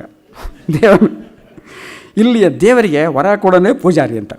ಇನ್ನು ಜಾಣತನದಿಂದ ಗೃಹಸ್ಥಾಶ್ರಮ ನಿರ್ವಹಿಸೋನು ಯಾರಪ್ಪ ಅಂದರೆ, ಜಾಣತನ, ಇಂಟೆಲಿಜೆಂಟಾಗಿ ಮನೆ ಮ್ಯಾನೇಜ್ ಮಾಡೋನು ಗೃಹಸ್ಪತಿ. ಗೃಹಿಣಿ ಅಂತ, ಅದೇ ಗೃಹಿಣಿ ಗೃಹ ಮುಚ್ಚತೆ ಅಂದರೆ ಭಿಕ್ಷುಕರನ್ನೆಲ್ಲ ಹೊರಗಾಕಿ ಬಾಗಿಲು ಮುಚ್ಚೋಳು. ಇದು ಪದ್ಯ. ಚಾಡಿ ಅಂದರೆ ಖಾಲಿ ಬುರುಡೆಗಳಿಗೆ ಕಿವಿ ಮೂಲಕ ತುಂಬಬಹುದಾದ ವಿಷ. ಇದಕ್ಕಿಂತ ಹೇಳೋಕ್ಕಾಗತ್ತೆ ಸದ್ಯ. ತಂದೆ, ಫಾದರ್, ಮನೆಯಲ್ಲೂ ಅವತಾರ ಮಾಡಿರುವ ಶಿಶುಪಾಲ. ಮನೆಯಲ್ಲೂ ಅವತಾರ ಮಾಡಿರೋ ಶಿಶುಪಾಲ ಇವನು ತಂದೆ ಅನ್ನೋಕ್ಕೆ. ಯಾವುದನ್ನು ಮನೆಯವರು ಎಲ್ಲರೂ ಏನು ತೊಗೊಂಬ ಅಂದ್ರೂ ತಂದೆ ಅನ್ನೋನು. ತಂದೆ ಅನ್ನೋಕ್ಕೆ ಒಂದು ಪ್ರಸನ್ನ ಇದು. ಈ ಥರ ಅನೇಕ. ನೀರು ಅನ್ನೋಕ್ಕೆ ಎಷ್ಟು ಜನ ನೋಡಿ, ಭಾರತದಲ್ಲಿ ಇನ್ನೂ ಹಲವರು ದಾಹ ಪರಿಹಾರಕ್ಕಾಗಿ ಇದನ್ನೇ ಕುಡಿತಾರೆ. ಭಾರತದಲ್ಲಿ ದಾಹ ಪರಿಹಾರಕ್ಕಾಗಿದ್ದರೆ ನಾಗರಿಕ ರಾಷ್ಟ್ರಗಳಲ್ಲಿ ಇತರ ದ್ರಾವಕಗಳನ್ನು ಬಳಸ್ಕೊಂಡಿದ್ದಾರೆ. ಇದು ನೀರಿಂದು. ಇದನ್ನು ಹಾಲು ಅಂತ ಕರೆಯೋರು ಉಂಟು, ಅಂದರೆ ಹಾಲಿಗೆ ಮಿಕ್ಸ್ ಮಾಡ್ತಾರಲ್ಲ. ಇದಕ್ಕೆ ಇಂಗ್ಲೀಷ್ನಲ್ಲಿ ಒಂದು ಪದ್ಯ ಇದೆ. 1 part of milk and 3 parts of pani is what is known as doodh in Hindustani ಅಂತ ಬೇರೆಯವ್ರದ್ದು ಯಾವುದು. ಸೊ ನಾಗರಿಕ ಸಮಾಜದಲ್ಲಿ ಕೊನೆ ಗಳಿಗೆಯಲ್ಲಿ ಗಂಟಲಿಗೆ ನೀರು ಬಿಡೋದ್ರಿಂದ ನೀರು ಕುಡಿದು ಸಾಯೋರೇ ಜಾಸ್ತಿ. ನೀರು ಕುಡಿದೇ ಜಾಸ್ತಿ. ಗಂಡನ ಫೋಟೋ ಈ ಥರ ಅನೇಕ ಭಾಳ ಅದ್ಭುತವಾಗಿದೆ. ಸೊ ಇನ್ನು ಕೊನೆ 8 ಗಂಟೆ ಆಗೋಗಿರೋದ್ರಿಂದ ಭಾಳ ಫಾಸ್ಟಾಗಿ ಹೊಸ ಪದಗಳು. ಈಜಾನುಬಾಹು. ಈ ವರದಕ್ಷಿಣೆ ತೊಗೊಂಡು ಮದುವೆ ಮಾಡ್ಕೊಳ್ತಾರೆ. ನಮಗೇನಿದೆ, ನಾನು ಸಾಫ್ಟ್ವೇರ್ ಇಂಜಿನಿಯರ್, ನಾನು ಸೈಂಟಿಸ್ಟು, ನಾನು ಡಾಕ್ಟ್ರು, 1 ಲಕ್ಷ 2 ಲಕ್ಷ ಸೈಟು ಇದೆಲ್ಲ ಕೊಡಿಸಿ ಅಂತಿಂಗ್ ಮಾಡ್ತಾ ಇರ್ತಾರಲ್ಲ, ಅವ್ರಿಗೇನಂತಾರೆ ಅಂದರೆ ವರಹಂಕಾರ ಅಂತ, ದುರಹಂಕಾರ ಅಂತ. ಸೀಸನ್ಗಳಿಗೆಲ್ಲ ಕೆಲವು ಸೀಸನ್ಗಳು ಮಳೆ ಗಿಳೆ ಬಂದ ತಕ್ಷಣ ಎಲ್ರಿಗೂ ನೆಗಡಿ, ಎಲ್ರಿಗೂ ಕಫ ಈ ಥರ ಆಗ್ಬಿಡುತ್ತೆ. ಡಾಕ್ಟ್ರ್ ಹತ್ರ ಹೋದಾಗೆಲ್ಲ ಈ ಸೀಸನ್ ಹೇಗಿದೆ ಡೋಂಟ್ ವೆರಿ ಅಂತ ಕಳಿಸ್ಬಿಡ್ತಾರಲ್ಲ. ಅದಕ್ಕೆ ಅವ್ರು ಹೇಳೋದು ಯಾವ್ದು ಗೊತ್ತಾ? ಶ್ಲೇಷ್ಮ ಋತು ಅಂತೆ. ಆಮೇಲೆಲ್ಲ ವೈರಲ್ ಫೀವರ್ ಬರುವಂಥ ಸೀಸನ್ಗೆ ಜ್ವರದ ಋತು. ಇದು ಹೊಸ ಪದಗಳನ್ನ ಸೃಷ್ಟಿ ಮಾಡಿ ಅನೇಕ ನಾಟಕಗಳನ್ನ ಬರೆದು ಇನ್ನು ಕೊನೆಯಲ್ಲಿ ಹಾಸ್ಯ ದೃಷ್ಟಿ ಬಗ್ಗೆ ಅವ್ರದ್ದು ಏನಿತ್ತು ಅಂತ ಒಂದು 3-4 ನಿಮಿಷದಲ್ಲಿ ಮಾತ್ರ ಹೇಳ್ಬಿಡ್ತೀನಿ. ಈಶಾವಾಸ್ಯಮಿದಂ ಹಾಸ್ಯಂ ಅಂತ ಅವ್ರದ್ದು. ಈಶಾವಾಸ್ಯಮಿದಂ ಸರ್ವಂ ಅಂತ ಹಿಂಗೆ ಹೇಳ್ದಂಗೆ ಕೊರವಂಜಿ ವಿಷಯ ಹೇಳೋಕ್ಕೆ ಟೈಮ್ ಆಗಲೇ ಇಲ್ಲ. ಯಾಕೆಂದರೆ ಅವ್ರ ಮಗ ಒಬ್ಬ ಇಂಜಿನಿಯರಿಂಗ್ ಸ್ಟೂಡೆಂಟ್, ಅವ್ರನ್ನ ಕಳ್ಕೊಂಡ್ರು ಜೀವನದಲ್ಲಿ. ಪಾಪ ಅವರು 2 ಮಕ್ಕಳನ್ನ ಕಳ್ಕೊಂಡು ಭಾಳ ದುಃಖದಲ್ಲಿದ್ದಾಗ ಅವ್ರ ಮಗ ಭಾಳ most brilliant student, Bengaluru central ಕಾಲೇಜಲ್ಲಿ ಓದ್ತಾ ಇದ್ದ. ಅಲ್ಲಿಗೆ ಆ ಕಾಲೇಜಿಗೆ ಡಾಕ್ಟ್ರು ನಮ್ಮ ರಾಶಿ ಡಾಕ್ಟರ್ ಎಂ ಶಿವರಾಮ್ ಅವರು ತಮಾಷೆ ಕೇಳಲೇಬೇಕಾಗಿಲ್ಲ. ಡಾಕ್ಟರ್ ಶಿವರಾಮ್ ಅವರು ಮಾತಾಡ್ತಾ ಇದ್ದಾಗ ಈ ಹುಡುಗ ಹಿಂಗೆ ಹೇಳಿದಾಗ, ಏನು ಸಾರ್ ನೀವು ಡಾಕ್ಟ್ರೇ ನೀವು ತುಂಬ ಚೆನ್ನಾಗಿ ಮಾತಾಡ್ತೀರಾ, ಒಳ್ಳೆ ಹಾಸ್ಯ ಪ್ರಜ್ಞೆ ಇದೆ. ನಮ್ಮ ಅಪ್ಪ ನಾಕಸ್ತೂರಿ ಅಂತ, ಅವ್ರಿಗೂ ನಿಮ್ಮ ಥರನೇ ಭಾಳ ಹಾಸ್ಯ ಪ್ರಜ್ಞೆ, ಮನೆಯಲ್ಲೆಲ್ಲ ಹಿಂಗೆ ಮಾಡ್ತಾರೆ ಅಂತ ಹೇಳಿದಂತೆ. ಹೌದೇನೋ, ನಿಮ್ಮ ಅಪ್ಪನ ಅಡ್ರೆಸ್ ಕೊಡು ನಾನು ಮಾತಾಡ್ತೀನಿ ಅಂತ ಹಿಂಗೆ ಹೇಳಿ ಮಾತಾಡಿ ಅವರಿಬ್ಬರು ಫ್ರೆಂಡ್ಶಿಪ್ ಆಗಿ ಕೊರವಂಜಿ ಅದು ಬಂದಿದ್ದು. ಕೊರವಂಜಿನಲ್ಲಿ ಆಲ್ಮೋಸ್ಟ್ 50% ರಾಶಿ, ಇಲ್ಲ ನಾಗಕಸ್ತೂರಿ, ಬೇರೆ ಹೆಸರುಗಳು, ನಾಗಕಸ್ತೂರಿ, ರುದ್ರಮ್ಮ, ಪಾಟಾಳಿ, ಖಾರಾಂತ ಅನೇಕ ಹೆಸರುಗಳಲ್ಲಿ ಕವನಗಳು, ನಾಟಕಗಳು ಅನೇಕ ಬರೆದು ತುಂಬಿಸ್ತಾ ಇರೋರು. RK ಲಕ್ಷ್ಮಣನ ಕೊರವಂಜಿಗೆ ಅಥವಾ ಕರ್ನಾಟಕ ಇಂಟ್ರೊಡ್ಯೂಸ್ ಮಾಡಿದವರೇ ಇವರು ನಾಗಕಸ್ತೂರಿಯವರು. ಅಲ್ಲಿ ಶಿಷ್ಯ ಅವನು RK ಲಕ್ಷ್ಮಣ್. ಇಂಥ ಅನೇಕ YNK ಅವರು ಕೊರವಂಜಿ ಬಗ್ಗೆ ಒಂದು ಮಾತು ಹೇಳಿದ್ದಾರೆ. ಕನ್ನಡಿಗರ ಅಳುಮೂಂಜಿನ ನಗುಮೂಂಜಿ ಮಾಡಿದ್ದು ಕೊರವಂಜಿ ಅಂತ. 25 ವರ್ಷ ಆದಮೇಲೆ ಕೊರವಂಜಿನ ಕಾಡಿಗೆ ಕಳಿಸ್ಬಿಟ್ಟು ಆ ಕಥೆ ಎಲ್ಲ ನಿಮಗೆ ಗೊತ್ತು. ಕಾಡಿಗೆ ಹೋಗ್ತೀನಿ ಅಂದ್ಯಾ ಕೊರವಂಜಿ, ನೀನು ಇದ್ದಿದ್ದೇ ಗೊತ್ತಿಲ್ವಲ್ಲೇ ಅಂತ ಕೊನೆಯ ಕಾರ್ಟೂನು ಬರ್ತಿರೋದಂತೂ ನಿಮಗೆ ಗೊತ್ತಿದೆ. ಅದನ್ನು ಅದು ಮುಗಿದ ಮೇಲೆ ಅಪರಂಜಿ ಅಂತ ಈಗ ಬರ್ತಾಯಿದೆ, 28 ವರ್ಷದಿಂದ ನಡ್ಕೊಂಡ್ಬರ್ತಾ ಇದೆ. ಅಪರಂಜಿ ಶುರು ಮಾಡುವಾಗ ಅದಕ್ಕೊಂದು ಆಶಯ, ಒಂದು ಮೆಸೇಜ್ ಬರ್ಕೊಡಿ ಸರ್ ಅಂತ ಶಿವಕುಮಾರ್ ಅವರು ಕೇಳಿದ್ರಂಥವ್ರನ್ನ. ಆವಾಗ ಬರೀತಾರೆ, ಅದು ಇಡೀ ಹಾಸ್ಯ ಸಾಹಿತ್ಯದ ಬಗ್ಗೆ ಒಂದು ಫಿಲಾಸಫಿನ ಕೂಡ ಇದೆ ಅವಳಿಗೆ. ಈಶಾವಾಸ್ಯಮಿದಂ ಹಾಸ್ಯಂ, ತನ್ನ ಸೃಷ್ಟಿಯನ್ನು ಅವಲೋಕಿಸಿ, ಯಾರು ದೇವರು ತನ್ನ ಸೃಷ್ಟಿಯನ್ನು ಅವಲೋಕಿಸಿ ಈಶಾ ತಾನೇ ಹೇಸಿದ, ಹತ್ತಿರಿ ಏನು ಈ ಥರ ಸೃಷ್ಟಿ ಮಾಡಿಬಿಟ್ಟೆ ನಾನು ಅಂತಿಂಗ. ತನ್ನ ಸೃಷ್ಟಿಯನ್ನು ಅವಲೋಕಿಸಿ ಈಶಾ ತಾನೇ ಹೇಸಿದ, ನಗಬೇಕೋ ಅಳಬೇಕೋ ಎಂಬ ಇಕ್ಕಟ್ಟಿಗೆ ಸಿಕ್ಕಿ ಪುಣ್ಯಕ್ಕೆ ನಕ್ಕ, ಯಾರು ಈಶಾ. ಆದ್ದರಿಂದ ನಾವು ನಗಬಹುದು. ನಮ್ಮನ್ನು ವಿಕಾರಗೊಳಿಸಿದ ಬ್ರಹ್ಮನಿಗೆ ನಾವು ಗುಡಿ ಕಟ್ಟಲಿಲ್ಲ. ಯಾಕೆ ಬ್ರಹ್ಮನ ಗುಡಿ ಇಲ್ಲ ಅನ್ನೋದು ನೀವು ಹೇಳ್ತಾರೆ. ನಮ್ಮನ್ನು ವಿಕಾರಗೊಳಿಸೋ ಗುಡಿ ಕಟ್ಟಲಿಲ್ಲ. ಅವನಂತೆ ನಕ್ಕು ಅವನಿಗೆ ನುಡಿಯ ನೈವೇದ್ಯ ಅರ್ಪಿಸ್ತಾ ಇದ್ದೀವಿ. ನೋಡಿ ನೀವು ಸೃಷ್ಟಿ ಮಾಡಿದ್ದು ಹೆಂಗಿದೆ ಅಂತ. ಏನು ಸೃಷ್ಟಿ ಮಾಡಿದ್ದಾನೆ ಅಂದರೆ ಓರೆಗಣ್ಣು. ಅಂದರೆ ಇದೆಲ್ಲ ನೋಡೋಕ್ಕೆ ಫಿಸಿಕಲಿ ಅಂತ ಅಂದ್ರೂ ಅದರಲ್ಲಿ ಇರೋ ಹಿಂದೆ ಇರುವಂಥ ಕ್ಯಾರೆಕ್ಟರಿಸ್ಟಿಕ್ ಅನ್ನೋದನ್ನು ಗಮನಿಸ್ಬೇಕು ನಾವು. ಓರೆಗಣ್ಣು, ಮುರುಕು ಮೂಗು, ಹಿತ್ತಾಳೆ ಕಿವಿ. ಹಿತ್ತಾಳೆ ಕಿವಿ ಅಂದರೆ ಏನು ಹೇಳೋದು ಕೇಳಿಸಲ್ಲ ಅನ್ನೋ ಥರ. ಖಾಲಿ ಬುರುಡೆ, ಬೂದಿ ಮುಚ್ಚಿದ ಕಂಠ, ಬೂದಿ ಮುಚ್ಚಿದ ಭಂಡ ಅಂತ ಬೇರೆ ಹೇಳ್ತಾರೆ ಅವರು. ಸಂಶಯಾತ್ಮ ಅನ್ನೋದಕ್ಕೊಂದು ಪದ ಏನಪ್ಪ ಅಂದರೆ ಅಡ್ಡಗೋಡೆ ಮೇಲಿನ ಭೂಪ ಅವ್ರು ಹೇಳೋರು ಸಂಶಯ ಅಂತ. ಬೂದಿ ಮುಚ್ಚಿದ ಕಂಠ, ಕೊಳಕು ಕಳೆಬರ, ಸೊಟ್ಟ ಕಾಲುಗಳ ಸಾಲನ್ನು ಕಂಡು ಕಾಣಿಸಿ, ಯಾರು ನಾವು ಅಂದ ಸಾಹಿತಿಗಳು ಕಂಡು ಕಾಣಿಸಿ ಪರಸ್ಪರ ಹೊಗಳಿಕೆ ತೆಗಳಿಕೆಗಳ ಚಕ್ಕಳುಗಳು ಇರಿಸಿ ಬದುಕುತ್ತಿದ್ದೇವೆ. ತಿಳಿದವರು ತಳಮಳಗೊಳ್ಳದಂತೆ ವಚನಕಾರರ ಉಪದೇಶದಂತೆ. ಅಲ್ಲಿ ನೆಗೆಟಿವ್ ಆಗಿ ಹೇಳಿದ್ರು ಯಾರೋ ಬಸವಣ್ಣವರು, ಕಳಬೇಡ ಕೊಲ್ಲಬೇಡ, ಡೋಂಟ್ಸ್. ಇವರು ಡೂಸ್ ಅಂತ ಹೇಳ್ತಾರೆ ನಾಕಸ್ತೂರಿಯವರು. ಯಾವ್ದು ಮಾಡಬೇಕು ಅಂತ. ಹೇಗೆ ಜೀವನದಲ್ಲಿ ಅಂದರೆ ಕಳಬೇಕು, ಯಾವುದನ್ನು ಕೊಲ್ಲಬೇಕು ಅಂತಾರೆ ಇವರು. ಕಳಬೇಕು ತಿಳಿಗೇಡಿತನವನ್ನು, ಕೊಲ್ಲಬೇಕು ಕೊಚ್ಚಿದ ಮನವನ್ನು, ಹುಸಿಯ ಕಡಿಯಲು ಬೇಕು, ಚೆನ್ನವ ಬಣ್ಣಿಸಬೇಕು, ಅನ್ಯಕ್ಕೆ ಅಸಹ್ಯ ಪಡಬೇಕು. ಇದೇ ಅವರ ನೀತಿ. ಆ ನೀತಿಯೇ ನವನೀತಿ ಅವರು ಬರೆಯೋದು. ಆ ನವನೀತಿ ಇಂದಿನ ನಾಳಿಗೆ, ಅಂದರೆ ಇಂದು ಮತ್ತು ನಾಳಿಗೆ. ಯಾಕೆ ಅಂದರೆ ಈಗ ಬಡಾಯಿಗಾರನೇ ಬಹದ್ದೂರ, ಹಣವಂತನೇ ಮಣೆವಂತ, ಬರೆ ಎಳುವುದೇ ಬರಹದ ಗುರಿ, ಉಗುಳೇ ಉತ್ತಮ ವರ್ತನೆ ಎಂದಾಗಿದೆ ಜನಮನದ ಜಾಯಮಾನ.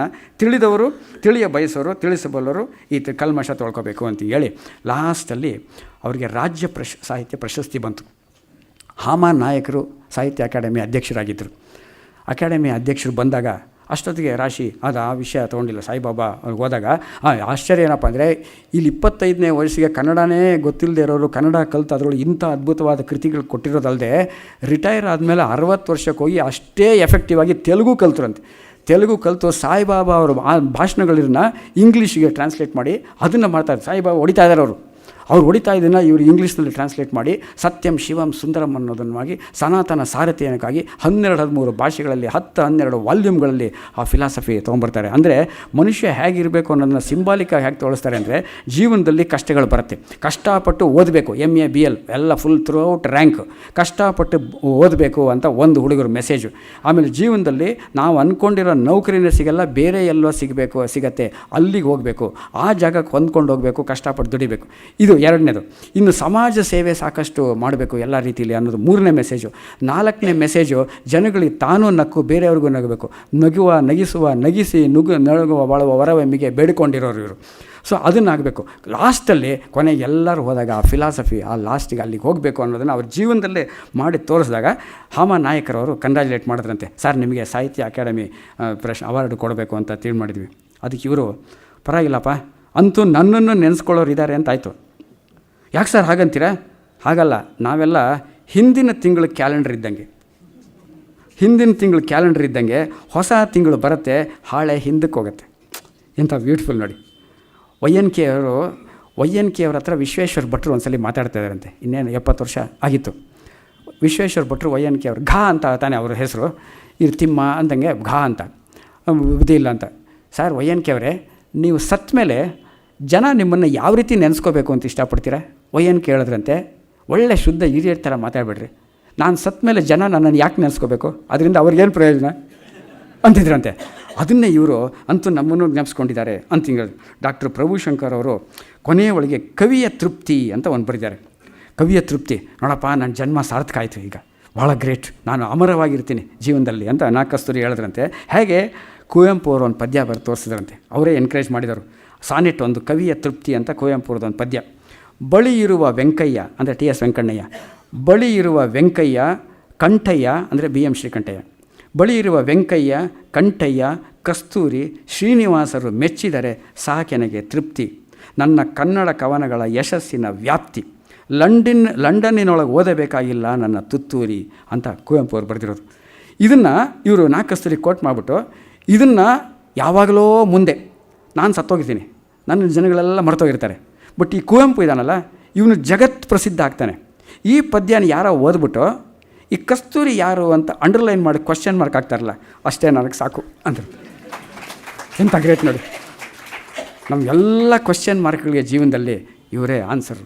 ಅದು ಹಾಗಾಗಿ ಆ ಕಸ್ತೂರಿ ಅವರು ಯಾವತ್ತೂ ಅಮರವಾಗಿರ್ತಾರೆ. ಬಟ್ ಅನ್ಫಾರ್ಚುನೇಟ್ಲಿ ಅವರ ಪುಸ್ತಕಗಳು ಯಾವತ್ತೂ ಸಿಗ್ತಾ ಇಲ್ಲ. ಇದು ಸಿಕ್ಕಿರೋ ಒಂದು ಕೆಲವೇ ಪುಸ್ತಕಗಳಲ್ಲೇ ಅವರದ್ದು ಗಂಟೆಗಟ್ಟಲೆ ಮಾತಾಡಿದ್ರೆ ಅವರು ಅಷ್ಟೊಂದು ಬರೆದಿರುವಂಥ ರಾಶಿ ರಾಶಿ ರಾಶಿ ಸಾಹಿತ್ಯನ ನೆನೆಸ್ಕೊಳ್ಳೋಕ್ಕೆ ಒಂದು ದಿನ ಆದರೂ ಸಾಕಾಗಲ್ಲ.